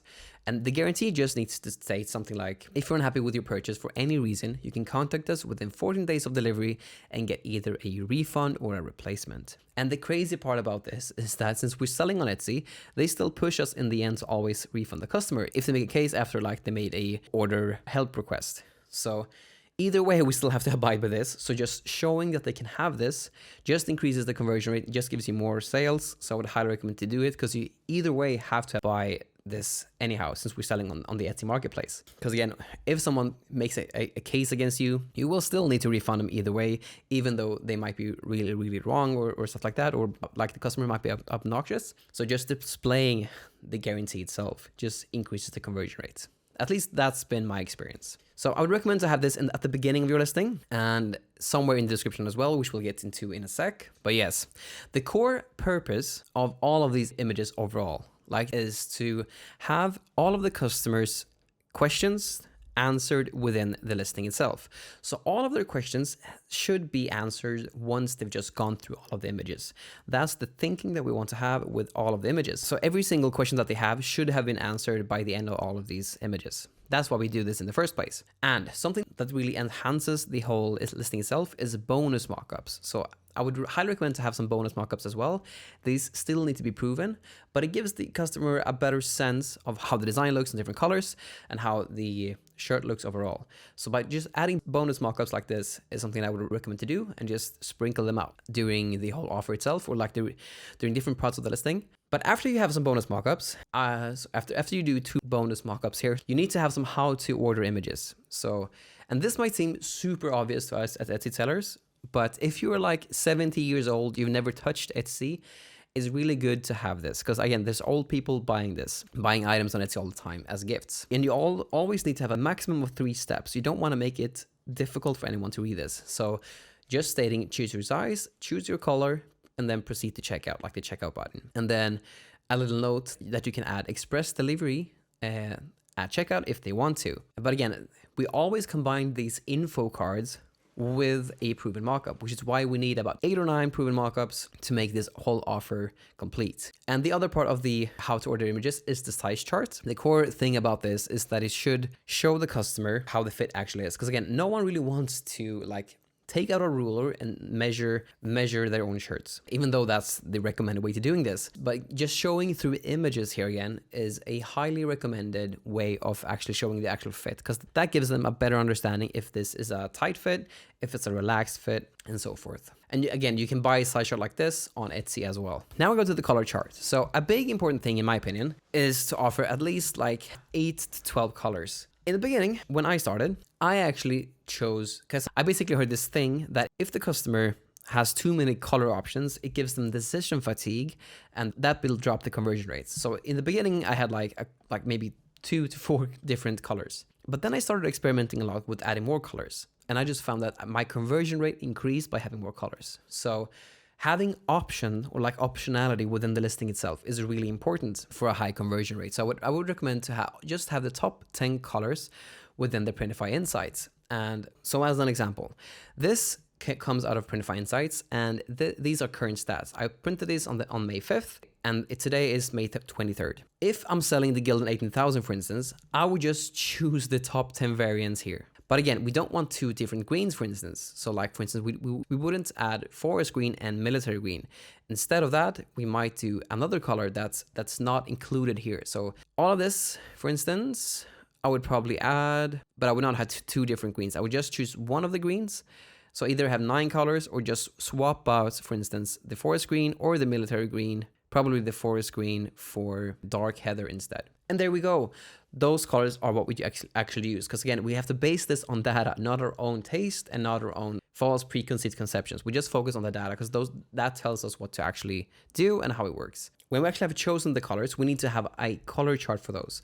And the key thing with the color chart is to do something like this. Maybe make a collage just like I've done here, just stating something like this. And the key thing with the color chart is that you actually put the design on top of the different shirts so that the customer can get a sense of okay, this is how it will look on a pink shirt. This is how it will look on a yam shirt. This is how it will look on an espresso shirt, and so forth. So the key thing with the color chart, don't just blatantly say that this is the jam shirt, this is the espresso shirt. Put the design that you made on top of it, because otherwise the customer actually doesn't get a sense on how it looks on the color itself, and it kind of loses its purpose, so to speak. I know it's a bit more work, but it's key for the person to actually know if that's the color that they want. And again, use the mockups that you just buy on Etsy and make a collage out of them, just like this, because that's what I've done here. And yeah, to create a color chart like this, again, I would recommend to buy the actual sizing chart here from Etsy, and then you can create the color chart yourself. So what you do is you find the colors that you actually are selling on Etsy through the Printify Insights, and then you just buy the different mockups for each one. Something like this, and you need the kind of consistent outlook. So these doesn't need to be proven the same way that all the other markups need to do, except for the size chart. So the key thing is to have a consistent theme in the color chart. But just to show you how I did this, if I just delete this, I just delete these basically here, boom, and then I go here and just add. Again, I use Canva main for this. You can use any software you want to. It's really simple to do. I go here, just add an element, something like this. I choose a white, choose it to be white. Do the same thing here. I just copy this by holding down Alt and Shift at the same time. So it's will be on a line. And then do the same thing here, same thing here, same thing here, same thing here, same thing here, same thing here. Then I just go in and find my actual mockups. Let me see where those are. Here they are. And then they have this nifty background remover, which I'll just use so I don't get that white background. So with just one click, the background is removed. Super sweet. Boom, that's done. Same thing here, background remover. And then we want to ensure that it's the same size.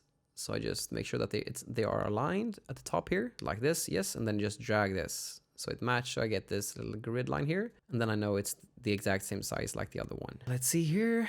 And then let's do that one. Same thing here. And again, this would correlate to the actual shirt colors that you are selling for this listing. There we go. So let's see here. Let's change this so it's the right size again.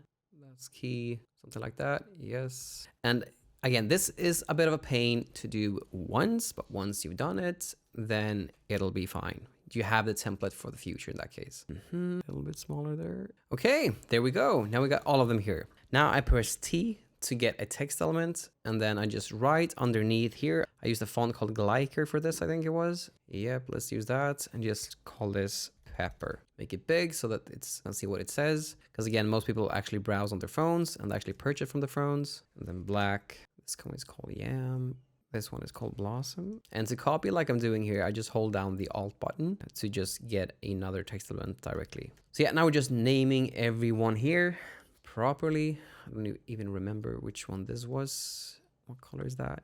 Oh, that's ivory. That's got to be ivory. Yeah. So white ivory. This is the moss one. Espresso. And this one is called the blue jean. Okay, now we've got the names, and then we want some shadows to make this look a bit better. So we go here, and then we press edit, and then some shadows here. We make a drop shadow. We make the angle on the other side. We have takeaways. We blur it a little bit. Let's fix that angle a bit more, maybe. Distance less, and then maybe something like that. And then to speed this up a bit, I usually just remember these effects. So 30, 49, 33, 40. 30, 49, 33, 40. Same thing here. 30, 49, 33, 40, 30, 49, 33, 40. Now I forgot it. So 30, 49, 33, 40. Okay, there we go. Now we actually got the different shadows for each one, the blur mode. So like that. And then we do the same thing for the actual boxes. So edit, and then we choose shadows. Sorry, I have to go here. So drag that one along, press this one, and then press Command Z. So I regret that thing. And then I just, let's see here. How I do these types of shadow. Yeah, I usually actually just search for shadow in that case. And then let's see here, take one of the graphics, maybe take something like this. Then we just do this. We got the position and then backward, something like that maybe. That looks good. Then I just take that, copy that. I make this horizontal so the shadow kind of makes more sense. Then we want to blend them together a little bit. Might need to do this. The edge here looks a bit bad. So let's see if we can reposition this a bit better. There we go. Something more like that. Again, it's subtle changes, but they do a lot. So let's drag this one more up. More like this. And we'll do this. One didn't really work. Let's just take another shadow instead. Let's take this, something like this instead. Do the same thing. That looks kind of good. So I would go with something like that. And then I would just take these two, hold shift to press them both, group them, copy these, and then just paste them here, press them backward. And then honestly, before we even do that, let's just fix the opacity for both of these. So we do this, we ungroup them, and then we just lower the opacity so it's not that strong. 66 looks a lot better. Same thing for this one. Yeah, let's do it like that. And then maybe we'll even do something like this. So it covers more of it, maybe. Yeah, there we go, something like that. That looks good. We group them, copy them, we place them at the back, something like this. We just hold Alt so we can do this fast. Hold Alt again to get another one. And then same thing here, same thing here, same thing here, same thing there. There we go. And this is how I would actually create the color chart itself. And honestly, I don't remember how I created the first one, but this is the process of how I would actually create an actual size chart itself. But yeah, I don't actually remember how I created the first one, but this is the process that I would use to actually create a size chart in the first place. Now we have the size chart done, and apart from that, after you have the how to order images, you want to add sprinkle in some more bonus mockups. And again, all of these needs to be proven, just like the first one. And all of these images that I chose here are proven mockups at time of recording this video. Again, it can change depending on when you're watching this, because stuff like this change all the time. But these are proven today. And the last image that I would recommend to use is an image with some social proof. So just some stars to indicate that it's a review and some text from a review that you actually have. Like social proof is a great thing that really impacts the perceived likelihood of them actually getting what they purchase, and having an image of one of your reviews just reaffirms that. If you don't have reviews yet, you can just skip this one. But if you have some reviews, at least one, you can use that as the last photo, like the text from that review, an outline like this as your last image in the whole listing. Another key part, thing two, that I also want to just emphasize, like point two, is that all of these images are clearly labeled. So this is the pepper one, this is the ivory one, and this one here is the yam one, and then you have the moss one, but everyone are clearly labeled, because people usually just ask which color is in this picture here. So having it clearly labeled like this erases that question. Because again, remember, the purpose of listing images are to answer every single question that the customer can have, because that leads to higher conversion rates. Okay, so that's it for the images. And just like I mentioned, you want at least, and for this one, since the color chart just looked better with a 3x3, so 9 colors in total. I chose to have 9 colors, which I think I have here, right? 3, 6, 9, yeah. But you want at least 8 to 12 colors so that the customer actually has some variations, like some variational options to choose from. The key thing with these images though, is that you want one color of each. So you don't have 2 greens, you don't have 2 blues and so forth. And to know which colors to choose from, you just choose the Printify insights. You need at least 20 sales or more to have access to them, but I've referenced this so many times in so many videos, and you can see the Gillen 18,000 one here. If you're actually in the mentorship, there's also a resource for that are regularly updated, so you can actually know what colors are selling the best currently and what products are selling the best currently, and that's only available in the mentorship. But again, yeah, just using the Printify insights as to actually which colors to choose from is what I would highly recommend to do. And again, you need 8 to 12 options to actually choose from. When it comes to the actual variations, so what I would recommend further down the line is that you have different optionalities in your listing, but that is hugely overwhelming as a new seller. So when you start, just do size small to 3XL, especially if you do the comfort colors ones, because again, there are 4X and 5X in this shirt, but they run out of stock so much during Q4 and stuff like that, and it's hard to get a hold of them because not all print providers offer shirts like the comfort color shirts up to 5XL. And honestly, there's usually so few people that actually buy the 4X and 5X, so I would recommend to just keep S to 3XL as the sizes. But the key thing also to know is that big shops, which we'll find in your research, almost always have different types of product variations. So in the research part of this course, we saw that they offered multiple type of variations, like kids clothing and so forth. So we want that later on. But the key thing that I found in my own journey was that once they actually just ask for a specific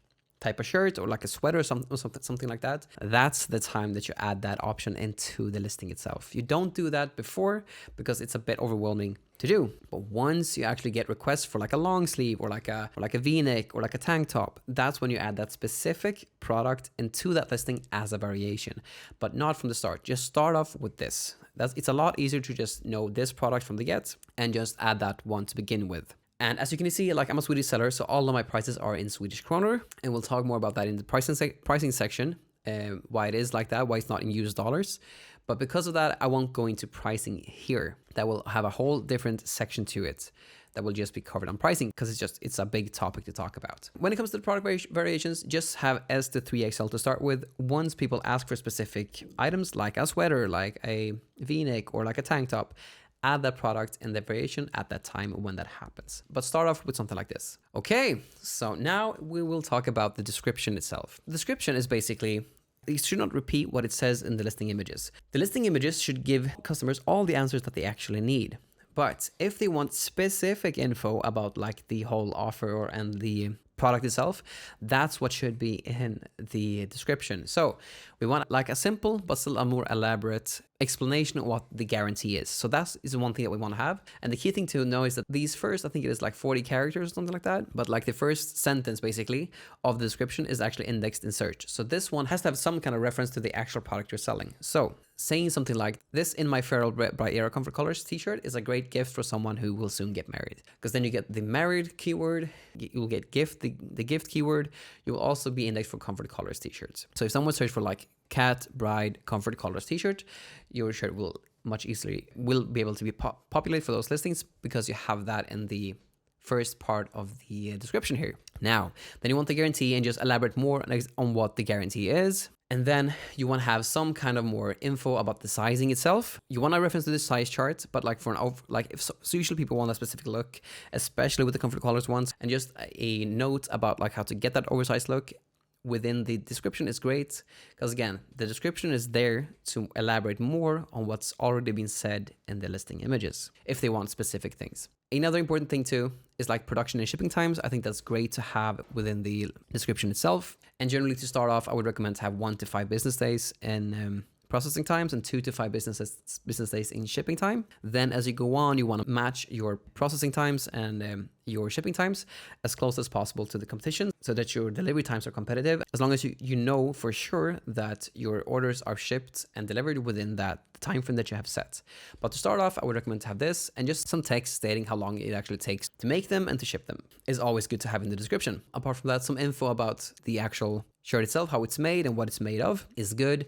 So having, for instance, like 100% ring spun cotton, since it's a Comfort Color shirt, because sometimes people want 100% cotton shirts, not any polyester shirts, and that can be for a myriad of reasons, but also that a lot of people have questions that are like inquiries if you're doing vinyl shirts, which has this really bad feel to them, and just stating that you do DTG is really good, and so that's really important. But basically what the actual shirt is made of and how it's made is good to have in the description, and how to care for the shirt, like how to wash it. And I think this one is really good, and it's mainly for you as the seller. So a disclaimer that policies can change dependent on conditions. So I think that's great to have too. But another important one to finalize the description, because some people view, like my monitor that I'm looking at now is really bright, and sometimes the colors might appear slightly off from how it looks on the screen, depending on the monitor, and actually like the lighting when the mockups was taking. So just having a disclaimer here again to just say that colors may appear slightly different due to screen settings, resolution, and lighting.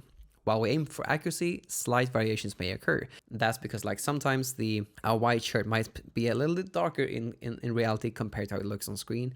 That can definitely be because of different monitor settings that you have on different monitors, but also like depending on how accurate the mockup was to the actual shirt itself. So it's not edited too much. So that's how I would actually make a description, and you can use ChatGPT to help you write this for you as long as you know what to actually put in. So, but this is actually what I would have in the description itself. And again, the thinking about it is that the first part here is indexed in search.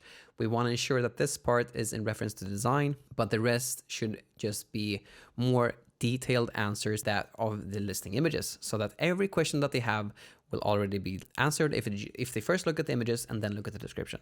Okay, so now we'll touch on another part that I honestly feel that a lot of people blow up way too much, and that's SEO. SEO is just mainly the title and the tags. You also have the alt text, and what I've found with alt text, like you have that within the thumbnail itself. What that is mainly like for blind people to understand search. And again, I don't have anything in my alt text for most of my listings, and I'm doing fine. So what I would do is just alt text is a bit overrated. You don't have to put anything special in that. Just focus on the title and the tags.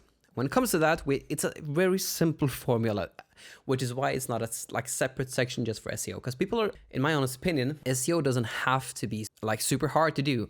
It's pretty simple. So, for instance, this design that I did in this listing in my Feral Bride era shirt was based because there wasn't any designs like that in the niche itself.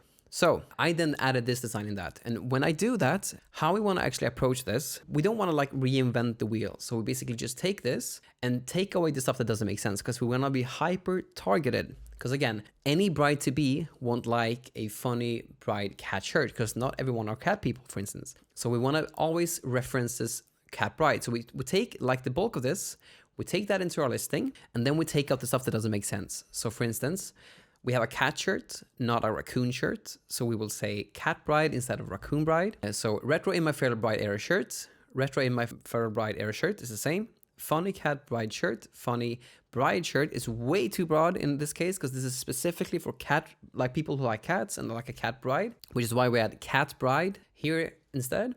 And then we take retro cat bride comfort color shirt, because again, we don't want to have it be too broad. So we don't want to say retro bride comfort color shirts.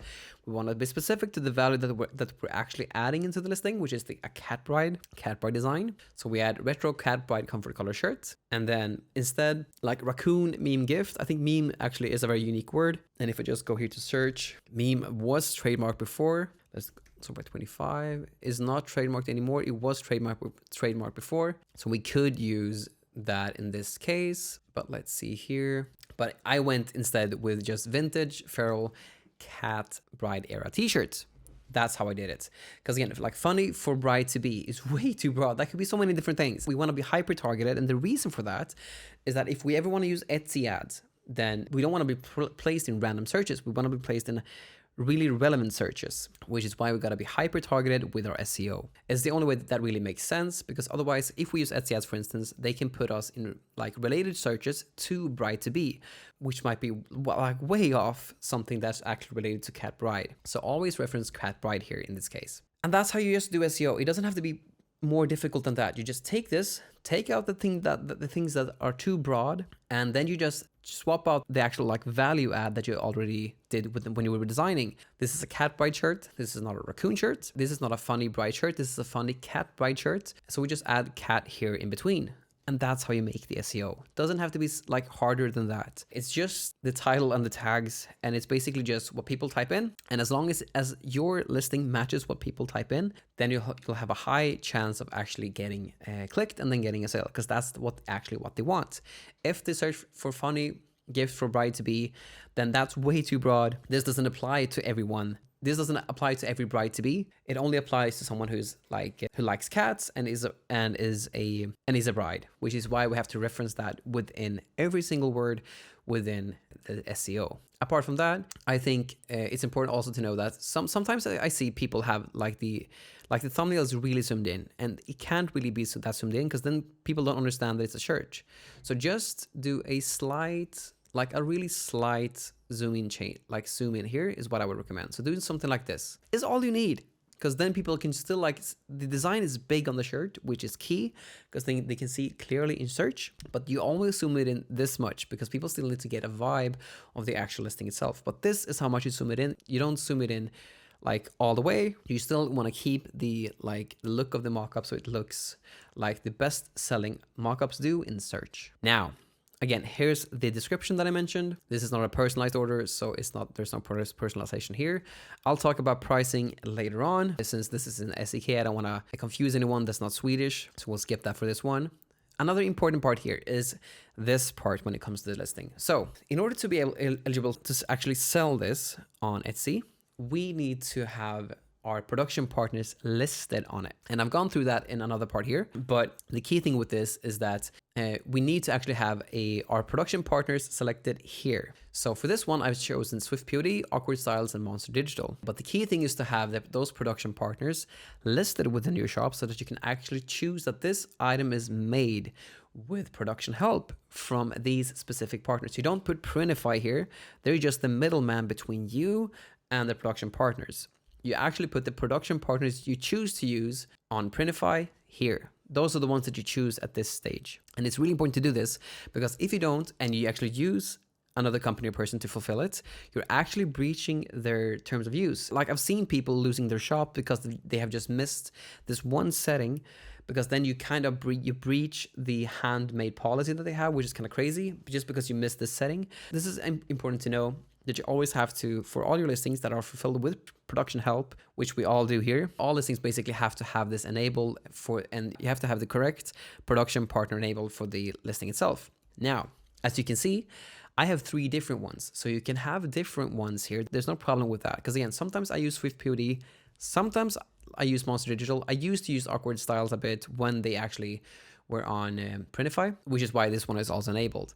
But you can have several. The key thing is to know is to have at least one of them enabled in your listing if you are using production help, which all of us are that are doing POD in this kind of sense. So just want to emphasize that you don't want to miss this setting. It's an important setting to just enable for your listing itself, because otherwise you're kind of breaching your handmade policy, I think. And you can actually lose your shop over this if you forget to do this for a lot of listings and you just keep it like that for months. So always have that one set. So it just looks like this once it's actually getting ready to be published on Etsy. The category should just be t-shirts. So gender neutral clothing, tops and tees, t-shirts. That's one that I choose. These attributes, I've filled them out, I've not filled them out, and I've just found that it doesn't make a huge difference, honestly, whether you have them or not. You get indexed in more searches, yes, but like I've just found that it doesn't make much of a difference, and it takes a lot longer to fill this out every single time. So I've just decided to honestly just always keep these blank. They don't do much for the SEO anyways. But one thing they do, like the last part of this, is this here, the tags. So we got the title down.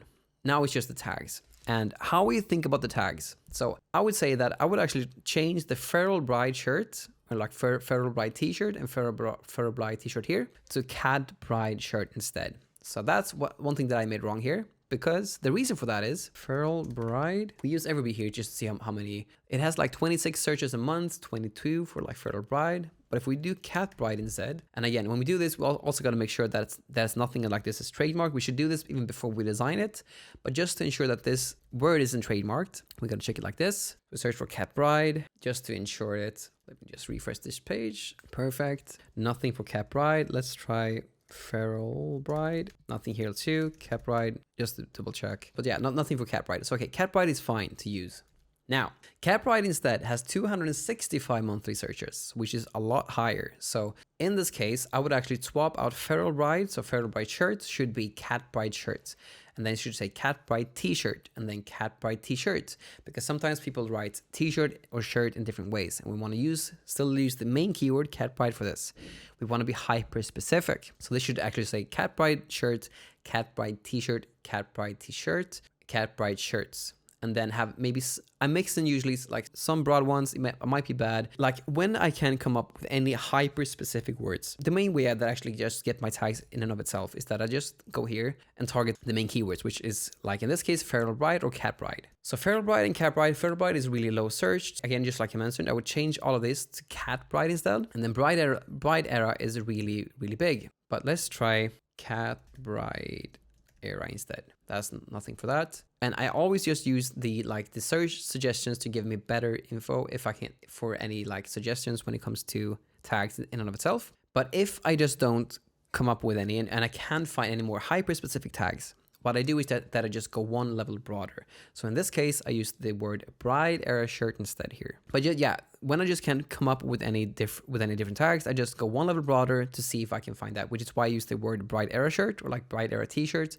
Bride Era shirts, Bride Era tee, and so forth. But for all the other ones, I'm hyper specific. And again, I would actually change out Feral Bride for Cat Bride instead. So all of these that says Feral should be swapped out for Cat to use better keywords. And I found that out because I just went to the search bar. Everbee showed me that Feral Bride has like 26 and 22 monthly searches, and then Cat Bride has a lot more. 265 for just Cat Bride.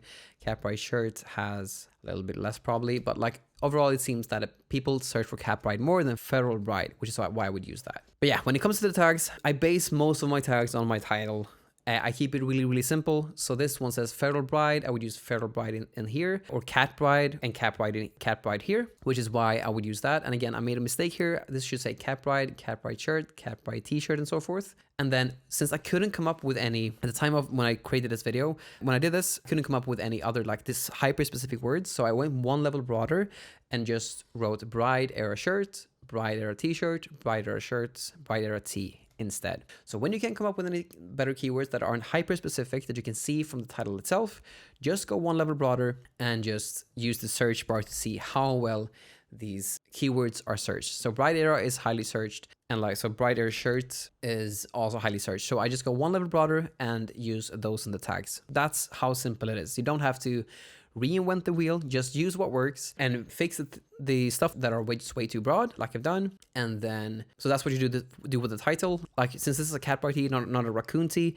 I just swap out like cat for raccoon. And when it comes to the tags, I base most of the tags on the title. And when I can't do any hyper specific tags that I can find from the title, I just go one level broader and just do, for instance, Bride era shirts and Bride era t-shirts instead of Cat Bride shirts or like Feral Bride shirts and so forth. Now, the last thing that I want to touch on in this listing optimization part is how to actually create the mockups. Once you have the proven mockups you want to make, because this is a question that I get a lot, like how do you efficiently create mockups? There are softwares like SimplyListed that Cassiy done, but if you are again staffed for cash and you don't want a lot of software costs, you can do it yourself. And this is how I've always done it, and I found this to be really efficient. So I basically make one new design for each. And the reason for that is that if I do this and this, all of the different like mockups, if I take this one for instance, it doesn't exactly match the format here that this one actually has, which makes it hard to have them all synced like this. And again, I like simplicity, so I just create one new design for each mockup that I have. A label,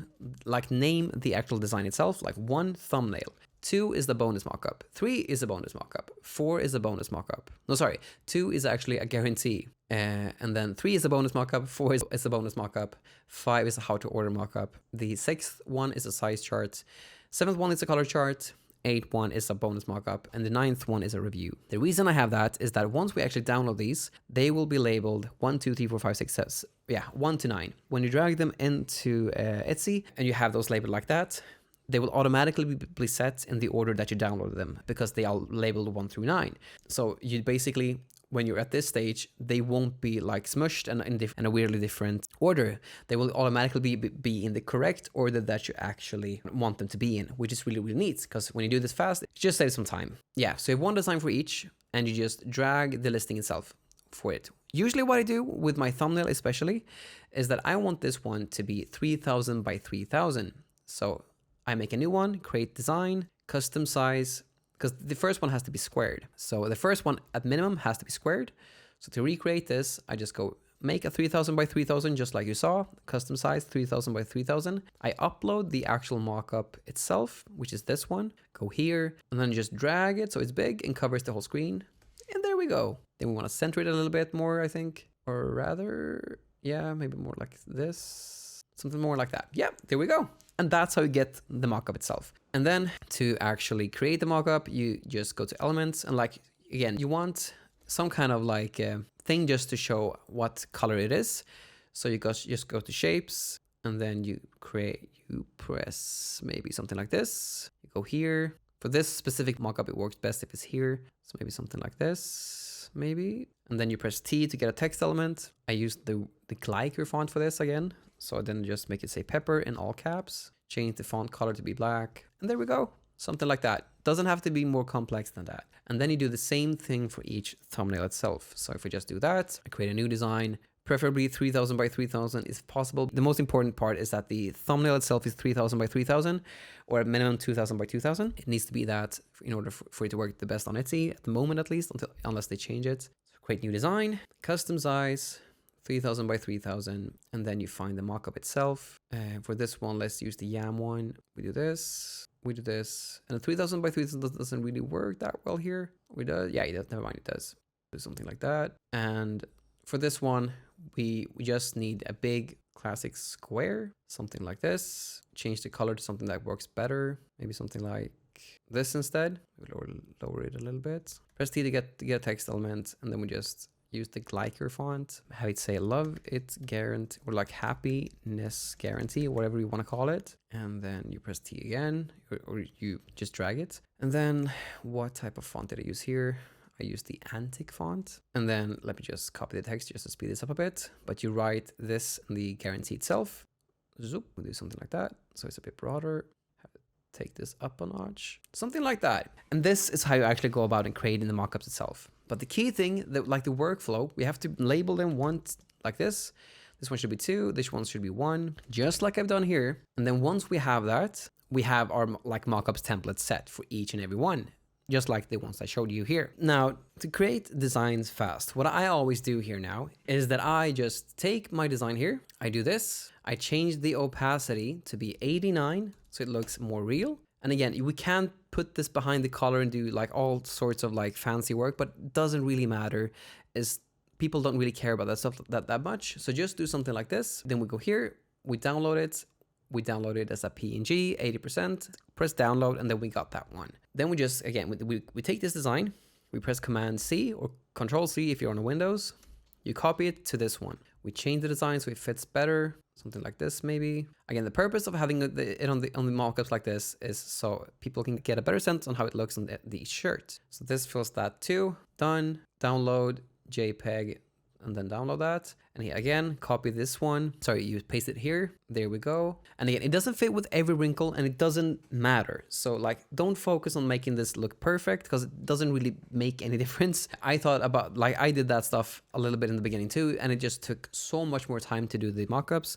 Like this is fine to do it like this. So just download it like this and then as a JPEG. Same thing here, we copy in here. We do this, and then we just download that. The reason that I'm also saying that is because I've seen listings that have one image, a blurry image, and a pixelated image that looks really bad. It has no size chart, no anything really, just one image with one mockup that looks blurry, and people still buy that. And I've found bestsellers with that previously. So again, I just commend you that you don't have to make every wrinkle like fit. This still looks good. You don't have to be in the weeds with every single small detail. This will work really fine either way. So you download this as a JPEG. Same thing here. You do this and this, something more like that.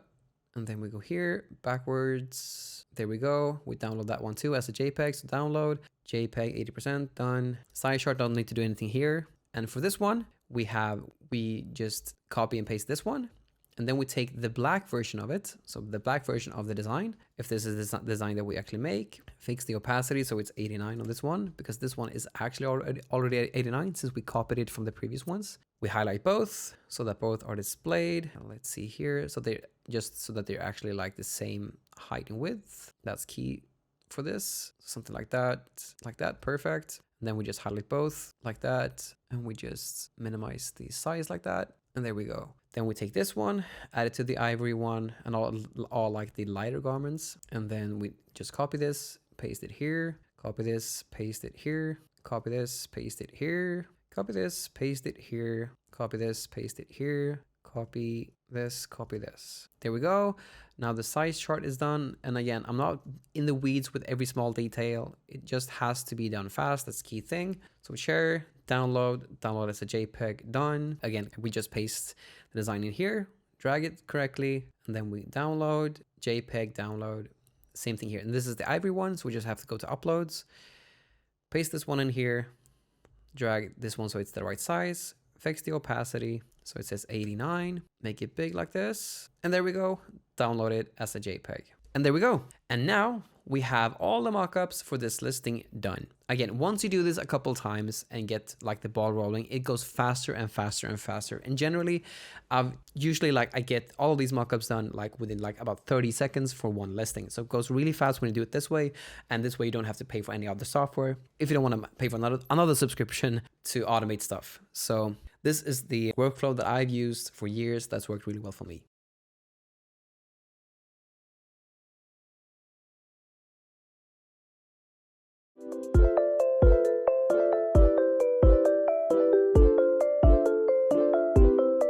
All right, so now we're going to talk about pricing. And this will be an in-depth guide on how to actually do your pricing in your Etsy print-on-demand businesses. So first of all, I just want to talk about the importance of using pricing strategies, because pricing really matters. And the reason for that is that it's the easiest lever to drive sales, because generally what I've found is that the lower prices you have, the more sales you do. Whereas the higher prices you have, the lower sales volume you do, but the more overall profit you actually make in the business, which means that it's like the balance between the two is key on these platforms, because you need sales volume in order to have rank, because you need to have rank in order to have sales. But once you have the rank, you need to bump up the price to actually receive a tangible profit in your business. Now you know about the impact of pricing in your whole Etsy print-on-demand business on a high level. But if you will look at this at a very granular level, there's different strategies that we can implement to bring rank to our listings. So the first thing that we should do when we actually list something is that we should list our items at a break-even price. And I call this the newly listed listing boost effect, just because it's a fun word to use. So the newly listed listing boost effect is that Etsy actually pushes our listings in search initially once we list them. It's in this period where it has this initial boost so that they can actually test if it actually sells. If we put our items at a break-even price, it helps generate sales and rank, because if they are boosting the listing and you get quick sales on the actual listing itself, that will lead them to expose them more, because like the main reason for them like showing your listing more in search is because it's getting sales. That's the main thing that you have to worry about. Because what I'm referring to again, like if I search just for t-shirt here, like everyone is on their own algorithms, and dependent on what you search for, you get different results. But the biggest reason for like coming up here in the first page of these search results is because of sales. Like if you get a lot of sales on your shirts, then you can rank really high for these search results. So when I talk about rank, just to be clear, what I'm referring to is how high up in the search results you are when I search for a given keyword, like t-shirt in this instance. Now, when I say break-even pricing, I don't mean that in a literal sense. I mean that we need to earn a $2 to $4 profit margin when we actually get a sale and fulfill the item on Printify. So the profit that we're left with after we've actually fulfilled the order should be $2 to $4. And when we count our prices, and we'll get into the nitty-gritty of actually how to actually like count the prices, I'll show you that when we get to the shipping model section of this. But you always gotta account for your applied discounts when you're setting the prices. But key thing to know with break-even pricing is that we put that on newly listed listings, because they usually get a boost in search when you list something on Etsy. And if we can drive more sales in the beginning by just lowering the prices, we can get the most valuable thing when it comes to these marketplaces, and that's rank. And that rank will lead to more sales, and that rank will eventually lead to more sales. And once you're at that specific rank, you can increase your margins to profit pricing. And what profit pricing basically is that you want to earn, like once you've actually achieved the rank with break-even pricing, you want to bump it up so you earn a healthy profit. But you only want to do that once you have earned 10 to 15 individual sales on a specific listings, or a 50% visibility score on Everbee. So if you just search for t-shirt here again, and just scroll here on the first page, what we can see here is a lot of different things. Let's take this one for instance. If I go into this listing and using Everbee, you can see the visibility score here. And so what I've found when I've done Etsy is that if a listing hits either 10 to 15 sales or a 50% visibility score, that's when you bump it up to profit pricing. But you also got to use your common sense here. So if, for instance, you have like 2 sales and a 100% visibility score, there's something off. Because again, these are just projections. Everybody is just projecting stuff with their tool. So you got to use your common sense when you're doing this. So if you got on like 2 sales and 100% visibility score, keep it at a break-even price until you at least hit 7 to 8 sales. But you usually like 90% of the time they go with each other. But there's also times where you have like 15 sales and a 20% visibility score, because maybe it's in the niche you're in. So use your common sense. If it's getting at least 10 to 15 sales and a visibility score of 50%, put it up to profit pricing. But if it's at 8 sales and like 60% visibility score, put it up to profit pricing, and vice versa. If it's at like 15 sales and like 20% visibility score, put it up to profit pricing. Usually they go together, but there can definitely be like exceptions to the rule here. But yeah, when we actually price our items at profit pricing, we want to price them really high. So I believe like when we have actually achieved the rank, like you don't lose rank if you just change the prices. You lose rank if you change the SEO. So that means if we just change the prices, we keep our rank and we can actually make a healthy profit in our businesses. So we want to aim for at least 30 to 40% gross margins for our profit pricing. And I think higher end items like the Comfort Colors 1717, that can even be closer to 40%. Same thing with personalized products. They can also be higher, but I'll get more into those in a sec. The key thing to know too is that if your rank drops on your profit pricing listings, you can actually just revert back those listings to break-even pricing to, again, drive more sales to get more rank and then put them back on profit pricing once they've recently done like 10 to 15 sales. And just like the break-even pricing here, you always got to account for discounts when you're doing your price calculations. And I'll show you exactly how to do this in a sec when we touch on the different shipping models, because that heavily affects the prices that you do. And it's also worth noting, and I'll touch more on this later on too, that you want to keep your loss leader at the same price in your break-even price as your profit pricing price. So you keep the same loss leader in your break-even price as the profit pricing price. That's the general overview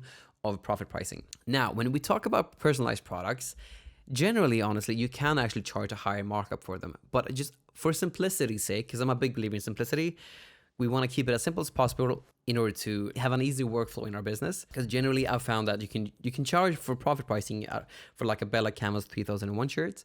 You can charge like from like $24.99 to like $26.99, but I haven't dared go even higher than that. But you can probably charge like $29.99 for personalized products themselves. But in order to keep things simple, I just think it's easier to just have like you do profit pricing for all listings like this, and you do break-even pricing for all listings like this. Like you don't separate personalized products from your other products. It's just to keep things simple. So I believe and I recommend just keeping profit pricing consistent across all your profit pricing listings. Don't separate personalized listings from your non-personalized listings, just because it's easier to track this and it's easier to just keep track of everything in your whole business. So I believe in just keeping like a 30 to 40% margin for all your profit pricing listings across the board, whether they're personalized or not. But the key thing to know is that you can charge more for them if you'd want to. Now, this will be the meat of the and potatoes of this whole thing. So when it comes to the shipping model, it has a huge effect on how much you can actually sell, because it also goes heavily into your whole Etsy strategy. So the first thing is that you gotta choose the right shipping model for the thing that you're selling. So free shipping, from my own experience, I found that free shipping works better for group focused items and items overall that cost above $30. And paid shipping is generally better for single items under $30. And I'll get into the gist of the paid shipping a little later on too, after we talk about free shipping. But if we do free shipping, what that basically means is that, because there's no such thing as free shipping, you still pay shipping. Like there's still a service that you have to use to get the thing to the customer. So if you actually do free shipping, the shipping cost is just bulked into the final price. That's what free shipping is. There's no such thing as free shipping. So if we, for instance, here now sell the Vela Canvas 3001 on Printify, and I generally recommend to use two different print production partners here, Monster Digital and Swift POD. Through my whole journey, they've been the most consistent ones here that you can always rely on, and Monster Digital taking the first place. But if we count on what it actually costs now, so one shirt from Monster Digital costs $11.42, and this is in dollars, and the shipping for that is $4.75. There we go, $13.88 is what one t-shirt costs if you use Monster Digital. So $13.88. Now, if we use free shipping, it's really easy to calculate our prices because we don't lose any prices if they hit a specific guarantee, like the free shipping guarantee. So if we use our break-even pricing as we list something, then we want to earn $2 to $4 margin as we list something. So if we, for instance, price it at $18.99 or maybe like, I don't know, $19.99, that's a bit too high. Again, we want this number to just say maximum of $2 to $4. So $18.99 is perfect. So what I would do if I would use a free shipping model in my store is charge one item for $18.99. And this would account for the S to the XLs. So if I just make a Google Docs here and I just have it say S till XL should be $18.99. Now, I live in Sweden, which basically means that I have, and we'll talk about this more too, but all of my prices is in Swedish kroner. So I gotta convert this to Swedish kroner because that's the actual currency that I have in my store. So if I then just go here, just go to Google and just search for USD to SEK, and then I want the price to be 99. That means that it should be 180 kroner after the sale, basically. So what we do now is that we go to ChatGPT, because I'm not good with like head math. So let's say they would do a 30% off sale in our store. I wouldn't recommend to do less than 25%, because generally Etsy recommends that you do at least 25% as a discount in your store.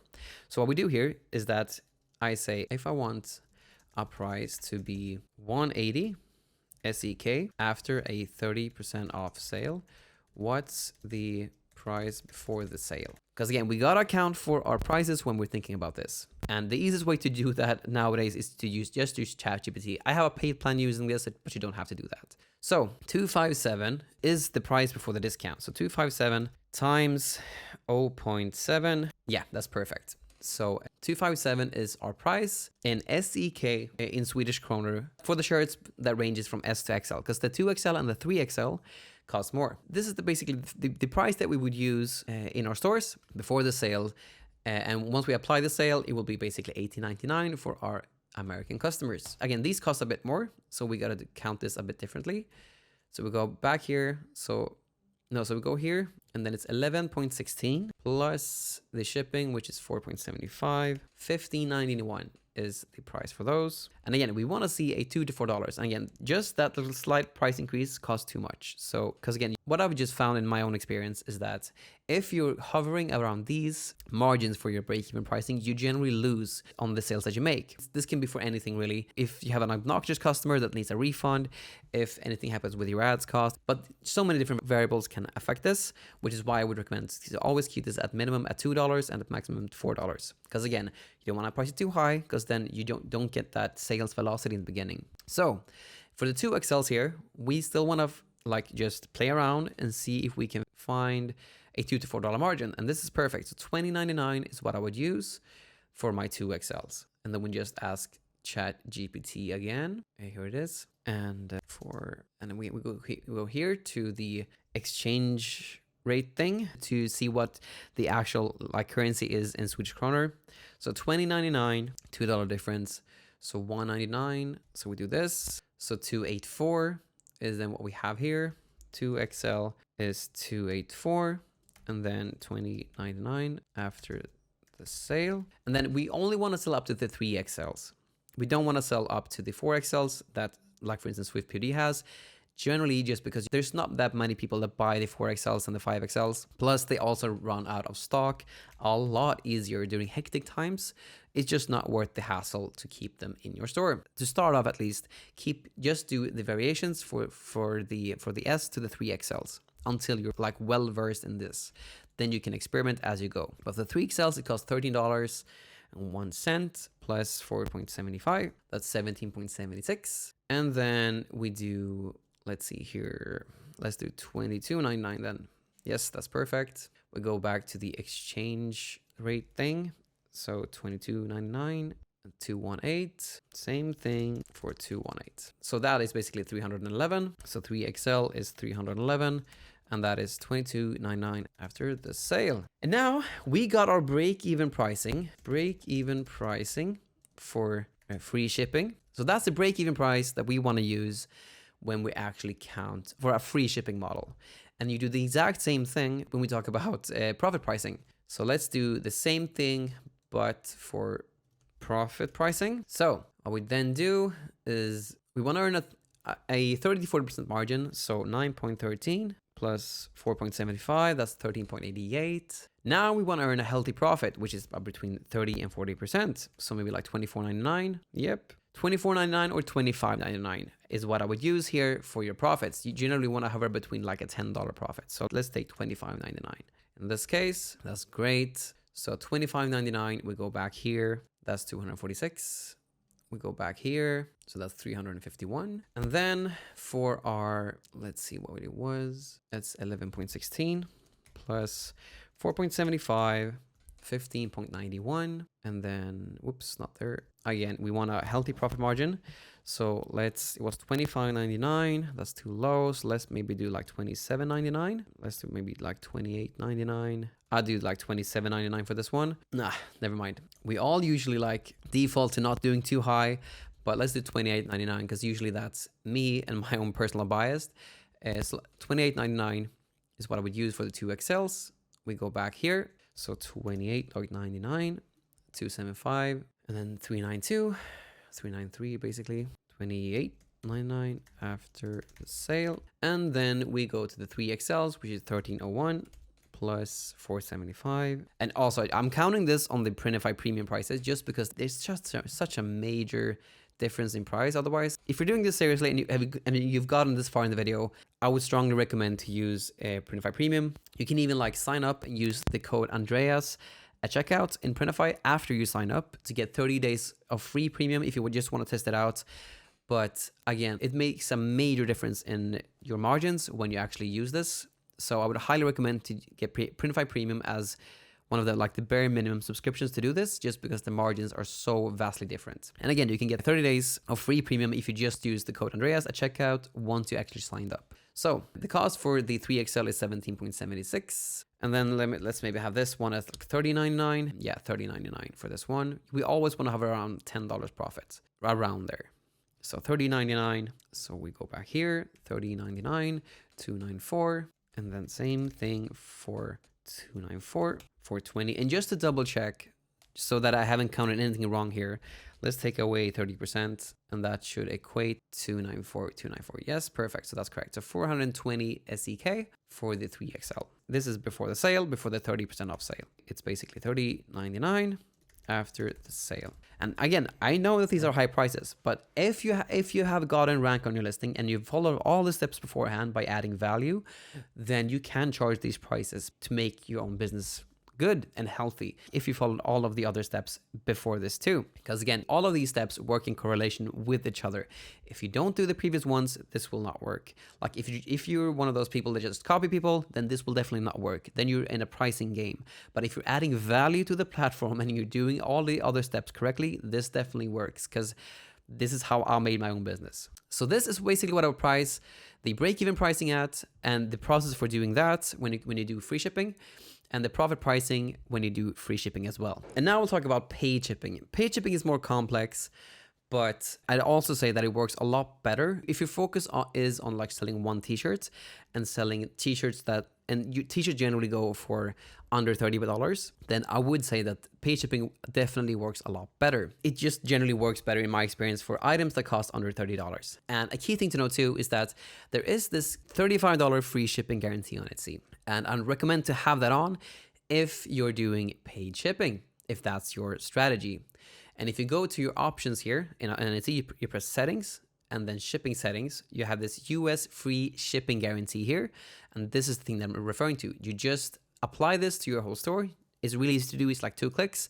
You press like get started, and then you just press that you want it on your store, and then it's on. The key thing to know with this is that it applies free shipping for the whole order as long as the items exceed over $35. Now, when we calculate the prices on this, it becomes a bit more difficult, but I'll show you every single step of the way so you'll know exactly what to do. So the first thing to know is that when you're calculating the prices, you want to assume that the customer qualifies for free shipping by hitting that $35 free shipping guarantee, and you want them to hit that by ordering 2 products. You do not want to price the items so that they have to buy 3 items or more to get the free shipping guarantee. It doesn't work. Believe me, I've tried it. This is one of the first things that I tried when I tried this out, and it just doesn't work. And that's because like the balance between the production costs and the sale that you make it doesn't correlate, just because the pricing of the items are just too low and the production costs just get too high. If they buy 2 or more, that's when they actually get the free shipping guarantee, at least with profit pricing. That's how we have to think about it. Now, if we then count out profit pricing for our items here, what we do here is that we go, let's say that we sell the Vela canvas 3001 here again. The cost of this one is 13.88. So the S to the XLs is 13.88. That's for 1 shirt. Now, we got to count this on 2 shirts, which basically means then that we have to take 9.13 plus 9.13 plus shipping, which is 4.75 plus the additional item cost, which is 2.4, 25.41. That's the cost for 2 shirts if you buy it from Monster Digital for the Vela Camos 3001. For profit pricing, we want to see a 30 to 40% margin here. So for 2 shirts, for instance, this is more in line what I would want to see. So $13 for 2 shirts. And again, we're not even counting the shipping at this stage because again, we are assuming that they're already getting the free shipping guarantee. Why I do it always like this is because it's the only way that I've found to make the pricing accurate without losing way too much money when they actually hit the free shipping guarantee. So whenever I count prices using a paid shipping guarantee, I always do it like this, assuming that they already get the shipping guarantee. It's not even in the calculations, just because I assume that they will get it.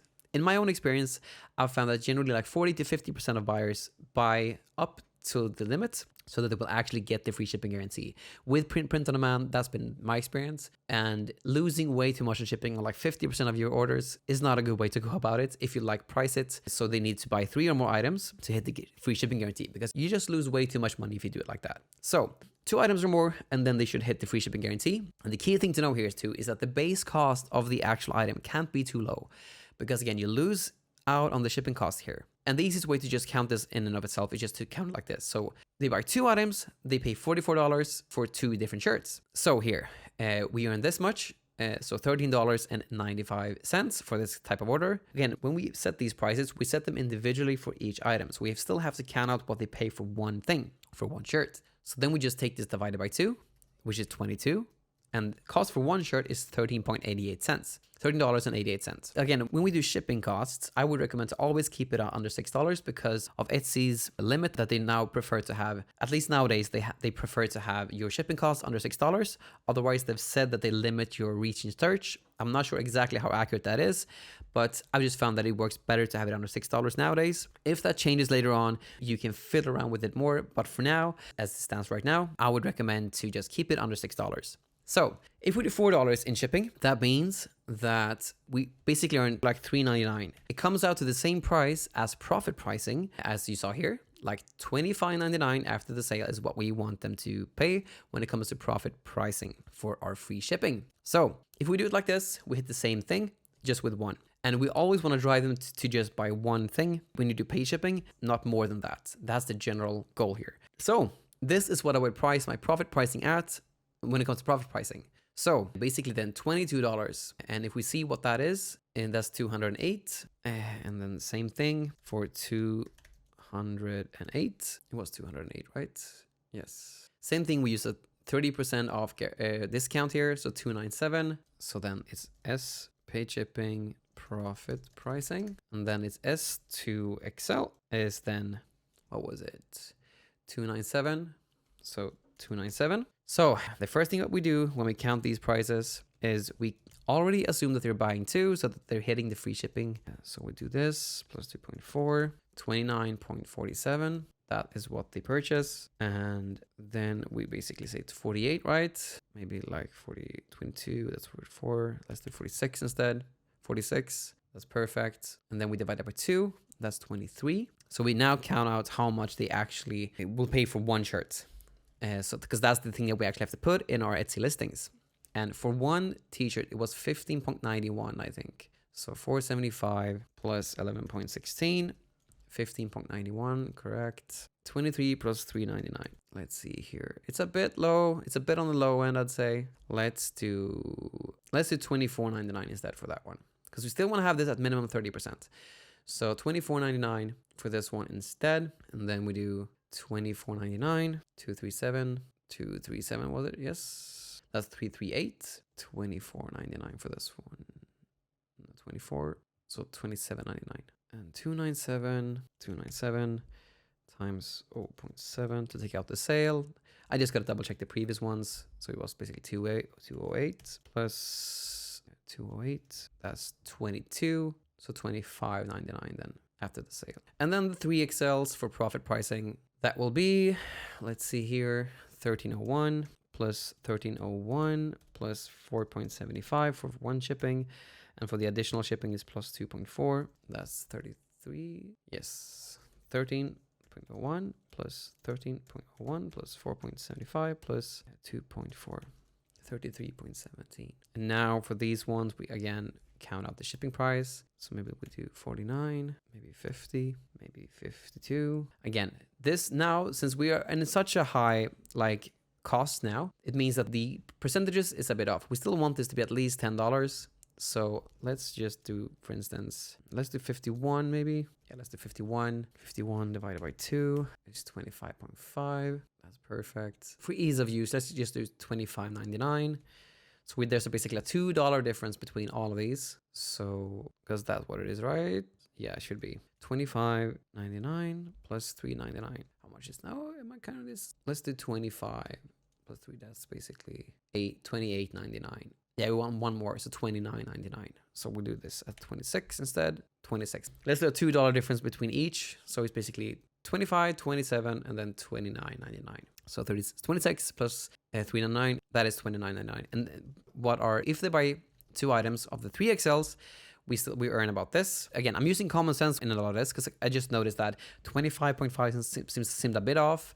So let's just keep the difference here the same. Let's take $26 here and then 33.99 to keep the difference the same, to make it logically just the same. And then for one shirt, they pay, what was it? 1301 plus, 1301 plus 475, 1776. Perfect. And then we earn basically $9 when they purchase this. And again, we still want to keep it around the $10, and this is fine, I say, for this. So I would use this in this case. Then we go back to the currency converter. So 26.99. So 26 here, we excluding shipping. So 247. And then we go back to ChatGPT for 247. It was 247, right? Yes. 353. Perfect. So this is how I would do my pricing for profit pricing when we use a paid shipping model in our store. Now, we're going to touch on break-even pricing as well. So paid shipping, break-even pricing. So S till XL, 2XL, and 3XL. Now, this might seem a bit off when I'm counting break-even pricing here, but I'm doing the exact same thing, just using break-even pricing. The only thing that really differs here mainly is that it will look like we won't hit the guarantees. So it will look like we won't hit the free shipping guarantee when we count this, but we still, for 2 items, assume that they're getting free shipping. And it might seem a bit off, but it's the only way that I've found to make this whole thing work, because sometimes they might buy a profit pricing item and a break-even pricing item just to get up to that specific threshold of $35. And the only way to mitigate this so that you're not losing money on your break-even pricing listings is that you count out the shipping for this one too, even though the numbers might not exactly like hit the $35 free shipping guarantee if they buy 2 break-even pricing items. So if, for instance, they buy 2 S to XS, 2 of these S shirts, for instance, so 9.13 plus 9.13 plus 4.75 for shipping, plus 2.4 for the additional item, that's $25.41. And now we want to earn a $2 to $4 margin for our break-even pricing listings. So what can that be? Can that be like, let's see here, 34? That's a bit too high, so maybe like 33 or 32? 32, that's great. This might seem off, but the only way to make this work using break-even pricing and profit pricing is to count they're not paying shipping even if they just purchase something for $32. Because sometimes, again, they might purchase a profit pricing item and a break-even pricing item just to hit the threshold, and to mitigate the loss of those listings, loss of shipping here, is that you count the break-even pricing listings just like you would the profit pricing, even though the numbers here might not hit $35. So 32, that's 16. So if they buy 1 item, that's 13.88, and 16, that's perfect. And then $4 in shipping. If we use the same shipping profile, maybe we'll want to do like $3 in shipping for this one. I generally would recommend to just keep the same shipping profile across all your listings, just for ease of use. But in this case, you could actually use like a break-even pricing shipping profile just for all your break-even pricing listings. So you can hit a smaller number, because otherwise you'll almost at $4 in break-even pricing, which is okay, but on the very high end.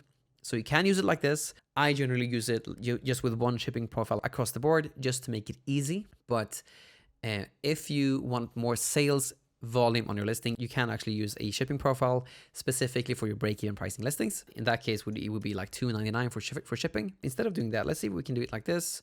Because I said 32. What if we do 31 instead?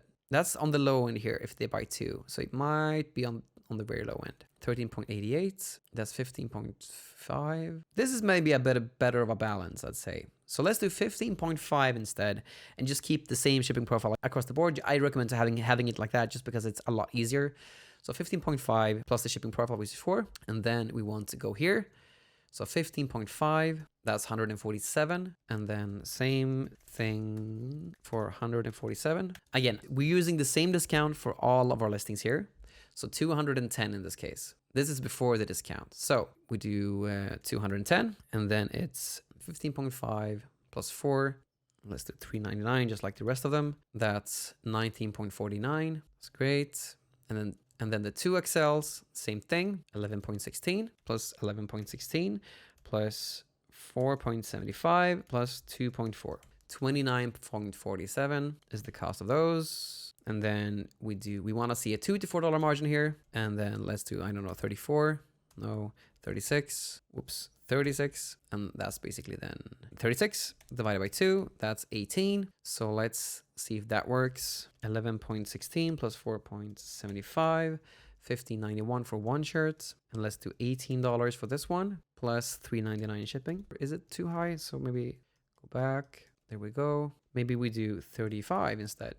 Oh, that's too low. That's too low. We have to do 36. So 36, so 18, and then it's 15.91 here in the cost. So 18 and then $3.99 in shipping. And then we go to back here. So 18, same thing for 170. So now when we count out the prices on how much it actually is before the sale, it's 243 basically.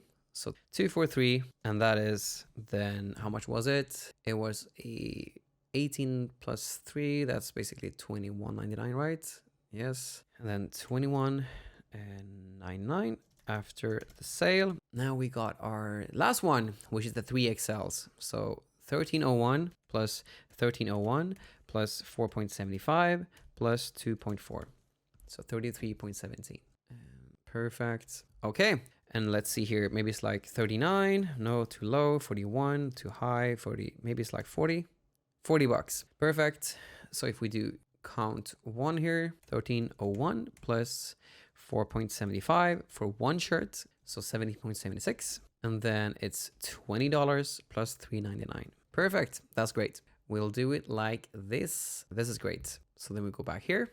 I have to convert it because again, I'm living in Sweden and we use our native currency in our stores. Really, really important to do, and I'll get more into that later. But then we go here and we say 190 basically. And then same thing for 190, 271, perfect. And just to double check, so I haven't counted all of this wrongly.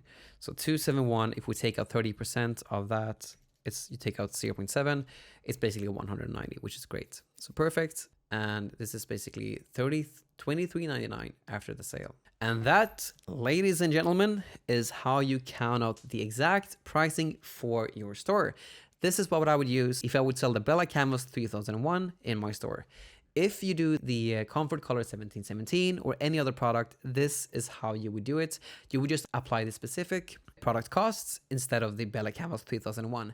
I've sold the most of this shirt. It's my like tried and true seller. So, which is why I'm counting on this. It's sold for years and it's a great shirt. But again, if you're doing, for instance, the Comfort Color 1717, this would still apply. You would just need to change the prices according to the production costs, if that makes sense. That is how you count out profit pricing and break-even pricing for your listings. And I also know that this is quite a long section and it can be quite confusing. But if you just rewatch this whole thing, like this pricing section, as I talk about the principles, and then you watch the examples again, and just watch me how I work these prices and how I calculate them, it will all make sense. You don't have to get it on the first try.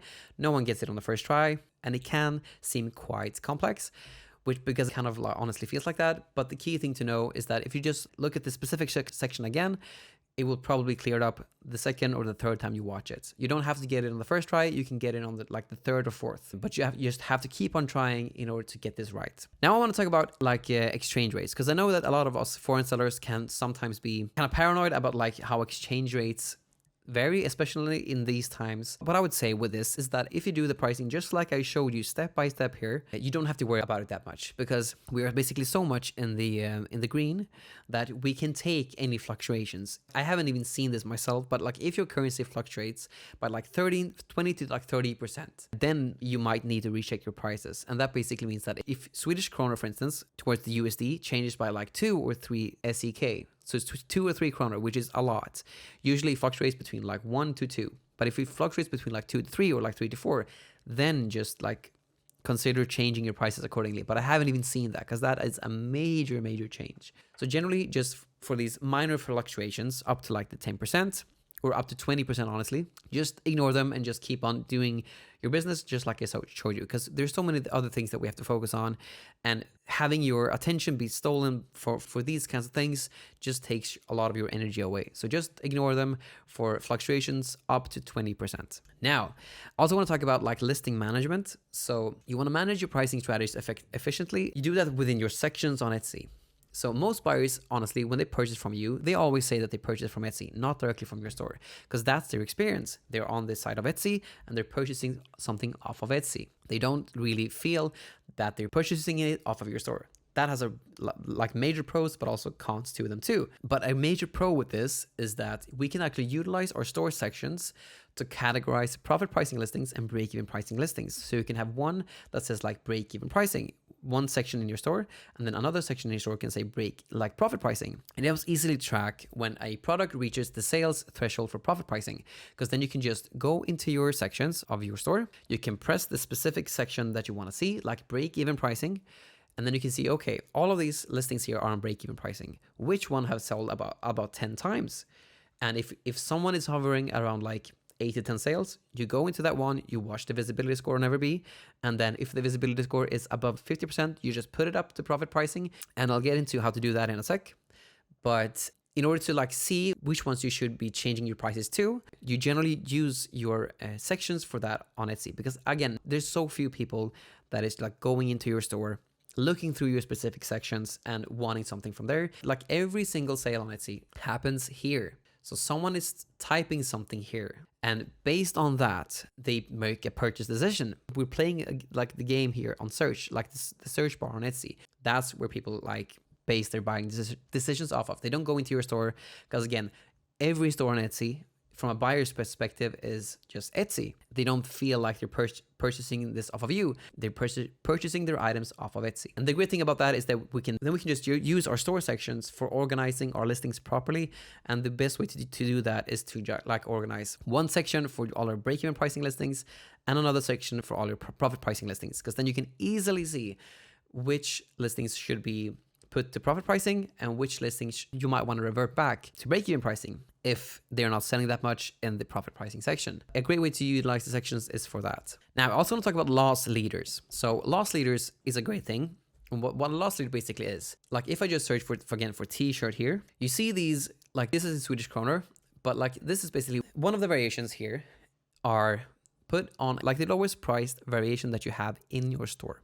That is the one that will actually be displayed here in search. Because if you can see it from here, like in this listing, it has this plus sign after it, which basically means that the prices ranges from, in my Swedish kroner here, from 149.77 and upwards. That's how they basically display this. And the loss leader is the one that is actually displayed in search. So if we have a loss leader, it means that one of our variations is priced lower than the others, just so it's displayed with a cheaper price. The only reason that you'd actually want to use a loss leader is to win the battle in search, because the customer actually choosing one of these listings and going into it, that's a battle in and of itself. And the loss leader just increases the likelihood of you actually getting clicked in search. That's the reason for using a loss leader. The thinking that I have with loss leaders is that you want to keep one variation near break even, maximum of $2 profit. You want to use the same loss leader for break-even pricing and for profit pricing, but you don't want to price it more than 50% lower than the regular items. And you also want to use logical loss leaders like a shirt size or color. And just like you mentioned, it helps increase click-through rates. But the key thing to know too, just like the basic common sense here, is that you have to provide the variation that you're actually advertising. Like you can't not provide it if someone buys it. So you have to like provide it if someone buys it. And people buy it once they want the specific thing that you're actually advertising. And what I mean by this is that you want to use a logical loss leader, is that you don't want to use this. So in this one, it says 149.77. And I think this is a comfort color shirt. But if we scroll way to the bottom, it says digital file only, 149 kroner. And this is not okay. Like, you're displaying an entirely different item and it says really cheap price, and you sell a digital item at that for that price, not the other ones here, which is not okay to do. I think this is called like a bait and switch, so never do anything like this. Like, we want to keep our stores safe and do things right, so never doing anything like this. Like, if it's a shirt that you're actually displaying for this, you don't want to like provide a digital file at that low price. You actually want to provide the actual item that you're advertising. Otherwise, it doesn't make sense. And I think at least this is like called a bait and switch. Here's an example of someone who does it really well. So they sell different types of shirts here in this one. This one says 93 kroner here for one variation, for the cheapest variation. And if you go to the bottom here, we can see that there's a, like this one here, the short sleeve baby bodysuit, which is basically a onesie. Like, that's the one that they're actually advertising for that specific amount. So if you, for instance, sell shirts, just like in this one, like do a baby bodysuit, for instance, or like do the short sleeve in excess for the cheap price. Don't do digital file or anything like that if it's actually shirts you're selling, because it doesn't make sense. And you can just like this one, it's still clothing. It's a onesie that has that cheaper price, but it's still within the same category. It's still clothing. So in this case, I think this is a much better way to actually utilize a loss leader. You just got to keep it logical and so it makes sense. Now, to show you how to count this out, I would recommend to just keep it simple in the beginning and just keep your excess in, like, I don't know, like some weird abstract color that you don't generally sell, like orange. Keep that one as your loss leader. So if we go to the Vela Camo 3001 here, Monster doesn't actually sell the excess. Swift POD does though. So let's see here. For this one, again, we're gonna keep them the same when it comes to break-even pricing and profit pricing.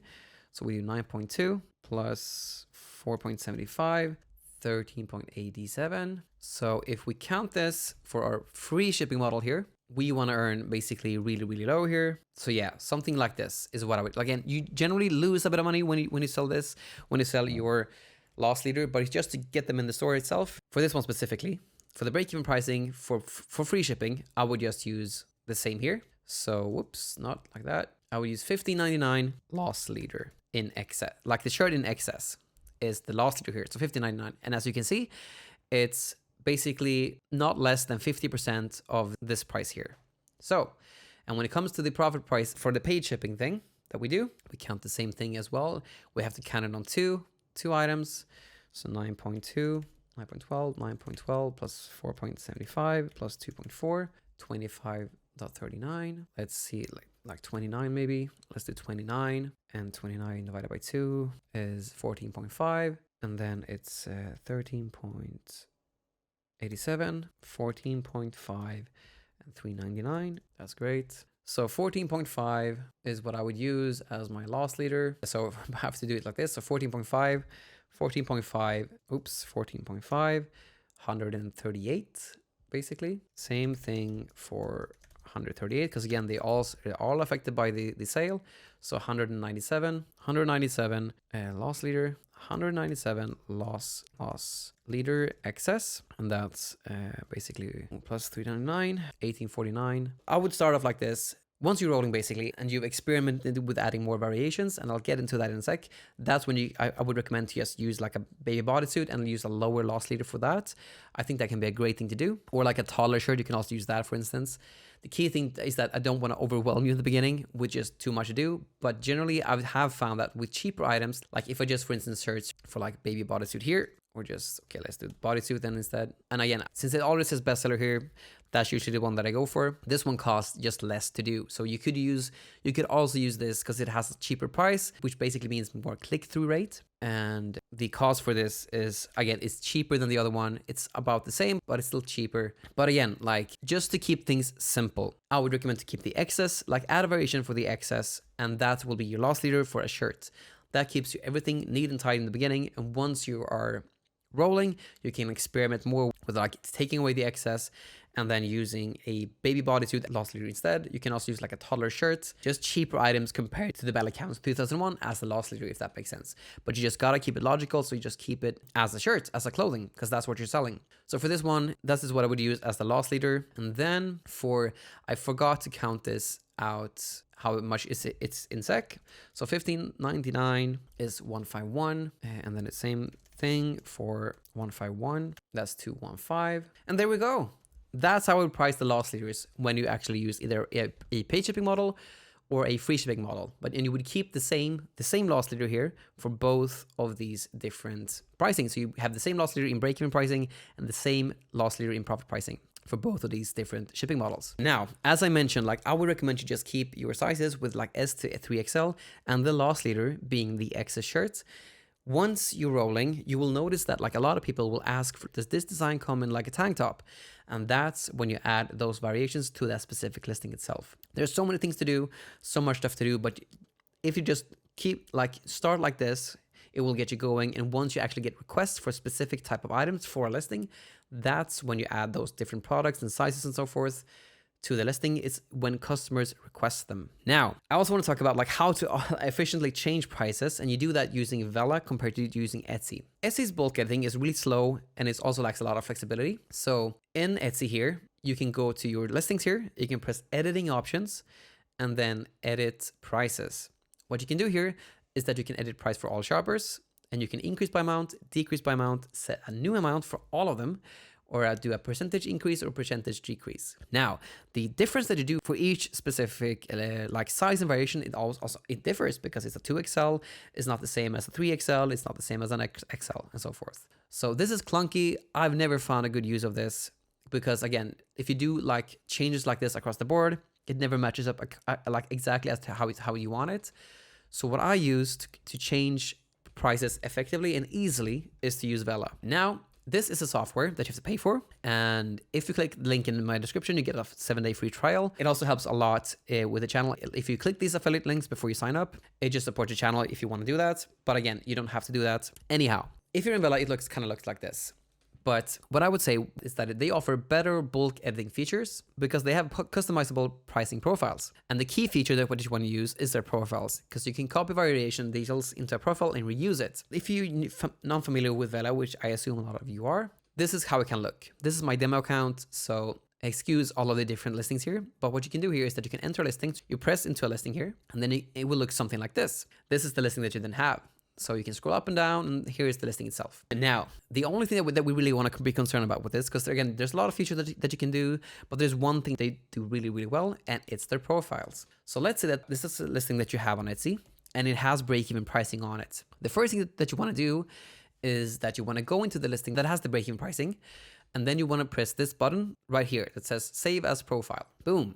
And then you want to press this one here, Variations, because that's the only thing that concerns us, the variational profiles. And then we can have it say break-even pricing, because again, this is the listing that basically had the break-even pricing in it. So we can say this is specifically for a comfort color 1717, since you can see that in the images. Then we can say CC 1717, and that's our break-even pricing. That basically creates a template out of all of this. So it basically creates a template from your pricing and all of this, which is so everything from like ranging from your colors to your prices to your SKU. So like everything in the variations basically on Etsy is copied into a template here on Vela called a profile. Now they basically then make a template based on your listing, which you can then name whatever you want. And for this one, it's a break-even pricing. Like for instance here, this can be demo break-even pricing. I think I made this one with free shipping, and then you can name it like this. Boom, done. And now, let's say that you want to make a like a version of this for profit pricing. Let's say that you don't have a profit pricing, like you don't have a template for that in your Etsy store. What you then do is you press copy. Let's see, and then it's copied here. And then we just go here, demo, and then you say profit pricing instead. You press save, update the current profile. Now, all you need to do here is just change the prices accordingly. So you can press show all, and then you just change the prices again. This is just a random template on Vela. It doesn't affect anything. So what we do then here, like if I want this to correlate with my profit pricing, which I have here, I would basically then say 351, 393, and 420. And if this was the Vela Canvas one in that case. So then we just, let's see here. So for 351, for instance, in this case. So 351. And an easy tip to just change these prices fast is that you write this one down once. You hold Command C or Control C if you're on a Windows. I'm on a Mac. Then you press Tab and then Tab, paste it, Tab, paste it, Tab, paste it. Because as you can see, all of these are the S shirts. So Tab, paste, Tab, paste, Tab, paste, Tab, paste. You can just change this accordingly to the prices that you want to set, that you've already like counted out, which we basically did in the Google Docs here. So tab paste, tab paste, tab paste, tab paste, tab paste, tab paste, tab paste, tab paste, tab paste. And then you see that the 2 Excels come here, and then we just change that to that. So tab paste, tab paste, tab paste, tab paste, tab paste, tab paste, tab. And then we're in the 3 Excels now. So I did one wrong, I think. So 420 for that one. Again, this is assuming that we're doing the best one. This is just to show you how to actually manage a profile. So this is what we do, and then we save it, and then we have, as easy as that, we now have a template for our profit pricing for free shipping. Now, if we have done our sections properly on Etsy, we can just go back here and go into one of our categories. One of these can, in this case, if this was called, like for instance, break-even pricing or profit pricing here, we can just go into these ones. Like if this one is break-even pricing here, I could just go here, boom, boom, boom, boom, and boom. And then just go press edit. And then again, don't worry about this, or just don't, like, this is because of the demo account. But again, all you would do is press inventory, because this is everything that concerns us. So inventory, variations, and then choose profile. And then again, if I'm bumping these up from break-even pricing to profit pricing, we choose this one, demo profit pricing, boom. And it says preparing to save, saved, and then done. Usually you have to apply it and stuff like that, but that's usually, that's now fixed. And that's it basically. Let's see here. Yep. And then done. Usually you have to sync it as well. I know that Vela is updating a lot of their software now, so I'm not sure it's going to look exactly like this, but the gist of it will look exactly like this. Because again, if I just show you once more, if this is our like break-even pricing listings, we go here, we press edit, we go to inventory, variations, choose profile, and then we just, if we're taking them from break-even pricing to profit pricing, we just apply the correct profile to them, which is basically just a template, and all this changes accordingly. The key thing to know here is that it's really easy to lose our SKUs when we do this, which is why I recommend to not have them like synced in the first place, because we have to experiment in order to make this work. It's just a constant thing in business that you have to experiment to get better and to just learn from failures that you do. Because if this is, for instance, like instead of unisex t-shirts, you want it to say unisex, like adult t-shirts. Or let's say, for instance, that you have another color. Let's say that you added, for instance, like one color to this. Let's say that you added, for instance, I don't know, like the heather mauve here to this one. That will then erase all of the listings variations on Etsy and replace it with a template, which basically means that your SKUs will be linked. Or if you have any SKUs like in this one, if this one says like this, the SKUs will basically say this instead. It would just be erased with the template, but you want to keep your profiles like this instead. So just ensure to, like, if any of these like variational changes here, like if anything of these changes, then just know that you can lose your SKUs. And I recommend to just not have most of them synced anyway, just because you have to do so many experiments here. And then once you've done that, you press save, and then you're done. That's how easy it is. Just the key thing to know is that you usually use, at least I usually use my SKUs once I do a lot of experiments, because the template itself, it erases the thing on Etsy if it not correlates exactly. So if you add a color, for instance, then, or like erases or take away a color, the profile on Vela will completely replace the thing that you have on Etsy. Once you are at this stage, you always want to ensure that your SKUs looks like this, so you don't like inevitably like skew link products. That there shouldn't be skew linked with different designs that you have on Etsy, if that makes sense. That's how you would use Vela to bulk edit your prices efficiently. And if you have like done all of the work by just having different sections here for profit pricing and break-even pricing, it's really easy to manage, because again, you just go in here, you mark the ones that you want to change, and you just apply your profile. It takes maximum 30 seconds once everything is set up accordingly. So really, really easy to do that, I'd say. Now, one of the last things that I want to touch on here is conversion fees and credit cards. So you want to align your Etsy currency with your bank, because otherwise you incur a 2.5% conversion fee on all payouts to your bank. So highly recommend to just keep the currency that's within your bank account, the one that you actually set up your store with, because you can't change that later on. Keep your store currency the same as that. So if you live, for instance, like me in Sweden, I have mine set in Swedish kroner, and then my chosen like shop currency is Swedish kroner. The reason for that is that otherwise you receive a 2.5 conversion fee to all payouts to your bank, and that does a lot once you're at scale. You want to use a high quality cashback credit card when possible, but I also want to preface that and say that I've had a lot of difficulty finding a good high limit cashback card, and I have like basically a perfect credit score, but it just doesn't exist the same way that it does in the US, because all my US friends, for instance, they usually can easily get a really good credit card, but for us it's really harder. But when you actually want to find a credit card, the key thing to know is that you want to prioritize low exchange rates, preferably like 0% with cashback credits if you can find one, but it's really hard to do. And if you can't find one, like a good one at least, you want to have like one credit card as your backup if anything happens to your debit card, because like if you can't find a credit card, you use your debit card instead to fulfill all your orders. But if anything happens to that bank card that you have, your whole business is kind of at risk. At Q4, anything can happen. Believe me, like having a backup in these hectic times is really important. So just have some kind of backup with a credit card if anything happens when you really need your bank account. And as an example, like if you like do manual orders and you do like over 120 to 130 a day and you live in Sweden like me, the bank, like all of these transactions on Printify are foreign transactions, and they can kind of look fishy because it's all these small transactions for these specific orders, and it looks really shady according to the bank. Even though like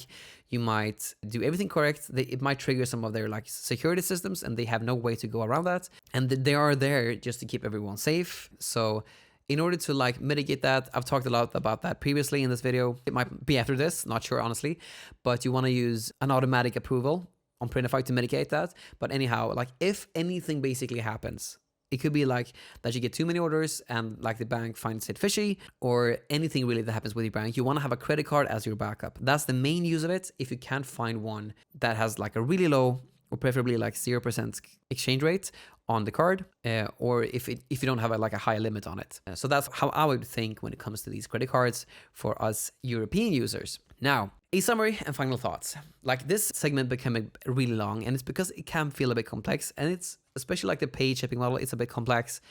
But just to summarize, like you start with break-even pricing. You shift to profit pricing after you hit the performance milestones. So like about 10 sales or 50% visibility score on Everbee. Your shipping strategy, like free shipping contra paid shipping, and you use loss leaders strategically dependent on what model you use, but you use those strategically in your business. You use store sections for easy organization of your listings, and Vela is the preferred tool that I use for bulk editing prices for their profiles. And you want to keep the same currency in your bank, in your Etsy store. You want to use a credit card when possible, and if it's not possible, just use it as a backup. And you want to let minor currency shifts go. You want to act on major ones, and the major ones generally like happens once in a blue moon. Hasn't even happened to me in my journey, so I've never ever thought about it. But like we never know what happens in the future, and if you notice that there's a major change, then that's the only thing. Like, and a major change in this one is like a 20 to 30% change. If that happens, then for instance, like act on it. But otherwise, just let it go, because doing pricing like this will enable you to focus your attention on where it matters the most.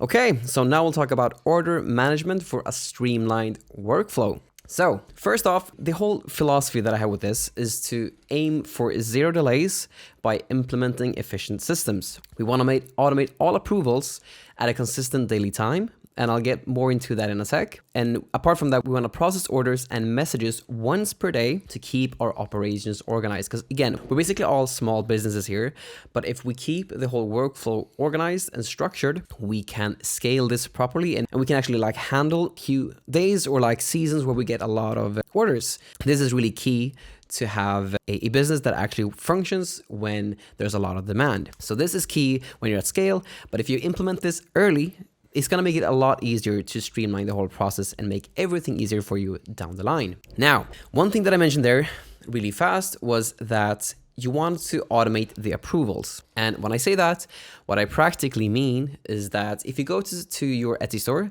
you press settings, and then you go at the top here where it says order settings. You scroll down to this part here, the order submission settings. These are really important, but like when we actually get our orders, there are usually issues that happen like at the syncing stage, because either like the customer has missed some information, like missed their last name or something like that. It could also be that something hasn't synced properly, some kind of mistake basically within this whole process. And there's so many different things which I'll get into in a sec too that can happen at this stage, which is why I think it's really important to have this setting on. What this does is that all orders that get synced to you will be placed on hold. And then at a specific time that you set, I have mine set to 12 o'clock, so at noon, they will all go out at that set time. But that basically means that every morning, I just go through all of my orders. I see if there's any mistakes, if there's any issues with the whole thing, and then I correct those issues, and then I just leave them on hold because they all go out at noon.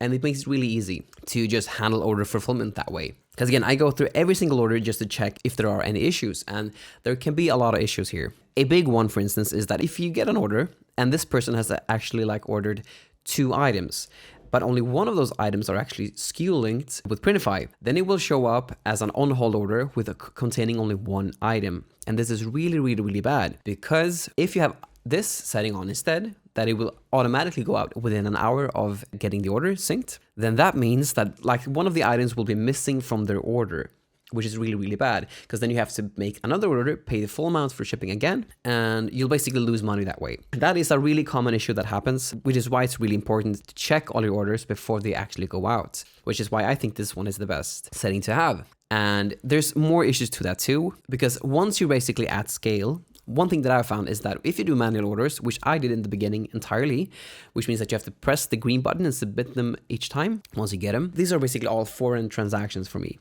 That means that after a certain amount, it looks kind of fishy for the bank. And even if you tell them exactly what to do, you give them basically everything, they have security systems in place to prevent shady stuff. And even if you tell them about it, they can't really do much about it. That's been my experience at least. But the problem with this is there's a lot of foreign transactions. And if you're doing more than 120 orders a day, that's where you go into the gray zone, at least in my experience, where they can decline you like for further foreign transactions. Since I live in Sweden, this really applies to me. And for anyone that lives abroad from the US, this would definitely really apply too. So a big fix to this whole thing is to use the automatic approval setting. And this mainly is apparent once you're at scale, because when this happens, or when you use this setting, what they do is that they take the amounts of all the on-hold orders, they charge you once for all of that, then they put that amount that they charge you from your bank accounts, they put that in your Printify wallet, and then they allocate the money from the Printify wallet to each order accordingly. But the most important thing is that you only have one transaction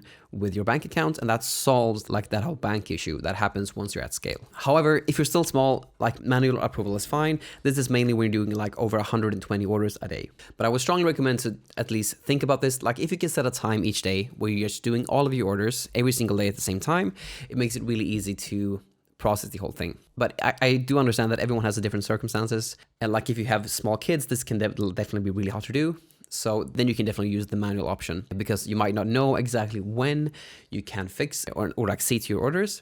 But once you're at scale, this will be necessary. So just keep in mind that if like your bank declines and stuff like that, it's probably because there's a lot of small foreign transactions for each order if you do manual approval. And having this setting on will fix that for you, since there will only be one charge for that specific, for all of the orders in total. Now, another important part too is that people are flimsy sometimes, and which is why I think it's really important to wait 24 hours before you're submitting the orders that you actually got. This, again, is solved entirely by just doing your orders once a day. Some will not be able to wait 24 hours because some people, they will actually like submit the order closer to the time that you actually are submitting the orders yourself to Printify. But doing it this way, most people will have to wait 24 hours, because at least for me here in Sweden, I do all my orders in the morning, and for most US people, it's usually nighttime for them when it's early morning here, which means that if I do it in the early morning, there's really few sales that generally happen during that time, since it's really late there. But if the time zone is different depending on where you live, just pick a day where it just fits the best for you to actually fix all the orders. And then this problem will just be mitigated automatically by that. Some people will not have that like period of waiting 24 hours before their order is actually submitted to Printify, like that you actually like submit them yourself to Printify, but most of them will, which is really good. But why we even do this in the first place is because sometimes people want to update the sometimes people want to update the shipping address, and sometimes they actually want to change like the size or the color or anything like that. So we give them 24 hours to see if there's any changes that you actually want to make with the order. And we don't want to account for this in the processing and shipping times. It should be bulked in when you're thinking about it, but in my experience, I've just noticed that waiting a day or so doesn't make too much of a difference when you're submitting stuff to reliable production partners on Printify, which is, in my opinion, with POD and Monster Digital when you're doing clothing. As long as you're choosing solid print providers that you work with, 1 day or so doesn't make too much of a difference. So you don't have to think about it like as a big thing to fix or like to allocate time for within your processing shipping times. But if you use unreliable ones that can be like that doesn't ship their items on time reliably, then it might be worth to think about it. But generally, if you use Monster Digital and SwiftPoD when selling clothing, you will be fine. At least that's been my experience. Apart from that too, if you like send something to production and they actually want to cancel it later on, even after 24 hours when you've submitted it, what you can do here, since you have waited 24 hours, it's not gone that long of a time to actually fix the order. If they do it after like a day or so, then you can just cancel the order, duplicate it in Printify,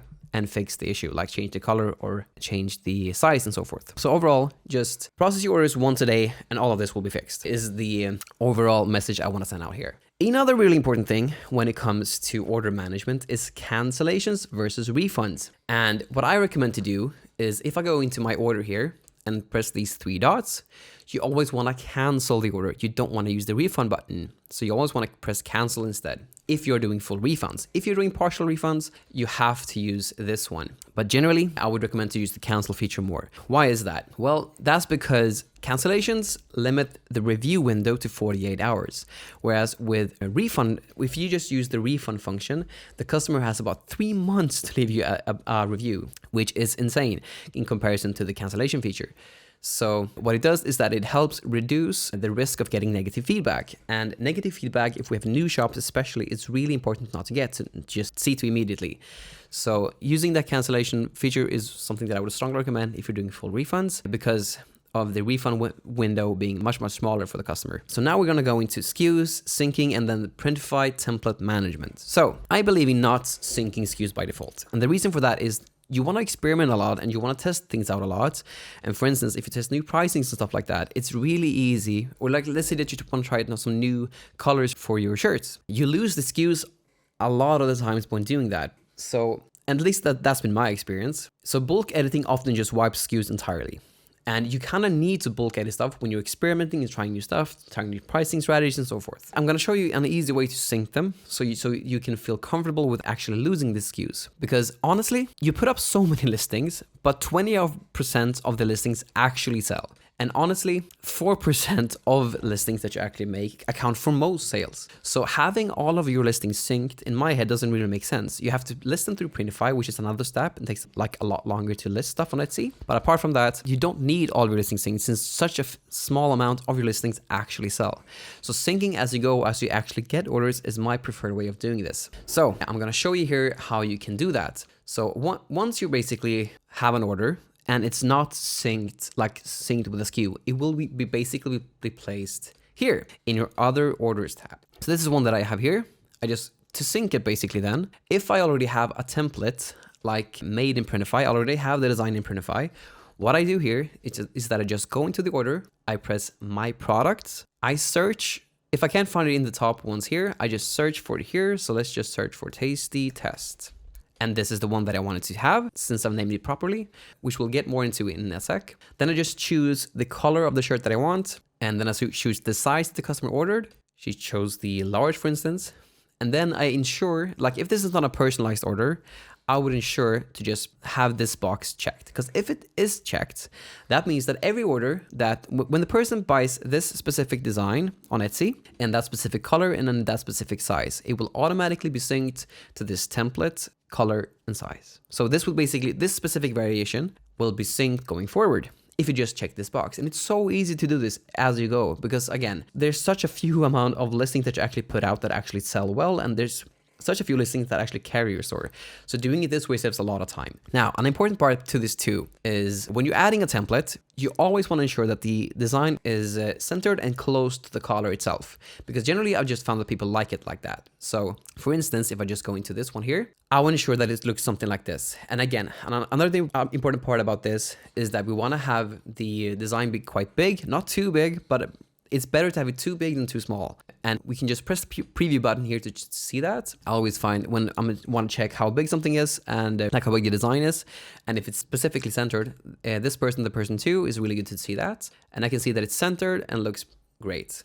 And we want it as far to the top as possible, because there's always going to be some margin here between the collar and the design. But if you place it like this, then it makes it really easy to, within a template, to have it fulfilled and look good. Now, another important part about this too. Let's say that, for instance, this works really well for lighter garments.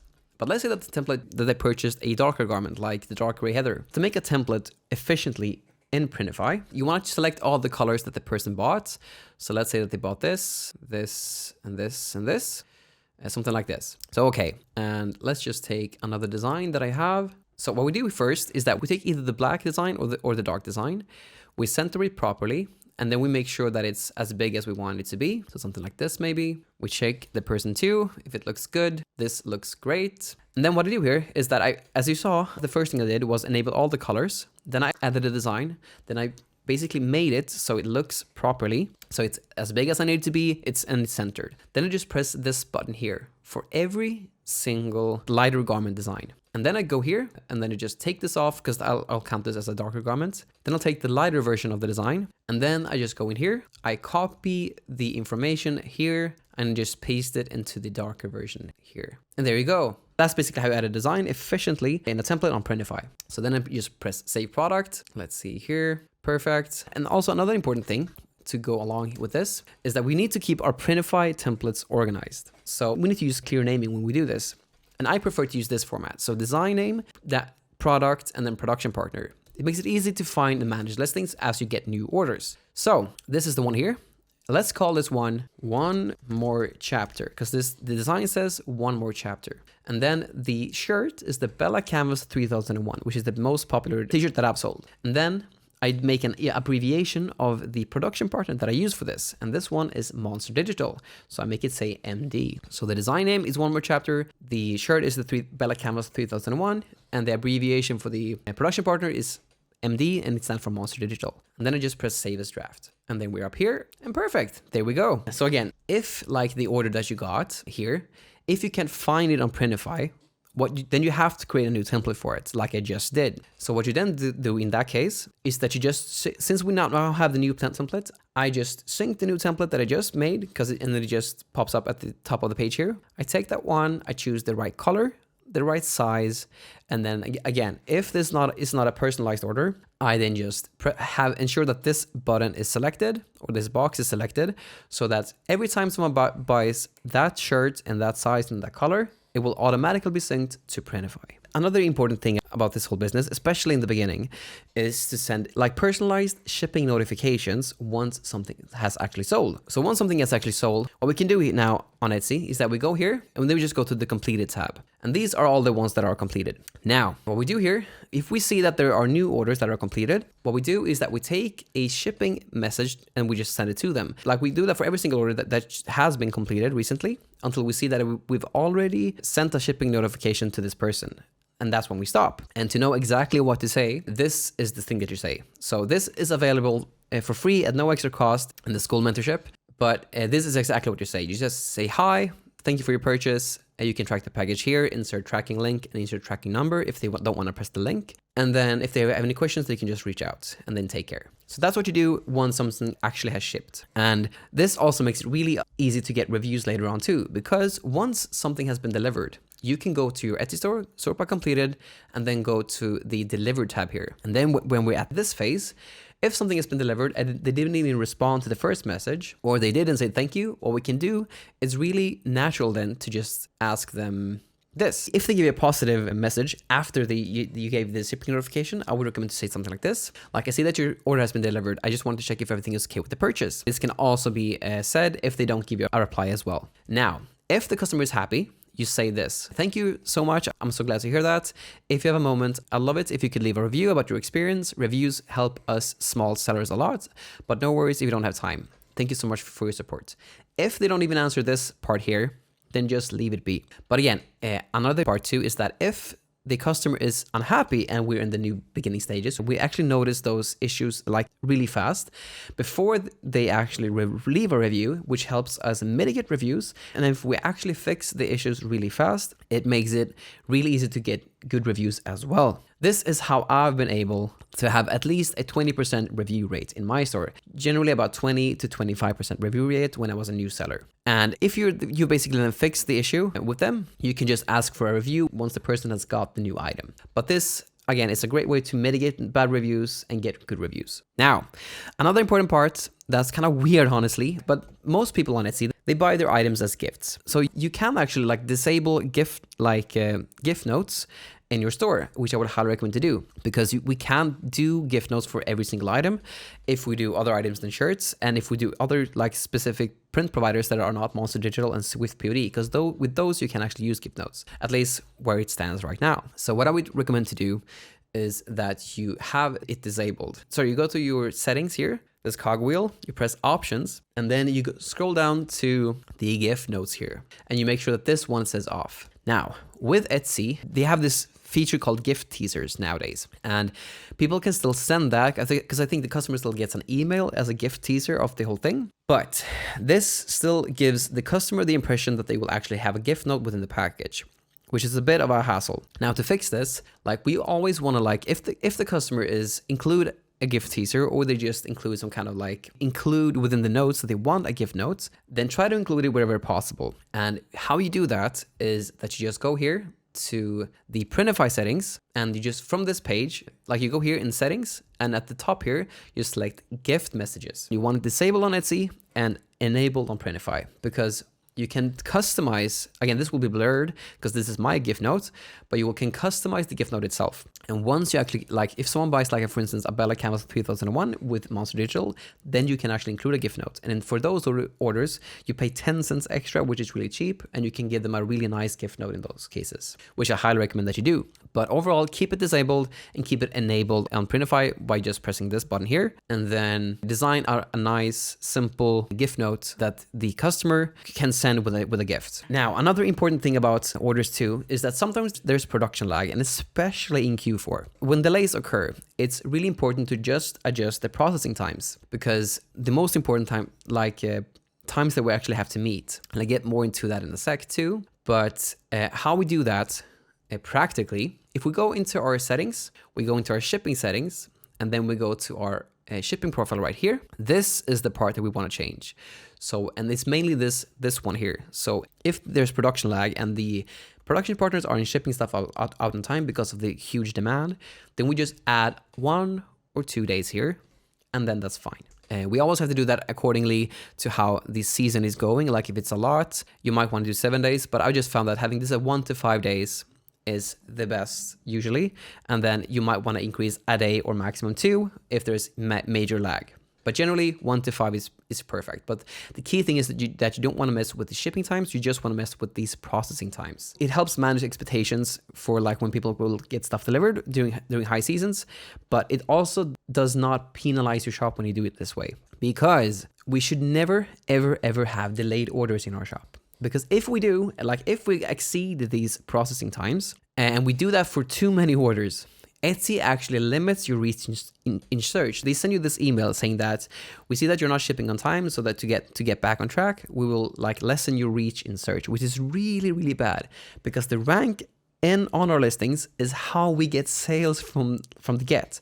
So, and this comes from having too many delayed orders. Apart from that, if they still deem that you're not shipping stuff out on time, even with this, they can even put you on payment reserves, which they do for all of us in the beginning. So they keep a portion of your revenue to ensure that you're actually shipping your items on time. So to fix this, because again, like it happens for everyone where there's lag and like a specific order might not be shipped out on time. To fix this again, what we do is that we go to our orders. Let's take this one, and then we press the 3 dots here, and we press update ship by date. And again, we want to do this with a minimum of 5 days. We take away this standard message. Again, this is a free resource that's available at no extra cost in school. And then we just send them this message. So I just take this, copy this, I send that into here. So I just say that, hey, hi, we're a small family-run business and we're having some delays in our production here, but rest assured, your order is being prioritized. And then you just insert your own name here. And that's the message that you send. But the key thing is that you update this ship by date with a minimum of 5 days. And if there's even more lag and you're unsure that you will actually ship it in 5 days, especially like during Q4 seasons, then use 7 days.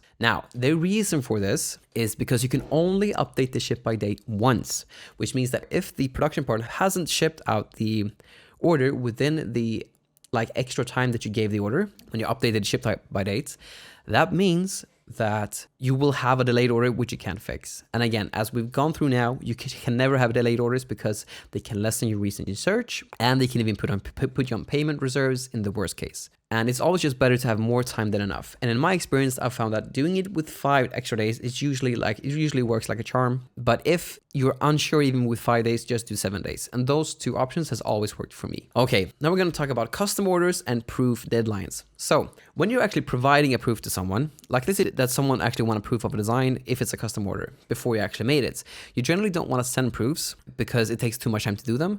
And if you are stating your listings clearly, you generally don't have to.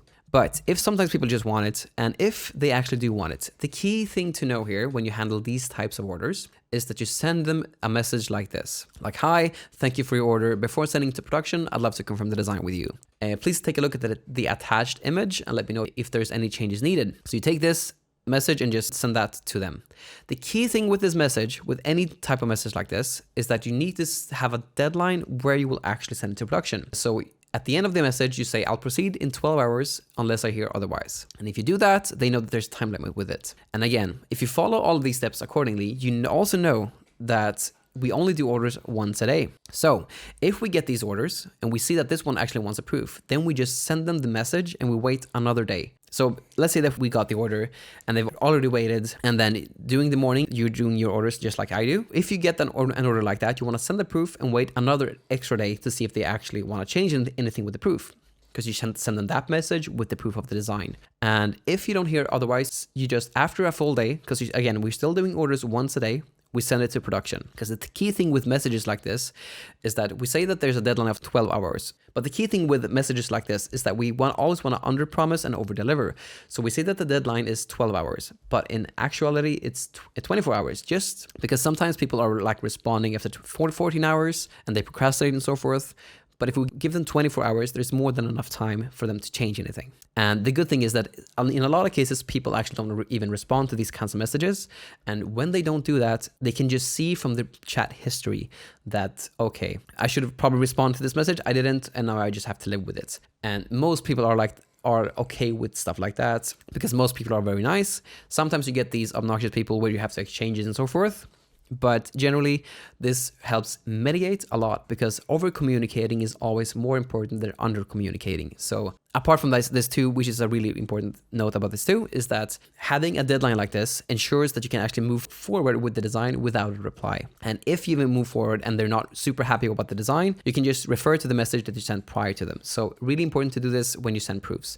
Always have a deadline within the message itself. That's the key part about this. Now, as I touched a little bit on there, sometimes people want to do returns and exchanges, and I recommend to have those on as accepted as your store because it increases your conversion rate. At least that's been my experience. Now, to handle returns, when customer gets the package, there will be a return address to the production partner's facility. All returns get donated once they're actually returned to the production partner. So this is like a pure loss for you. But what it does is that it increases conversion rate. So you make more sales. If you get 10 more sales and you have 1 return, it's like you still made the profit from 9 shirts, which more than makes up for the 1 return that you actually got. So I highly recommend to use returns and exchanges, and to handle them, just have them return, use the return address that's on the package. And once they've actually returned it, as a process of doing this, always ask for a picture of the receipt, the parcel, and the label. And again, we always want to under-promise and over-deliver. And if they just send you the receipt of the actual return, refund them anyway. The key thing that we have to know is that as long as they send us one of these 3 things, then we can still process a refund. But it mitigates a lot of the people that want to get stuff for free and stuff like that. So doing it like that is highly recommended. At least that's worked really well for me. When it comes to exchanges, it works a bit differently, because like what I've always done is to use a replacement fee. So you make a listing on Etsy that's just blatantly called replacement fee. And how it works is that you let the customer keep the original item, you send them the replacement fee, and once they pay for that, they get the new item at a much cheaper discounted price, basically at cost price for us. And how we have to think about this is that, let's say that this is a shirt from Monster Digital. It costs $13.88, and then we sold the shirt for $24.99. That means that we actually made $8.27 in profit. Now, if we send them a replacement fee, it has to be a lot cheaper. Otherwise, it doesn't make sense because it's an exchange. So let's say that we do it for $12. Once we actually fulfill this order with Printify, we lose $3.51. But the key thing to know is that we still made $8.27 on the first sale. So if I just take $8 and then we lose $3.51, the overall profit for the whole sale and the whole like net profit for this customer and this sale is still $4.76 in the green, which means that we can offer the replacement fee at $12. The whole thinking behind this is that we just want to make sure that we at least break even on the total sale in whole. If I charge it at $24.99 and then I earn $8.27 in profit, I sell the replacement fee for $12, I lose $3.51, so I subtract that from the profit. That means that I still walk away in total with a profit of $4.76 and also giving the customer a great experience. Because again, if they want to exchange something, they can get a new one without any return hassle. They can even keep the item itself, and they just have to pay a much smaller fee. So this has worked really well for me in most cases. Sometimes you get these obnoxious customers that don't like it, but those are the exceptions. This has worked really well overall for me. Now, another important part about this, and I kind of touched on this a little bit earlier, but sometimes people forget to actually put their last name within their shipping address. And if they do that, I have a really great way to solve that. So let's take this one, for instance, here. This person has this name. I can't show this since this is my actual name from my own store. But what I do here is that I take the name and the address, I go to Google, I just copy and paste that in here. I press enter and search for that. And then I make sure that the search has to include the first name. So I make these type of citation marks here. Whoops, not like that, like this. And then from these first three results, I can just see that, okay, this is the correct last name, this is the correct last name, and this is the correct last name. Or like these like last names are the same. And I can just see that the exact same first name and last name correlates with three separate search results, which means that I can highly understand that this person's name is this. So I don't even have to contact the customer in this case, because all of these search results on this specific address with that first name all correlates to the same name. So I can use that as the actual address for the order without having to reach out to the customer. Apart from that too, sometimes if you look at their email, it can even be like firstname.lastname@gmail.com or like firstname.lastname@hotmail.com or something like that. And if that's the email and you found, like in this case, that 3 of the search results all correlate to the same name, then you can be pretty certain that it's that name that you actually want to have in your shipping address. But sometimes you get mixed results, and what you do in that case is that you always over communicate with the customer. So you just reach out to them and just ask them about it. If you don't get an email, like a response for them within a couple of days, then send them an email instead. If they don't use that Apple cryptic thing, take their email and send an email through your store email to the customer and reach out through there and see if that you have better luck there. Because sometimes people don't have the app, but usually people respond on email.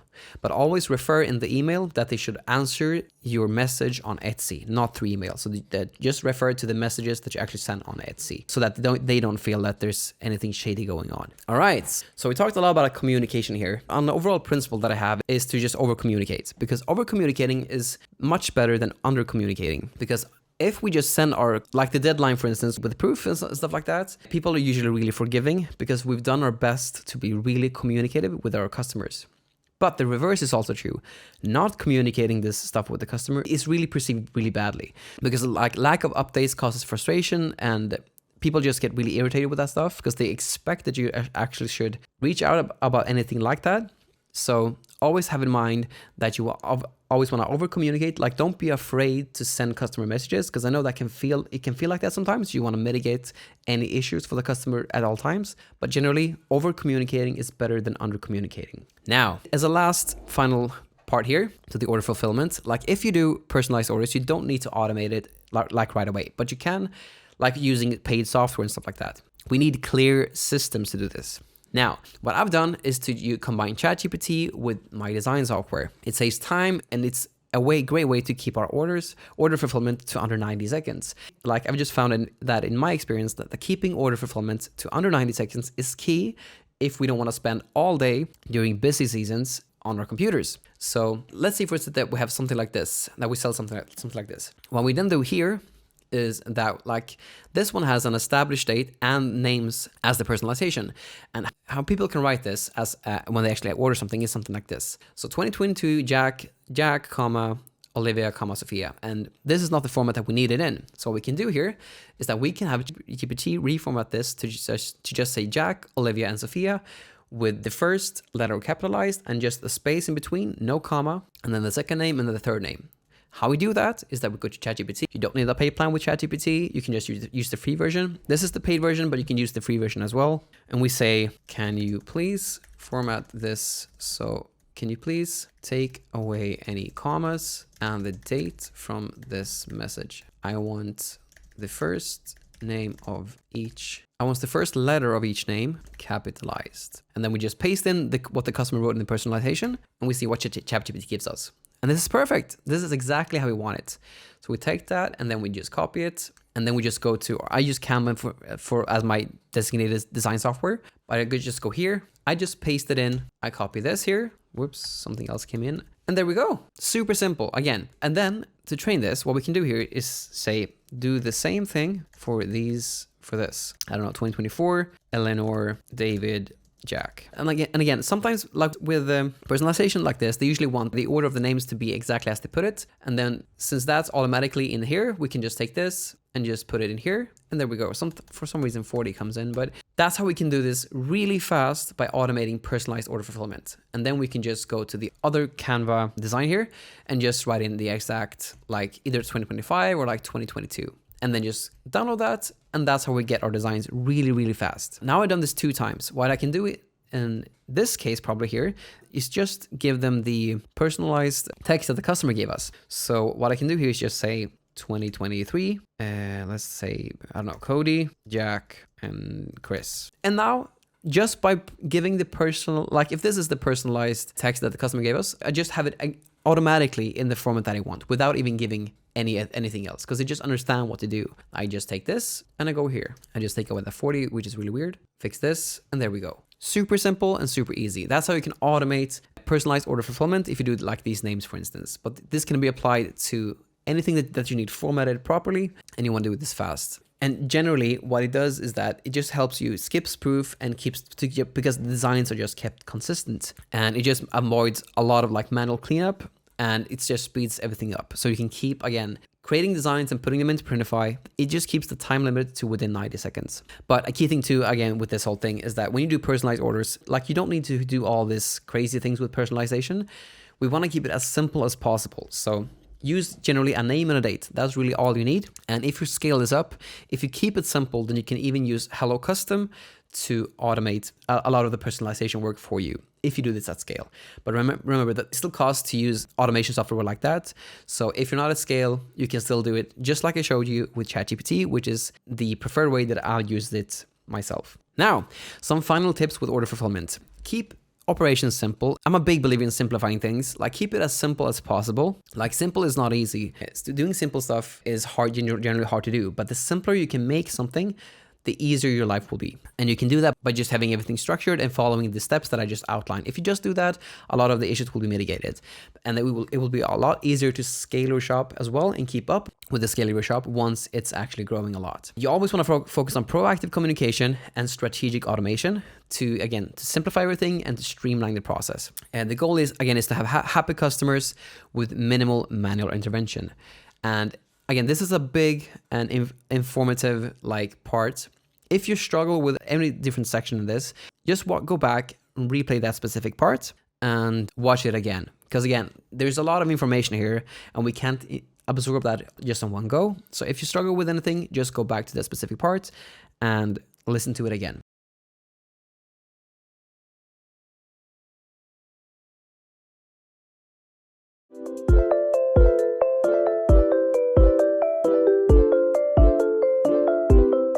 Okay, so now we're going to tackle Etsy ads, and we're going to go through how they work, when to use them, and measuring profitability. So first off, what does Etsy ads do? Well, Etsy ads are PPC ads, which stands for pay per click, which means that you get billed once someone clicks your ad listing. All they really do is that they increase the click-through rate to your listings. That's all they do. What specifically they do is that they create a separate listing in search. So let's say that you have your organic listing here, then they create the ad listing up here. So you get a second listing in search, which is labeled as your ad listing, and it provides a chance to appear twice in search results. And this is really important, which I'll get to in a sec. Apart from that too, Etsy ads also enables you to show up in related queries. So when someone searches for something else or related things to the things that you're actually selling, your listing can pop up in that related search as well. So you can show up in related queries, which increases your visibility and your click-through rate by default there. So first off, why do you even want to use Etsy ads? Well, if a listing is converting well, increasing traffic to it can boost the sales. Because if you're already converting well, just getting more traffic will usually lead to more sales. But this also goes into the rule of 7. And what the rule of 7 says is that a potential customer should encounter a brand's marketing messages at least 7 times before making a purchase decision. When it comes to engagement for your marketing campaign, the principle emphasizes the importance of repeated exposure for enhancing recognition and improving retention. What this basically just means in layman's terms is that the customer needs to see your listing a bunch of times before they actually make a sale. And having a separate listing in search, like the same one but separate listing in search, so having your listing seen twice highly increases the conversion rate. And the rule of 7 just states that they need to see it 7 times before they actually make a decision. So it gives you a much higher chance to be clicked in search if you use ads. Now, when should you even use Etsy ads? Well, the best practice here to use Etsy ads, like the easiest way to do it, is to only use Etsy ads if the listing is already converting well. So if it's already converting well, putting Etsy ads on it will definitely just increase the traffic, which will eventually lead to more sales as long as the ads themselves are profitable. Now, there's also a high risk approach that you can do with this. And you can also spend $10 on ads. So on new listings, you can spend $10 to test their conversion potentials, like to see if they actually work. What this does is that it fast tracks the progress, and it's honestly not recommended for beginners, and especially if you're strapped for cash, because all it does is give you the results if something works or not faster. And it's also really worth noting here is that if you are not able to actually use the Etsy ads because you're bootstrapped for cash, which I was too in the beginning, so I can definitely understand the situation, you don't have to use Etsy ads. You can make sales organically as well. And the key thing also here with this is to know that you shouldn't use Etsy ads if your conversion rate is less than 4%. Which is also why I don't recommend it for beginners to do it, because you need to convert at least 4% in order to actually make this work. Now, how do you even determine profitability with the Etsy ads? Well, the key metrics to analyze the profitability is this. You want to analyze listings with a minimum of $10 ad spend each. So you want to spend $10 on a listing in ads to see if it actually fares well. So that's like the test budget. So $10 per listing. Then you want to check the total sales in a 30-day period, and we'll get into how to do that in a sec. Ever want to rely on solely the sales from Etsy ads because those are skewed? You want to look at the total sales. And the key thing to know here is that when you actually look at the total sales and you look at the Etsy ads, if a listing doesn't hit your break-even ROAS, then turn it off. And I'll go through each specific part here to make it easy. So first off, we got to understand what ROAS is. What even is that? So ROAS stands for return on ad spend. So the money that you get back for each dollar spent. And the ROAS must align with your profit margins in order to determine the break-even points. Because again, as I mentioned before, if a listing doesn't hit your break-even ROAS, then turn it off. So we got to know what that break-even ROAS is, what that even means. So let's say that you actually sell a shirt and you know that your profit margin is 20%. This is with free shipping. So let me just show you here a shirt here from Monster Digital using Printify here. And we always look at the Printify premium price because the margin is a lot better with the premium price. If we take the production cost here plus the shipping, we get $13.88. So that's the cost for this. So $13.88, just like I wrote actually previously. If the profit margin is 20%, let's say that. If we sell the shirt for $20.5 and it costs us 13.88 cents to do it, and this with free shipping, again, we talked about this in the pricing section, but with free shipping, you include the shipping price within the cost itself. So that means that whenever a customer buys something for $20.5, that means that we earn 20% of that, which is $4. This means that we get a fifth out of every dollar back that we spend, which is why our ROAS is 5 here in this case. So for every dollar that we spend, we have to get a fifth of that back in order to break even. Because again, for every sale, we make 20%, which is a fifth out of the actual revenue made, which is why the ROAS has to be 5 in order to break even. Because then that basically just means that we have spent as much as we have profited from the sale. So, and again, we don't ever want to go minus, which is why we got to know these numbers.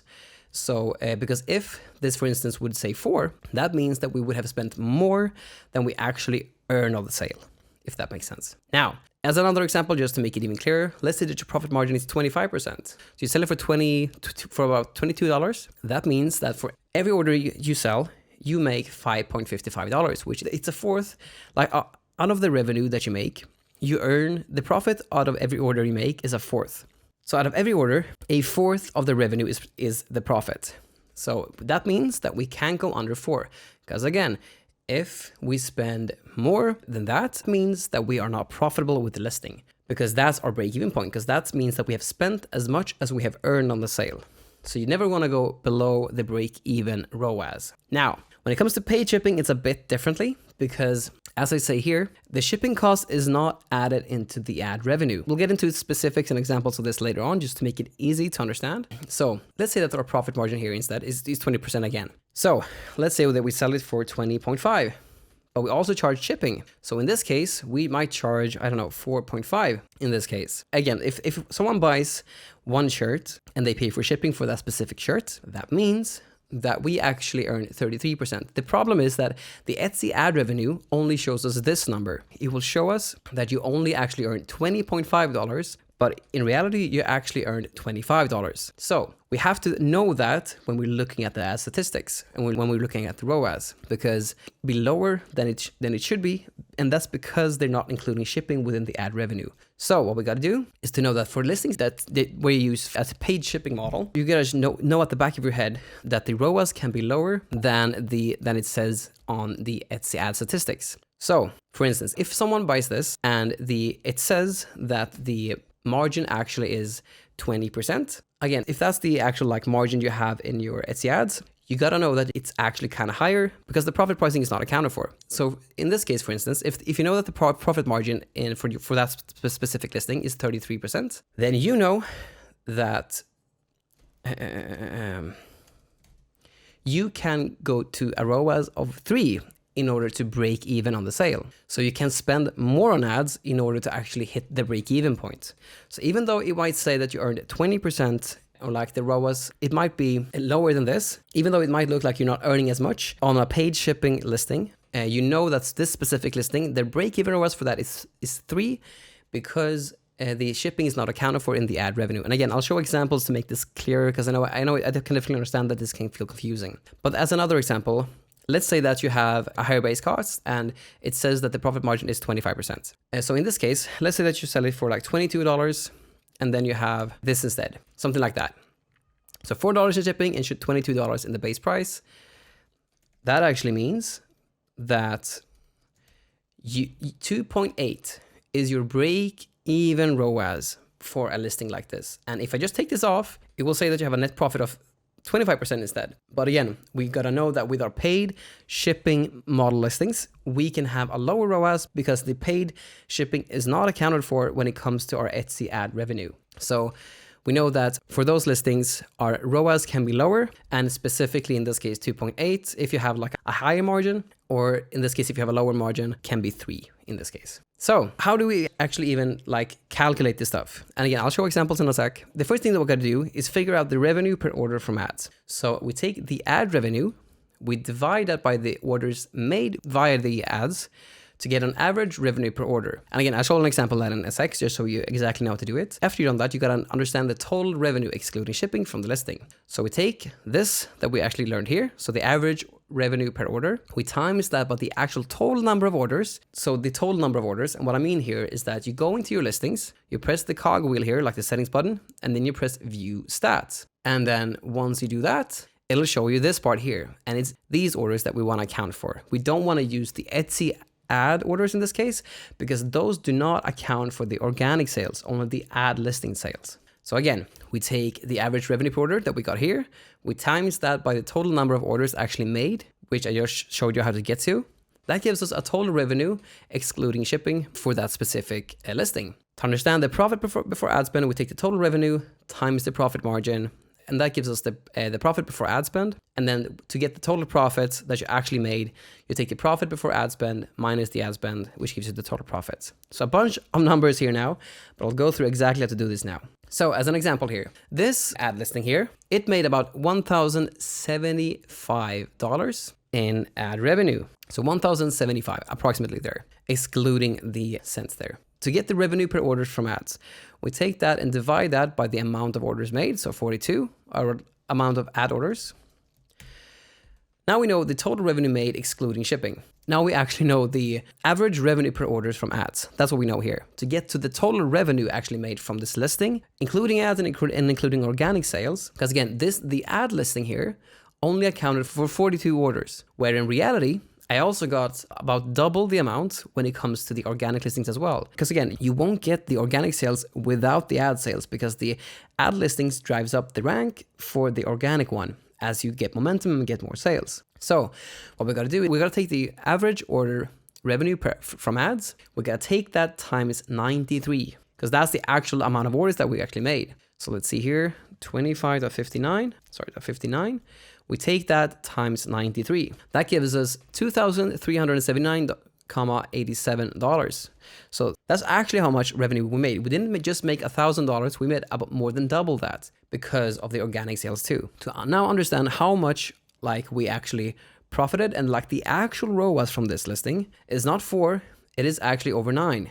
Because then we just take the total amount of revenue that we actually got here. We take that, we divide that by the ad spend, which is 253.53, and that gives us an ROAS over 9. So it makes a huge difference to do it this way, and it gives you an accurate depiction if you're actually making the ads worth it if you count it like this. If you only count from the ad statistics, it will not give you an accurate overview on how the ads affect your listings. Because again, it would not have reached this much revenue without the ads. So the ads drive up the rank for the organic sales as you get sales on the ad listing, and the organic one drives up in rank, and then you basically make 50-50 amount of sales. So you make 50% comes from the ad sales, and then another 50% come from the organic sales, but you need the ads to get the organic ones. So this is the only accurate way to do it, so you can actually see the total ROAS for a listing using ads. So really important to do this way. But there's also another example right here where we have the ad revenue is 469.32. So 469.32. To understand the average revenue per orders from ads, we got to take that, we divide that by 19, which is the amount of orders. That gives us 24.7. So 24.7. Then we take that times the amount of the orders that it actually made. So it actually made 16 orders, not 19, according to the Etsy ads here. That gives us 395.2. Then we take that amount and we divide that by the ad spend. That gives us a ROAS of around 2-ish. But why is it even saying more? Well, it's because of the thing that I told you before. It is because of this. So your ad listing can show up in related queries. But the key thing is that this actual ad listing that you had, it led to another one of your listings getting a sale, for instance, within the same niche. So let's say that you have a listing in the mom niche, and it's a mom design, but they actually wanted a grandma design. So your listing might pop up first, and they might have clicked that ad listing, but then you scroll down. Again, your mom shirt might have showed up in, for instance, the grandma niche. I don't know, something like that. A related query, basically. Or better yet, let's just use this example instead. Let's say that you have a mama shirt that popped up in the mom shirt niche. So mama and mom might sound very alike, but it's not exactly the same. So your mama shirts show up in the mom niche, but you also have organic, also have other listings within the mom niche. This mama shirt showed up in the mom niche. That means, and they first clicked your mama listing, and then they actually purchased another listing of yours within the mom niche. So your mom listing instead of the mom one. That means that this listing actually affected the related sale that it made. So the mom sale that you made was related to the mama listing that you had on ads. And that's why the orders here are bigger than the actual ROAS that it actually made, because this listing, again, it sold less than accounted for here.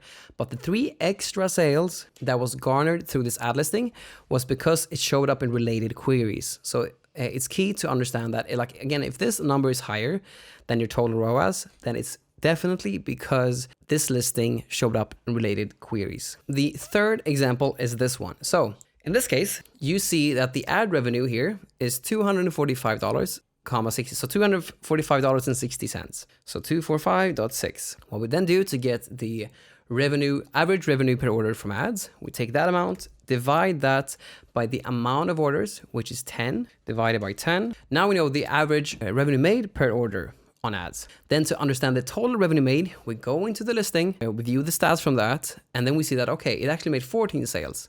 So we then take that times 14, and that gives us $343.84. So the total ROAS, excluding shipping, is 2.6. So we take that, divide that by the ad spend again, which is 129.66. That gives us a total of 2.65 in ROAS. And again, if we know our margins, we would know if our listing hits our break-even point or not.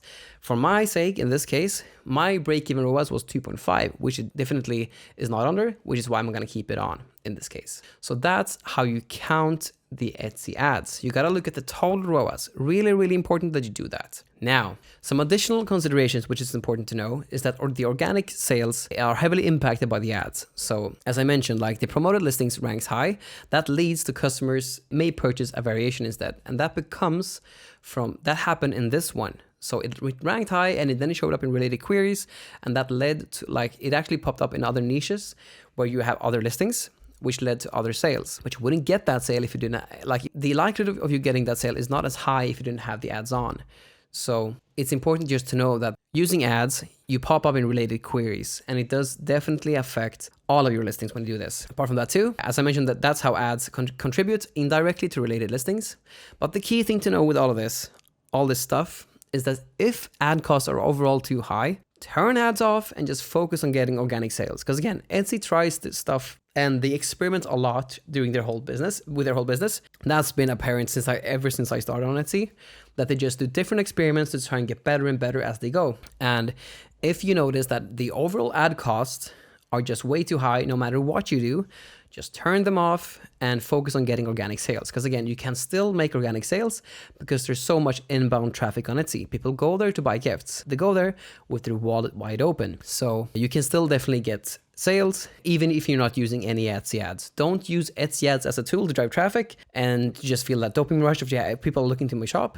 Do the work, like get better and focus on creating great listings and putting that up organically if the ad costs are too high. Because again, you don't need Etsy ads per se to make sales. It's a great tool to scale your business once you're at that point. Now, an important tidbit about this too is the Etsy ads optimization. So sometimes you kind of get some stuff like this. You get like SVG, for instance, or like gifts for her, really broad stuff, or like decorations, something like that. Really, really broad terms. We should turn off unrelated keywords that's not associated with the item we sell. So for instance, SVG here is a word that we turn off because again, people are those are other sellers just trying to find SVGs for their own print-on-demand business or something like that. So just turn that off since we're selling a shirt in this case. So any unrelated keywords, we turn those off. And a key thing to know too is that if it's too broad of a keyword, so in this case, for instance, let's say for instance that you have a mom shirt or a dad shirt. If you're indexing for just the word dad or mom, that's too broad. If you're not getting sales for that, just turn those off. Because again, if someone searches for dad or mom gift or mom or stuff like that, it's way too broad to know that they even want a t-shirt in this case, if it's a t-shirt that you're actually selling. So for way too broad terms, just turn those off. Like if you sell a mom shirt or a dad shirt, it gotta say dad shirt or like dad t-shirt or something like that. It shouldn't just say dad or mom, because those are way too broad. But a key thing to know too is that this has some nuance to it. So if you're actually getting sales for like the word dad or mom, keep them on. But do monitor them because the ad spend can skyrocket some days depending on the season. And it might not be worth to have them on if you're not getting enough sales to account for the spend, if that makes sense. Because again, if you're not hitting your break-even ROAS, you gotta turn it off. And if it's only coming from one of those broad keywords, definitely turn off the keyword and see if you can make it work without that. And again, if you can make it work without the keyword and if you're going below the break-even ROAS, just turn it off. But if you can, try to just take off the broad keyword and try to spend more ad spend on it to see if it's allocated towards better keywords. The key thing to know is that the broader the SEO, the more unrelated keywords here in the ads you get. So this is why it's so important to be hyper targeted with your SEO. We talked about that in the listing optimization part of this. And again, it's not a hugely difficult thing, which is why I haven't made a section for SEO. Because again, just make it really simple. Like if you sell a flamingo shirt, then have it say flamingo shirt or flamingo t-shirt.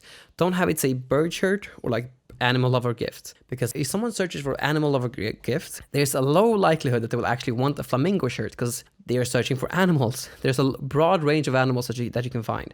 But if you are using flamingo shirt or flamingo t-shirt or flamingo lover gift, that means that they are specifically searching for flamingos, and the likelihood of you actually selling on those keywords is a lot higher because you're actually providing the thing that they are searching for. It's just that basic. So don't complicate it. Provide in the SEO, just have exactly the thing that you're selling. Don't go too broad. And again, it also leads heavily into the ads, because if you have bird lover gifts or animal lover gifts, that means that you will have more of these ad keywords. You will show up in really related queries to the word bird or animal lover. And that's way too broad, which means that you have to optimize your ads time and time again because you have not made the correct SEO. So again, I implore you, be hyper targeted with your SEO. Just do the thing that I showed you in the listing optimization, and it will save you so much time with the Etsy ad optimization, because you don't really have to do much at all if you have a correct SEO that's hyper targeted. And this is a bit of a cheat sheet. So if you want to count out the return on ad spend, the ROAS, it's revenue divided by ad spend. If you want to get a profit calculation, you see how much you actually made from a specific listing, you take the revenue times the profit margin. So as an example to that, for instance, since I think I showed that, if I take this one, for instance, here, this one is 2379.87, and that's the actual revenue that I made from this listing. And the profit margin for this one, I think, was around 33% or something like that. So if I just take that times 0.33, this is how much I actually made before ad spend on the listing itself. So that's actually how much I made. Now, if I want to understand how much I made after the ad spend, I just take out the ad spend. And that's how much actual profit I made from this listing. So that's how you count out the profit calculation. The revenue per orders from ads, just like I showed you, is the revenue divided by the ad orders. The total revenue from the listing is, just like I showed you, is the average revenue per order times total orders. So you take the amount that you earn per order on average times the actual amount of orders that you made in total, which you can only see if you go into the statistics in your listings page. That's how you understand how you actually get the total revenue made from a listing. And again, the profit before the ad spend was just like I showed you. You take the total revenue times the profit margin, and then you take the total profit is again, you just deduct the ad spend from that, which gives you the actual profit from it. And in this one, I actually think I did it wrong. The profit calculation is, this is not the total revenue. This is just this part is basically the same here. So I think it made a typo. Sorry for that. But basically, to understand profit, you just do exactly what I did. You just take 2379.87. You then take that times your profit margin. I think this one was 0.33 for me, somewhere around there. And then I just deduct the ad spend from that. And that gives me the total profit that I actually made from the listing. So this is just a cheat sheet, so just so you know how to do these types of calculations. Now, to analyze these ad statistics easily, we can complicate it so much. It's just key to have an easy framework to do this, which is what I'll go over in this section. So the first thing that we're going to do is calculate the revenue per order from ads, just like I showed you. Then we're going to multiply that by the total orders, including the organic sales. So as an example, as I showed you, we got to get this part, our revenue per orders from ads. So we do that by following the example. So ad revenue is 1075. We divide that by the amount of orders made, which gives us 25.59. Then we multiply that by the amount of total orders that you have. So the total orders that you actually made from the listing, including the organic sales, which is the key part here. And you go to your listings and then to the stats on that listings, which I showed you initially to see that. So we go there and then we take that times 93, because that's what it said in this listing. That gives us a total revenue of $2,379.87. And then we want to apply the profit margin to determine profit before ad spend. So I think for this one, it was 0.33. So 33% for me. That gives us this number. And then we subtract the ad spend to get the total profit. And for this one, it was 253.53. Yes, we gotta apply the profit margin now in this case. So we take that times 0.33. And then we subtract the ad spend, which is 253.53. There we go. So that gives us we subtracted the ad spend to get the total profits. And then the key thing to know here is that at the end of this, gotta consider the variational listings impact in how our ad listings perform. Because again, in example 2 here, we could see that we actually made more orders than the total orders for this listing. So I made more related sales because I had this listing on ads. So it's key to know that after you do these calculations, if it's like not exactly where you want to be, but you get like an overall, like it's going overall well with your ads, you gotta consider the variational impact, or like the impact this listing on ad has on other listings of yours as well. A key thing to know to make this whole thing easier without having to do all of these calculations is just to know your ROASes. If you just know that, okay, you can't go under 2.8, for instance, in this case, all you need to do in that case is just calculate the revenue per order from ads. So 1075 is the ad revenue. We take that divided by 42 to get average revenue per order. And then we multiply that by the total amount of orders made, including the organic sales, which in this case was 93, 25.59 times 93, which gives us $2,379.87. And then the thing that we do from there, we just note, okay, so that's how much I actually made from that. That's actually the total amount of revenue that I made from all of the orders made. And that just shows me, in this case, that, okay, this ROAS is actually over 9. Let's see here. Because if I then just take this, divide that by the ad spend, just like I showed you, it gives us a ROAS over 9. So it's a much more simpler way if you just know your ROASes. Because again, you see all of your ROASes here. And all you need to do is you gotta look at the total orders. You take 1,075, divide that by the amount of orders made, which is perfect. And then you look at the listings to see the statistic for the listings. You take that times 93. Then you take that divided by the ad spend.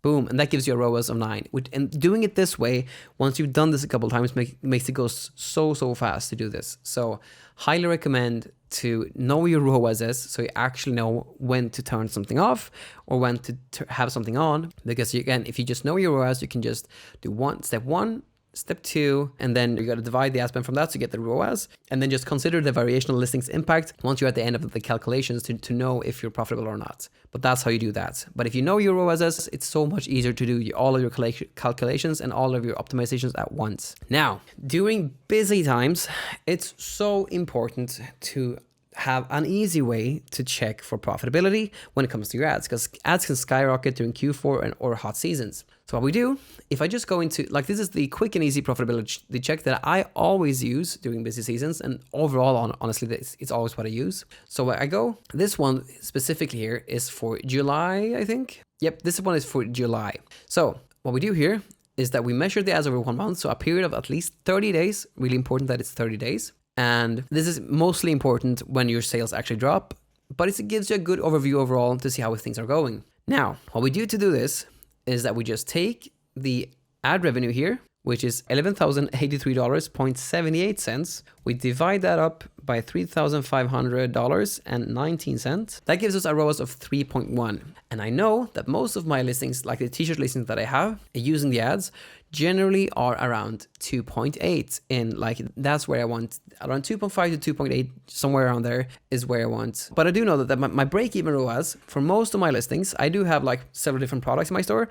So for instance, I do have mugs and I do have t-shirts. This means that mugs have a lower cost and the margins are generally a bit higher with those. That means that I can generally be around 2.5 to 2.8, like a minimum 2.5 or preferably around 2.8 minimum, but 2.5 is definitely like the break-even point where I can't go under in my own shop. That means that as long as this is over that, so like the overall revenue divided by the overall ad spend for a month, as long as that is basically about 2.5 in my case, that's how I know that I'm in the clear. And the key thing to know is, again, if things are going calm and it's a busy season and lots of things are happening, what you can do every single day, which takes like 10 seconds, is just go into your ads, like take the last 30 days. Again, it gotta be less than 30 days, because if, like, so we all get days where it goes up, all goes days where it goes down. So look at the last 30 days at minimum. So you take the revenue, divide that by the ad spend, and that gives us a ROAS of 3. And if your ROAS, overall ROAS in your store, is below break even, adjust your ads accordingly. You just go through your ads and try to identify budget draining keywords to turn them off. The key thing to know is that the Etsy ads automatically spends most of your budget on your highest converting listings. So the listings that are working the best for you, it will tend to spend the most on. It's an automatic type of campaign where you don't have much control of it, but it usually always just allocates the most budget to the highest converting listings. And when it comes to like broad keywords and stuff like that, just ensure that if you go into these listings where you're noticing that the ROAS is a bit too low, see if you can identify like too broad of a keywords and just take those off if it's not working. The key thing to always be with these ads though is that you gotta be vigilant and be really harsh with them. Like if there's not a big broad keyword that's actually not working that well, then ensure to just cut that listing off entirely from ads, even though it might be you're a great design of yours or whatever. Just turn those off if it's not actually profitable. It's key to do this because otherwise the ad spend can fly off the roof. Now, as a conclusion to this, so what Etsy Ads does is that they boost visibility and click-through rate. That's all they do. They will not fix a bad listing, which is why it's key to already have a great listing before you even use Etsy Ads. Like, don't even consider using Etsy Ads until you're at minimum a 4% conversion rate. Otherwise, you will just throw money at the wall and not fixing the actual bottleneck of the business. Like, you gotta fix the problems first, then get more customers in. But you gotta fix the problems first before you even touch these. Otherwise, it will be money down the drain for you. And if you want to be on the safe side, the best practice to use them is to just use them strategically for already converting listings. That's the safe way to do it. But a key thing, if you're doing more of the high risk approach by testing out new listings to get data faster if something works or not, then it's really important to always analyze the profitability with them so that you're not losing money on the ads, because you can really easily lose money on your ads if you just turn them on and are not really thorough how it's going with the ads. Like if you're not looking through the statistics often and you're being more risky with them, you can definitely lose money on them. So overall, just regularly analyze the profitability with them just to see how it goes. If you're using the best practices, I recommend doing it like I tend to do it like once a week if I do it that way. And the key thing to know too is that if you're using way too broad SEO, you will generally spend more money on ads because you will be indexed for related queries and you can be indexed for really weird queries if you have too broad keywords. So overall, if you're unsure about Etsy ads, look at them once a day at least. But once you get going and once you have like fixed a lot of the issues, like you're being hyper targeted with the SEO, and let's say that you only use the best practice of only like putting your ads on listings that are already converting really well, then like once a week could be good. If you're being more risky and have all your listings on ads and you're listing new stuff with ads on, then ensure to check them at least once a day and at least do this calculation that I showed you here. Take the revenue, divide that by the ad spend just to see how it goes, because that will let you know how the health of the Etsy ads actually is going. And a key thing to this too is that once you see that something is flying off the roof, like check that specific listing, optimize the keywords to maximize the returns so that you're not overspending on stuff where you don't have to overspend. Because again, like if you're too broad with your keywords and you're indexed for too broad keywords, you generally don't spend. For instance, if you sell a mom shirt and you're indexed on like mom or dad, like generally you don't make that much on those type of keywords because they're too broad. But mom shirt or dad shirt is different. So be really precise when it comes to these ads and try to only target the thing that you're actually selling. So if it's a mom shirt or dad shirt, only use those kind of words. If you are indexed for the word mom or dad, those are too broad. If you're getting sales for them, keep them on. If you're not getting sales for them and they're just draining budget, just turn them off.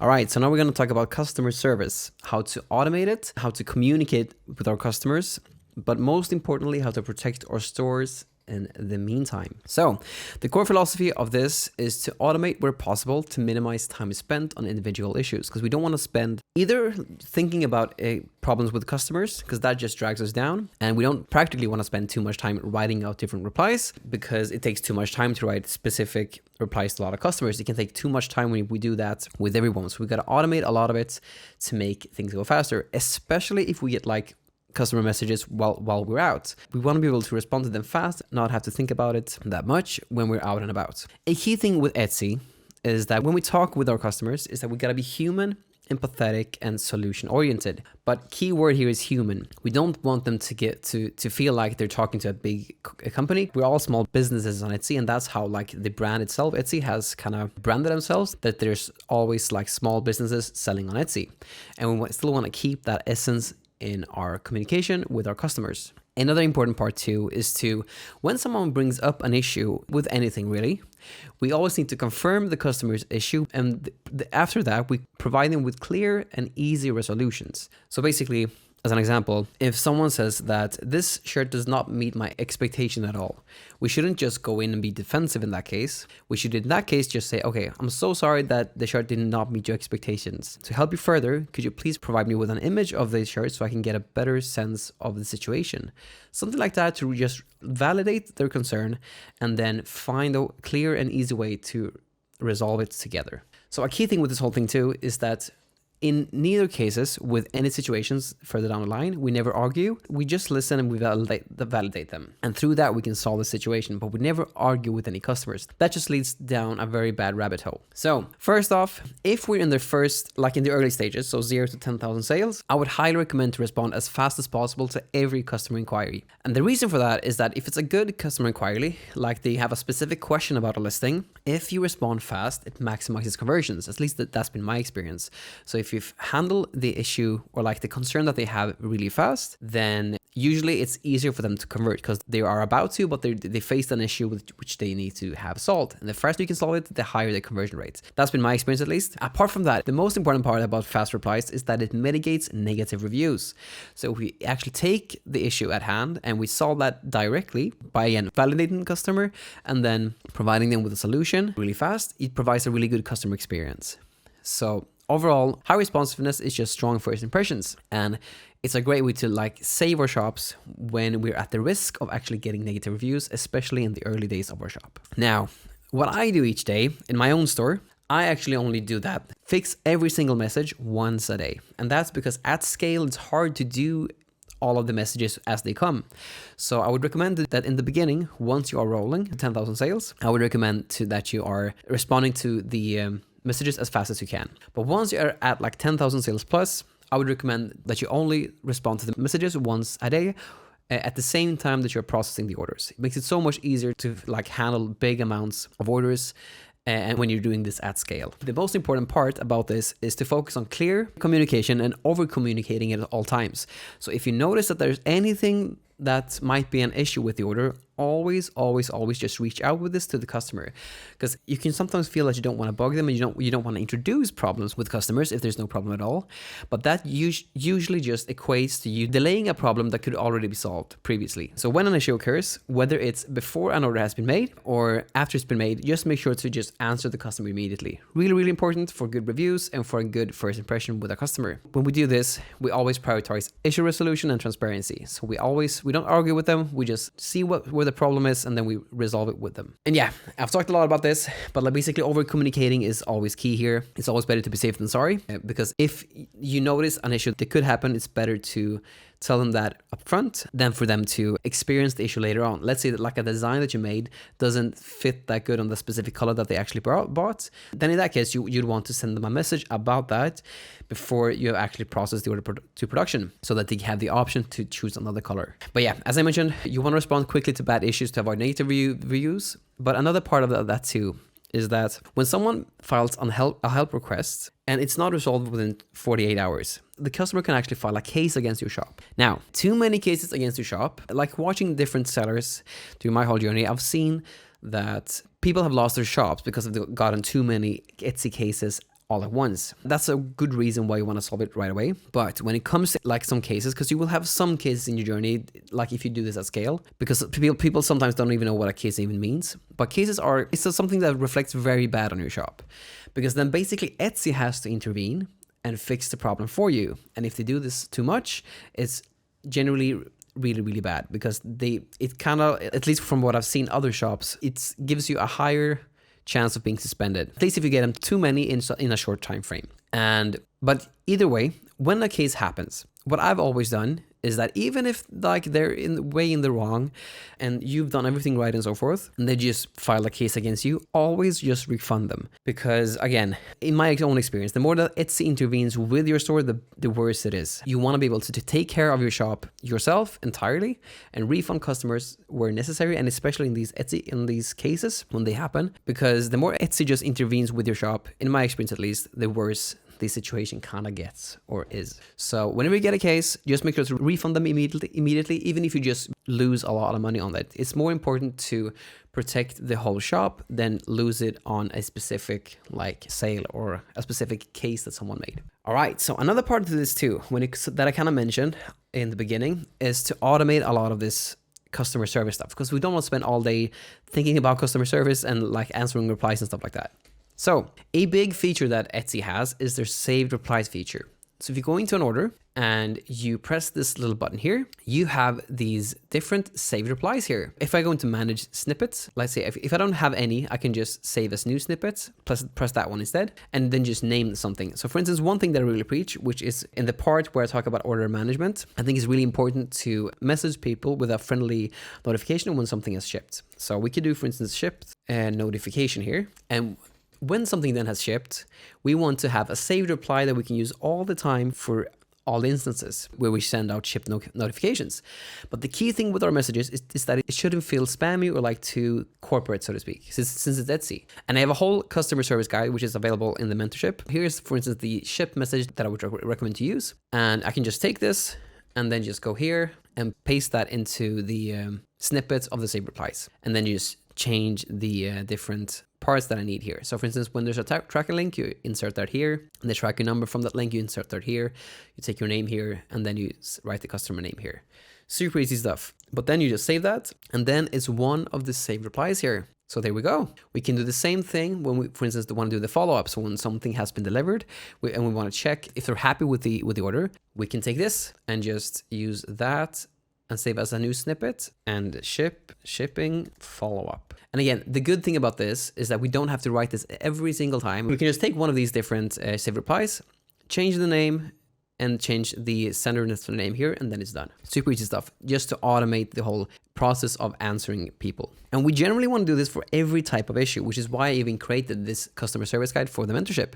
Because for all different types of stuff, whether it's like a package arrived damaged or like the wrong size was delivered, you want to have a pre-saved template for that, so that you can actually just, whenever something like that happens again, you can just use that template and use that same reply for the next time that happens, because issues happen all the time. I have in the mentorship, there's already a customer service guide for all of this. But what you do if you're not a part of that, and if you're not ready to be a part of that, whenever that happens, you have to craft a reply once, and then you save that as a saved reply, so you can use it again in the future. That's all you need to do. And you can even use ChatGPT to formulate these types of replies for you, as long as you teach it how to respond to these kinds of messages. Again, I have a custom GPT in my mentorship as well, only available for the mentorship, but you can also create your own by just teaching it over and over again how it should respond to different customer messages. And through that, you can also get really good customer responses. Apart from that too, something that's really, really important is that when we send like proofs and such things to our customers,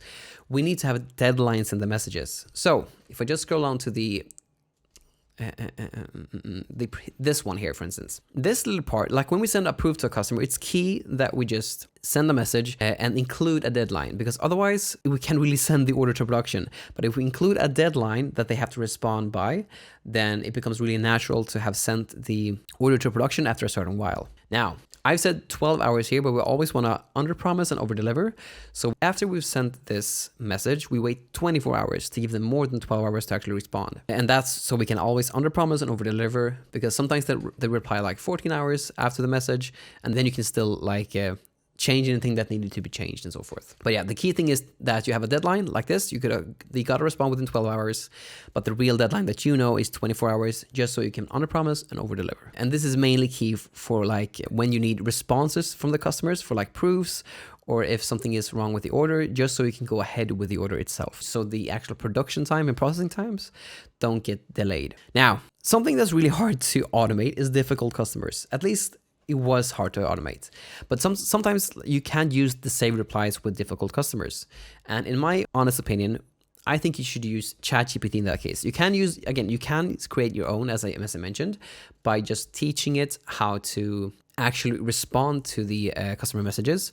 I do have this one that I've taught for several months on how to actually respond to different customer questions and inquiries and stuff like that, and the actual tone it needs to respond in, so it aligns with how it works on Etsy. But either way, you can also use, like I've previously used the free version of ChatGPT and created my own like customer service ChatGPT through that. I basically used the free version previously and just created my own like small like GPT from that and use that every single time, because in those cases you can always just write something like this: please write professional reply to this customer message. Whoops. And then you can say, I don't like this shirt. The good thing about the custom GPT is that it just gives you an automated answer directly. The print is off maybe. The custom GPT here just gives you an automated response to what to do. Because again, in these instances, you actually need to ask for a photo, and that's what it should respond with directly here. Yeah, in a very friendly, casual, but still professional tone, it asks for a photo. And you can still like teach a GPT to do this if you want to.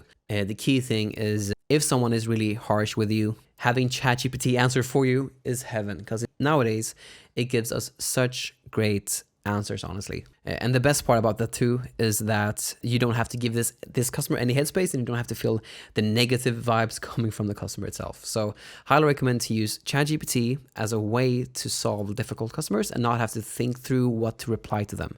And if you're in the mentorship, you have access to this freely, and you have access to this here in the resources section in this part here. So you have access to that there. Another important thing about custom orders is that we should never start custom work before we actually get payment. So one thing that I noticed in the beginning was that a lot of people ask for custom orders, even though something might not be custom. They want to just change things here and there. But a big problem with that is that they ask for that before they actually have made any payments. And what I found in my journey was that if I actually create designs back and forth and I just like create different variations and stuff like that for them, sometimes they just feel like, nah, I don't want to buy this, and they're off. As a rule, never, ever, ever do custom work unless an order has been paid. So if someone wants to custom work, have them order the listing first, and then after they've ordered the listing, send them proofs and do the custom order work thing. But don't do that prior to an order has been made, because a lot of times otherwise they will just leave and you had just made a bunch of designs and a lot of work for nothing. And for custom work like this, I think a minimum of like earning $10 to $15 per item is required for it to be viable to do, because you can charge more for custom work like this. It's really natural to do that. So make sure that you earn at least $10 to $15 on the item that you are selling if you do custom work. And I'm talking $10 to $15 per item, so not in the order total. Like if they buy more items than that, then you should earn $10 to $15 per item to make this worthwhile for you. And as a summary and final tips about this, we want to automate and streamline with saved replies. That's the first thing. Really easy to do, because you can also have the Etsy app, which means that you can just answer people really seamlessly if you have all these saved replies set up. We want to stay proactive and transparent when issues occur. We never want to argue with someone. We just want to validate the concerns and solve them. That's all we do. And a key thing too, again, with this whole thing is that we want to let Etsy interfere as little as possible, because we want to be able to fix our own issues. So cases are reflected really bad in our shops, which means that we always have to solve our own like help requests and stuff like that. And if there's a case that's ever made in your shop, ensure to just refund them immediately, no matter what, because we don't want to risk the shop for one case, because we want to protect the store above all. And overall, just good customer service equals good reviews, which kind of makes sense, but this is in practice what it actually means to do good customer service.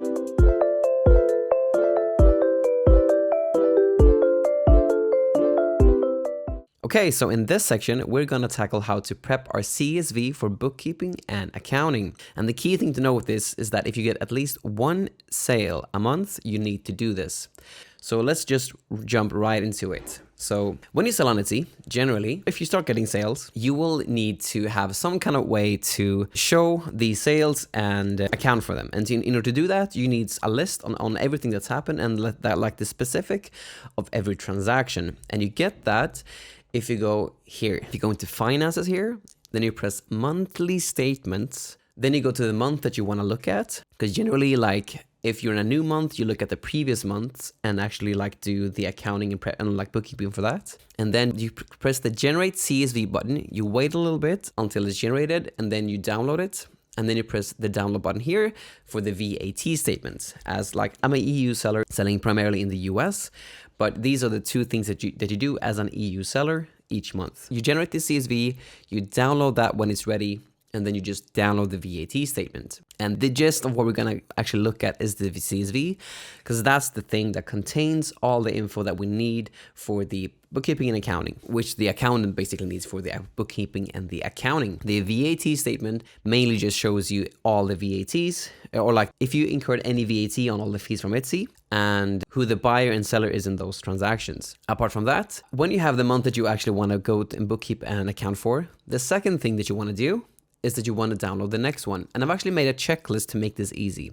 So again, the first thing that we do is generate the Etsy CSV and VAT statement for the current month, which is the first thing that we did here. The second thing that we do is that we download the CSV for the next month as well. So again, this is for November 2024. It's the example statement that I had, so that's why I chose November 2024. And then I do the same thing for December 2024, so the next month. So we download that CSV, only the CSV needed for in this case. So we do that. And then we want to create 3 separate Google Sheet files. So one for the current month, one for the next month, so December in this case, and also one for the previous months. And you generally, like if you've done this many months, you generally have the CSV already made for the previous month. So in that case, you just bring it up. So you have the previous month's CSV statement brought up. And if you haven't had, if this is your first one, you obviously don't need the previous months. But if you have done this for a couple months, you bring up the previous month's CSV statement that you've done this to as well. So that's the first thing. So again, we go to Google Sheets here just to show you. We go here, press blank spreadsheet, and then we press file, import, and then upload. And then we drag and drop the files that we actually downloaded from Etsy, the CSV files we drag them in here. You then go into them, and then once you have actually like uploaded it and went into the file, you'll get something that looks kind of like this. And you do this again for the same thing for December, and you do the same thing for October. So you have all of these 3. So the previous month, the month after the fact, and then the current month. So in this case, it's November, December, and October. Then we make this little checkbox here. The thing that we do after that is that we go into my Etsy statement template. This is the free thing that you can download in the description. So there's a link in the description if you want to download that. But you go into my Etsy statement template and you just go here. The key thing that you want to do is just copy. You press here, you hold down Shift, and then you press here and you copy these. Key things is the headlines. So you take those and you just copy those into the J column here, into the current month that you actually want to work at. So you have this here. Just copy and paste it. Now, the thing that we now want to do is that we actually want to reconcile the time differences. And the reason for that is if we just go here into like the month of November, because of the time differences between like Sweden and how Etsy is calculating their time. I think they're calculating their time zone by LA time, so Los Angeles time zone. Not entirely sure on that, but there's definitely a time difference at least. So the problem is that some transactions actually happen on November 30th. They did not happen on December 1st. This is clearly stated in the financial statements on Etsy. The problem though is that you have to go to December's statement, and underneath that you can see that a lot of, like if you go to the last page, you can see that a lot of transactions actually happen on November 30th. That means that they actually don't end up in this CSV in November. They actually end up in December. This means that we have to take those out of December and add them into November so that the current year's transaction is correct. So what we do is that we just go through all of the transactions that actually, for some reason, because of the time differences, occurred in December's CSV, but it should be in November's CSV. So we go to the last page and we just scroll through until we see that, okay, at this specific transaction, now it says December 1st, and all of the transaction underneath here, we have to take those and put those in November statements. So if I just go through here, I can see that there's 2 transaction fees here.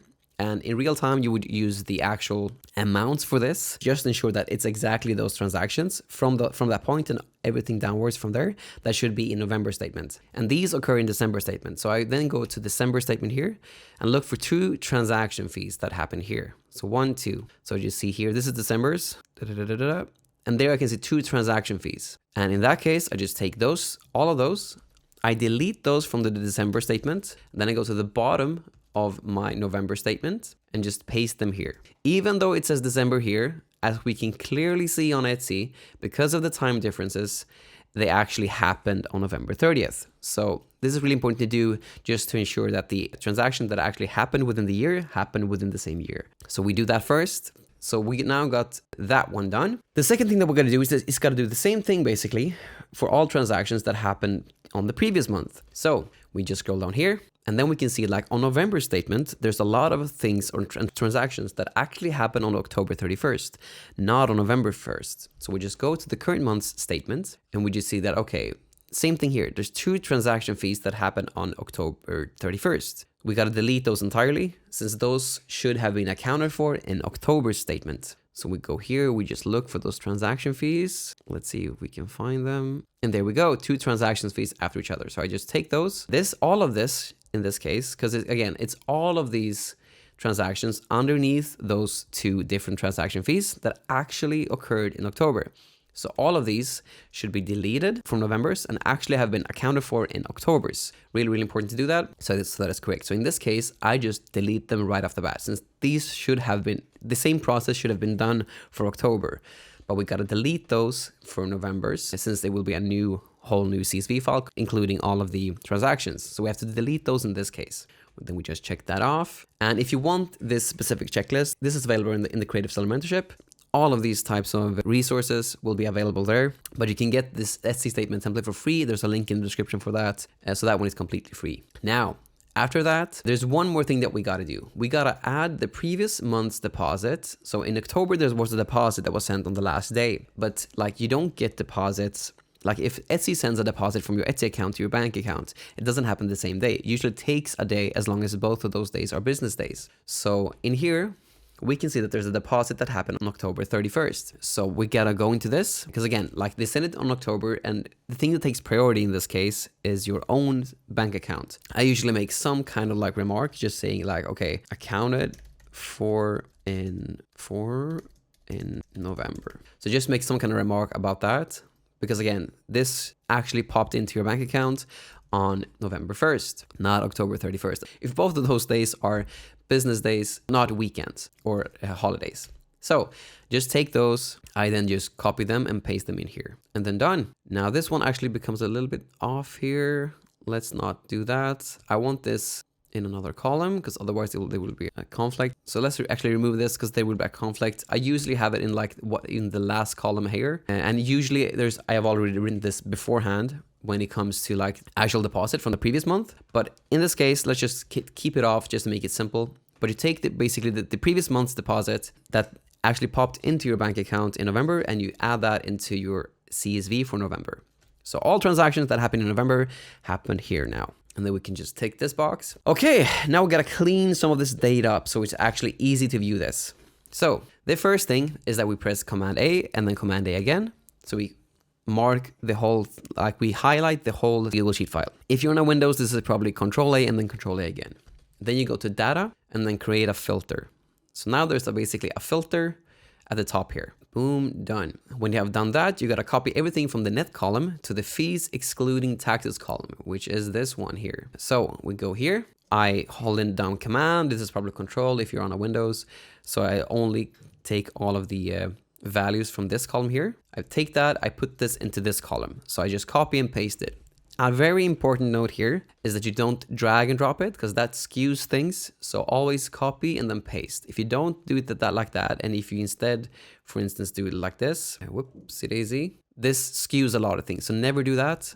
Always highlight the things and then copy and paste it. So that's the first thing. Now we gotta find all the dots, like the full stops, and replace them with commas. Again, I live in Sweden. We use commas as decimals here. If I know that in the US, you generally use dots. So I change these to commas because I live in Europe, and specifically Sweden. So the first thing I do is go to Edit, Find and Replace. And then I swap all the dots for the commas and then done. The second thing is that you gotta take away all the minuses and replace that with nothing to remove the negative signs. So take this and replace it with, and you do this, done. And then you got to remove the currency symbols. In this case, it's SEK, but this could be Euro, like GBP, whichever currency you have in your store, and you replace that with nothing. So I just search for SEK, find, replace all, done. Now, with this, since I live in Sweden, the commas can be a bit weird sometimes. So I got to search here, and you can see that this one pops up right to the very left here.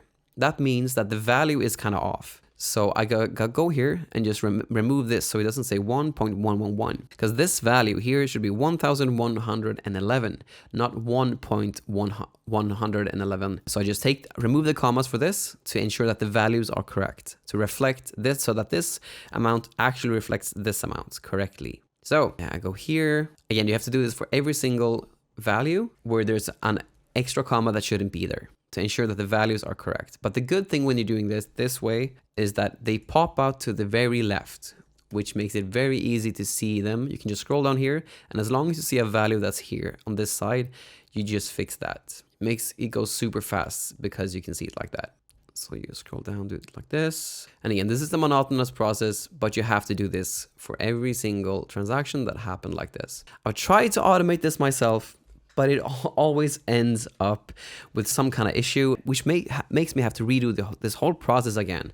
So I just end up having to do it the manual way either way. So I would definitely recommend to do it this way, just to ensure that it's correct, because the numbers here have to be correct. Perfect. Okay, so now we basically remove all the 1,000 separators, the commas, so that the numbers are correctly formatted. So just check this box here. So we basically have formatted this really easy, so we can actually make the sense of this. And again, I'm not sure if I told this, but to simplify this, I just ensured that I just made all of the numbers once, which is why you only see 11111. But this would obviously refer to your actual pricing when you're actually doing this.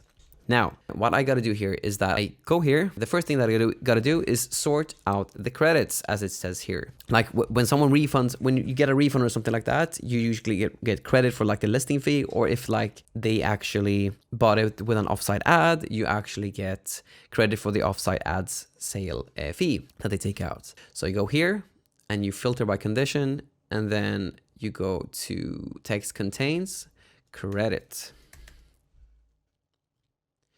And then you go here and you mark this. And again, really important, copy this, delete these, and paste it here. Do not drag and drop it, because if you do, it won't work. It will make the format really weird, and it doesn't work like that. So that's the first thing you do. Check that box. Then you got to sort out the refunds. So I just search for refund in this case. Now there's two parts here. There's a tax refund and a regular refund. So the first thing we do is that we go to the type and we go to just the tax refunds. We take those, copy those, delete those, and then we go to refunds tax here. This is the one, right? Nope. Refunds tax, this one, boom, done. And then we go to, take away this tax one and go to the refund one, just the actual refunds that we got. Take those out, and put those in the refunds sales column, done. Then we go to none, so it doesn't contain anything. And then we select all, so we're not excluding anything. So now we sorted out the refunds. Then we got to sort out the taxes. So what we're going to do here is that we clear all of these. We go to tax. We take all, since all like the refunds here is included, which is why we did this beforehand. But now they're taken out, so all we can do, because this is just a sale tax that's paid by the buyer. Go through all of these, you copy them, you take those out, and then you go to tax, boom, you paste those there. And then you select all, go back to the drawing board. So now we've sorted out the taxes. Then we got to sort out the sales, including the tax, the total customer payment. So we go here, go to the sale, there we go. Mark all of these and put those into this column here, the sales including tax column. Done. Then you got to sort out what you made excluding tax, basically your actual gross earnings. So your sales including tax. So in this case, you just press the column like I did here, and then you see the sum here, and then you just go 158,676.34. Then you take that amount and you just deduct the tax that the customer paid. I'll talk more about this in a sec, and the VAT part and stuff like that. I'll include some parts about this too. But the customer makes a total payment plus sales tax dependent on where they live. And then Etsy automatically deducts that just after the payment was made, and it remits it to the relevant authority. So it comes into our account and they take it out immediately. So we don't handle this at all, which is why we got to take it out. Let me see here. So I just wrote something wrong. 158,676.34 minus the tax 13324.26. That is this amount. And sometimes you have extra things that actually can happen here. So for instance, if you sell to Colorado now, they have this Colorado buyer delivery fee or something like that. And then you basically get another type here, which will be added, which would be called buyer fee. There's also instances where you actually make refunds to customers, but they're actually taken from your bank account, not your Etsy account's balance.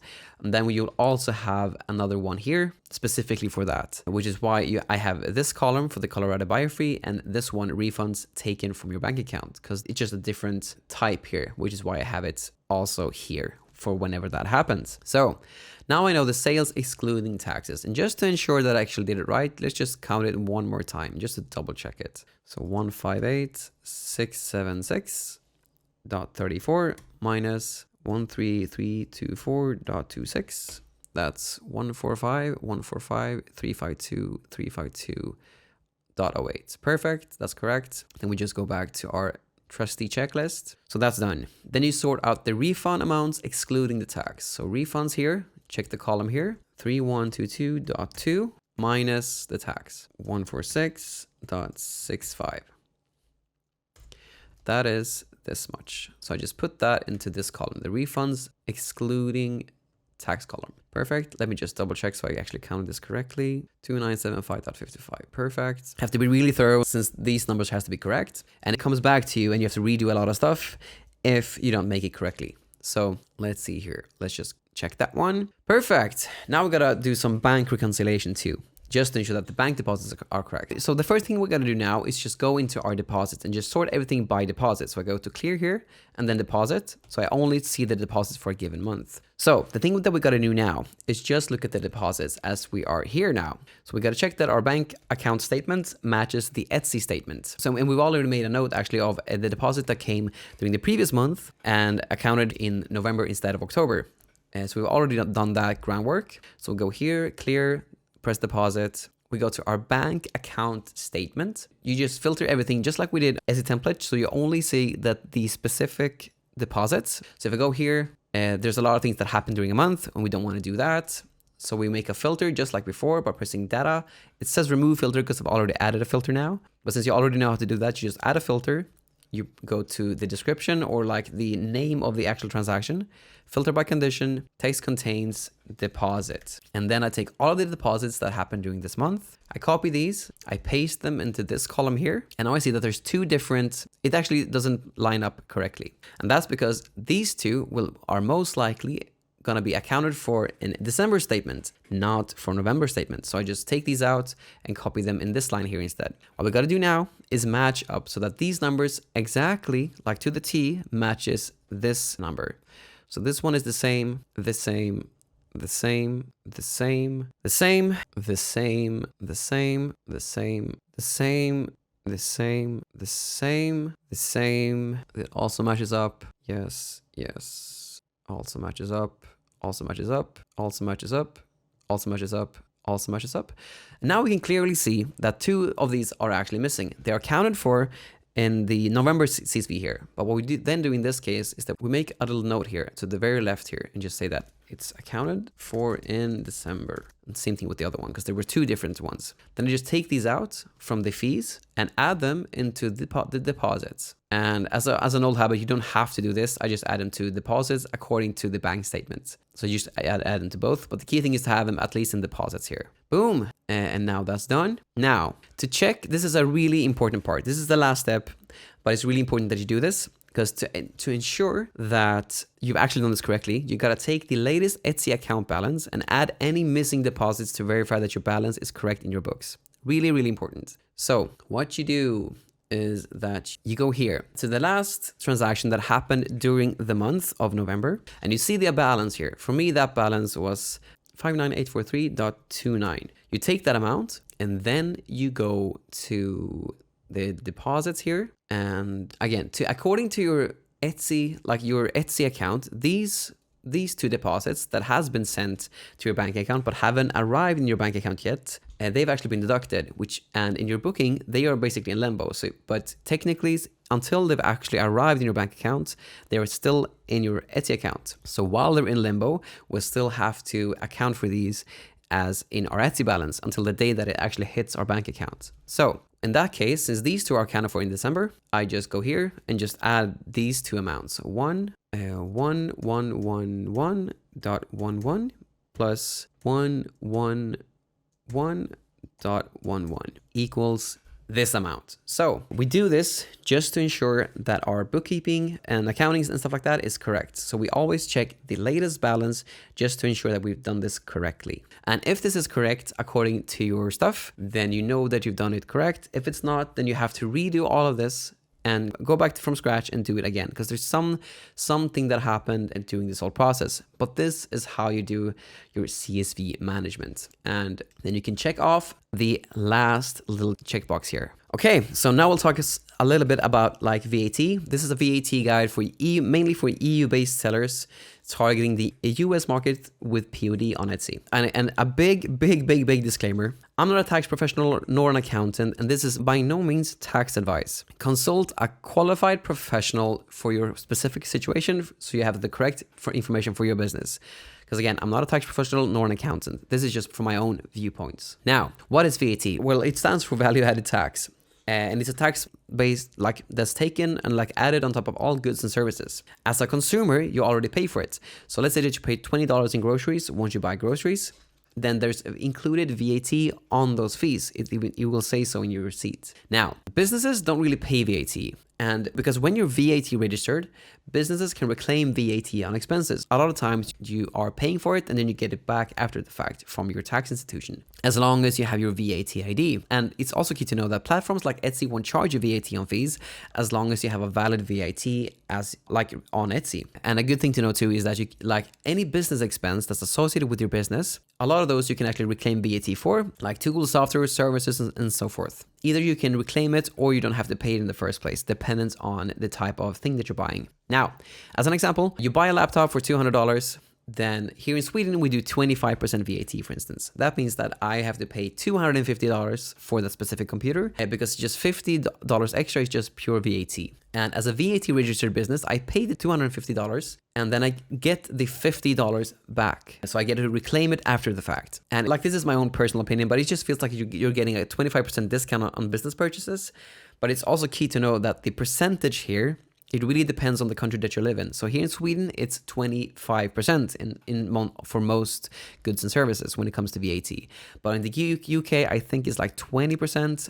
So the percentages vary dependent on the country. Now, if you live in the EU, you're actually dealing with Etsy's Irish subsidiary, which is Etsy Ireland UC. And in that case, you're actually working with another EU country, which means that reverse charge applies. And that just it's just a fancy term, and it just means that Etsy don't charge you VAT upfront on their services if you have a valid VAT ID. And you still actually need to account for it in your reports, even though no VAT was charged on the behalf because of the reverse charge. So you have to account for it even though no VAT was exchanged. And that's because of how the reverse charge works. As an example, let's say that I'm an EU Etsy POD seller and I'm selling out something to someone that lives in Texas. So I live in the EU, but I sell to the customers in the US. Let's say someone in Texas buys a product that I listed for $20. In that case, Etsy automatically adds the Texas state sales tax, which is around 8.2.5. And as a disclaimer there, I think Texas state is 6.25%, but local taxes can bring it up to 8.25 in many cities. So you sell the thing for $20, but the customer actually pays $21.65. Then when you get the money into your Etsy account, your Etsy account balance, Etsy then deducts and remits that specific sales tax, the $1.65, and they remit that to the relevant tax authority. We as the sellers don't handle that at all. They do that. And meanwhile, because I am VAT registered too, I can reclaim VAT on my business purchases, like I mentioned before. But the key thing that I really want to hit home with is that you don't have to incur the VAT on your Etsy fees by having a VAT ID. Because if you would have it, you would incur a lot more fees, and you would incur an extra percentage on your Etsy fees. Here in Sweden, that would be 25% extra on every single fee that they charge, which would be the transaction fee, the shipping fee, the Etsy ads, the listing fees. And there's just so many fees that they have, and every single one of them would have an extra 25% cost to them. If you don't have a VAT ID in your store, it makes it really hard to do without a VAT ID if you live in the EU and sell primarily to the US. yeah, just like I mentioned, like Etsy charges you VAT on their fees. Like as an example, like I know that in like 2024, I did around $50,000 in just Etsy ads fees, just one of the fees. And if I wouldn't be VAT registered, I would have to pay an extra $12,000 just because I wasn't VAT registered, because they have to charge me VAT in that case. And again, that's just my real profit that I would just plainly lose if I wasn't VAT registered, which in my case, I of course am. So it's also key to know that so VAT, basically, it's, as I mentioned, you don't have to be that, and you can be that. It's an optional thing. So it's not required immediately, but the key thing is that there's different thresholds when it comes to this. So after a certain amount of revenue in your shop, you have to be registered for VAT. So it's easier to just do that from the get, so that you don't have to incur all the fees, so that you have the infrastructure of your shop set from the get before you even start this. And the key thing to know too, again, this can definitely differ from country to country, which again, I'm not a tax professional nor an accountant, so this is by no means tax advice, but I think you have to do like a quarterly revenue reports. If you live in the EU and sell on Etsy, then you have to do quarterly revenue reports to your own tax office where you live. And that's also like, you do quarterly filings. This can also depend from country to country, because you can do sometimes do annual or like monthly and stuff like that. But how you reclaim your VAT is that you file reports about your VAT so that you can actually reclaim or pay VAT dependent on your situation. And you do that through VAT reports that you do either like monthly, quarterly, or annual. And that depends a lot, like the regulations and stuff like that depends a lot on where you live. So definitely talk to an accountant to get the best information about your business and how it works where you live. But usually like the reports are quite simple once they're set up, but preferably I would strongly recommend that you use an accountant, because this is just a lot to get into, and it just fast tracks a lot of the process, which also enables you to focus on that one thing that actually will drive the business growth, which is just focusing on doing Etsy, not doing the accounting of it. Like having a good accountant will help a lot to actually grow the business, because you can just focus your time on the things that actually matter most, which is growing the Etsy business. But some actionable steps to this. Register for VAT ASAP if scaling. That's definitely something I would recommend. Preferably you have it already before you even start Etsy, so you don't have to incur the VAT fees. Add your VAT ID onto Etsy to avoid the charges, so you don't have to incur them once you have the valid VAT ID. And you do that in the country that you live in, that you register for VAT. And then track VAT on all business expenses so you can actually reclaim it after the fact. And then you file quarterly or annual or whatever reports to stay compliant. And again, the interval for actually filing these VAT reports or like the filings can differ from country to country. So definitely talk to someone dependent on where you live, so you have the most accurate information dependent on your situation. Now, some final takeaways. So VAT registration is a major business advantage. You can reclaim, in my case, since I live in Sweden, I can reclaim 25% on my business expenses like computers and stuff. That's primarily used for my business. You avoid unnecessary charges. And again, this is a big one when it comes to Etsy fees. It highly improves your margins. Like it highly improves your margins, because it makes it a lot harder to sell on Etsy without a VAT ID if you're a US-based seller. Then you can just invest those saved profits back into your growth. That would be like a rundown on how VAT works. But again, I'm not a tax professional nor an accountant, so I would strongly recommend that you talk to someone like that in the country that you live in to get the best info for your business.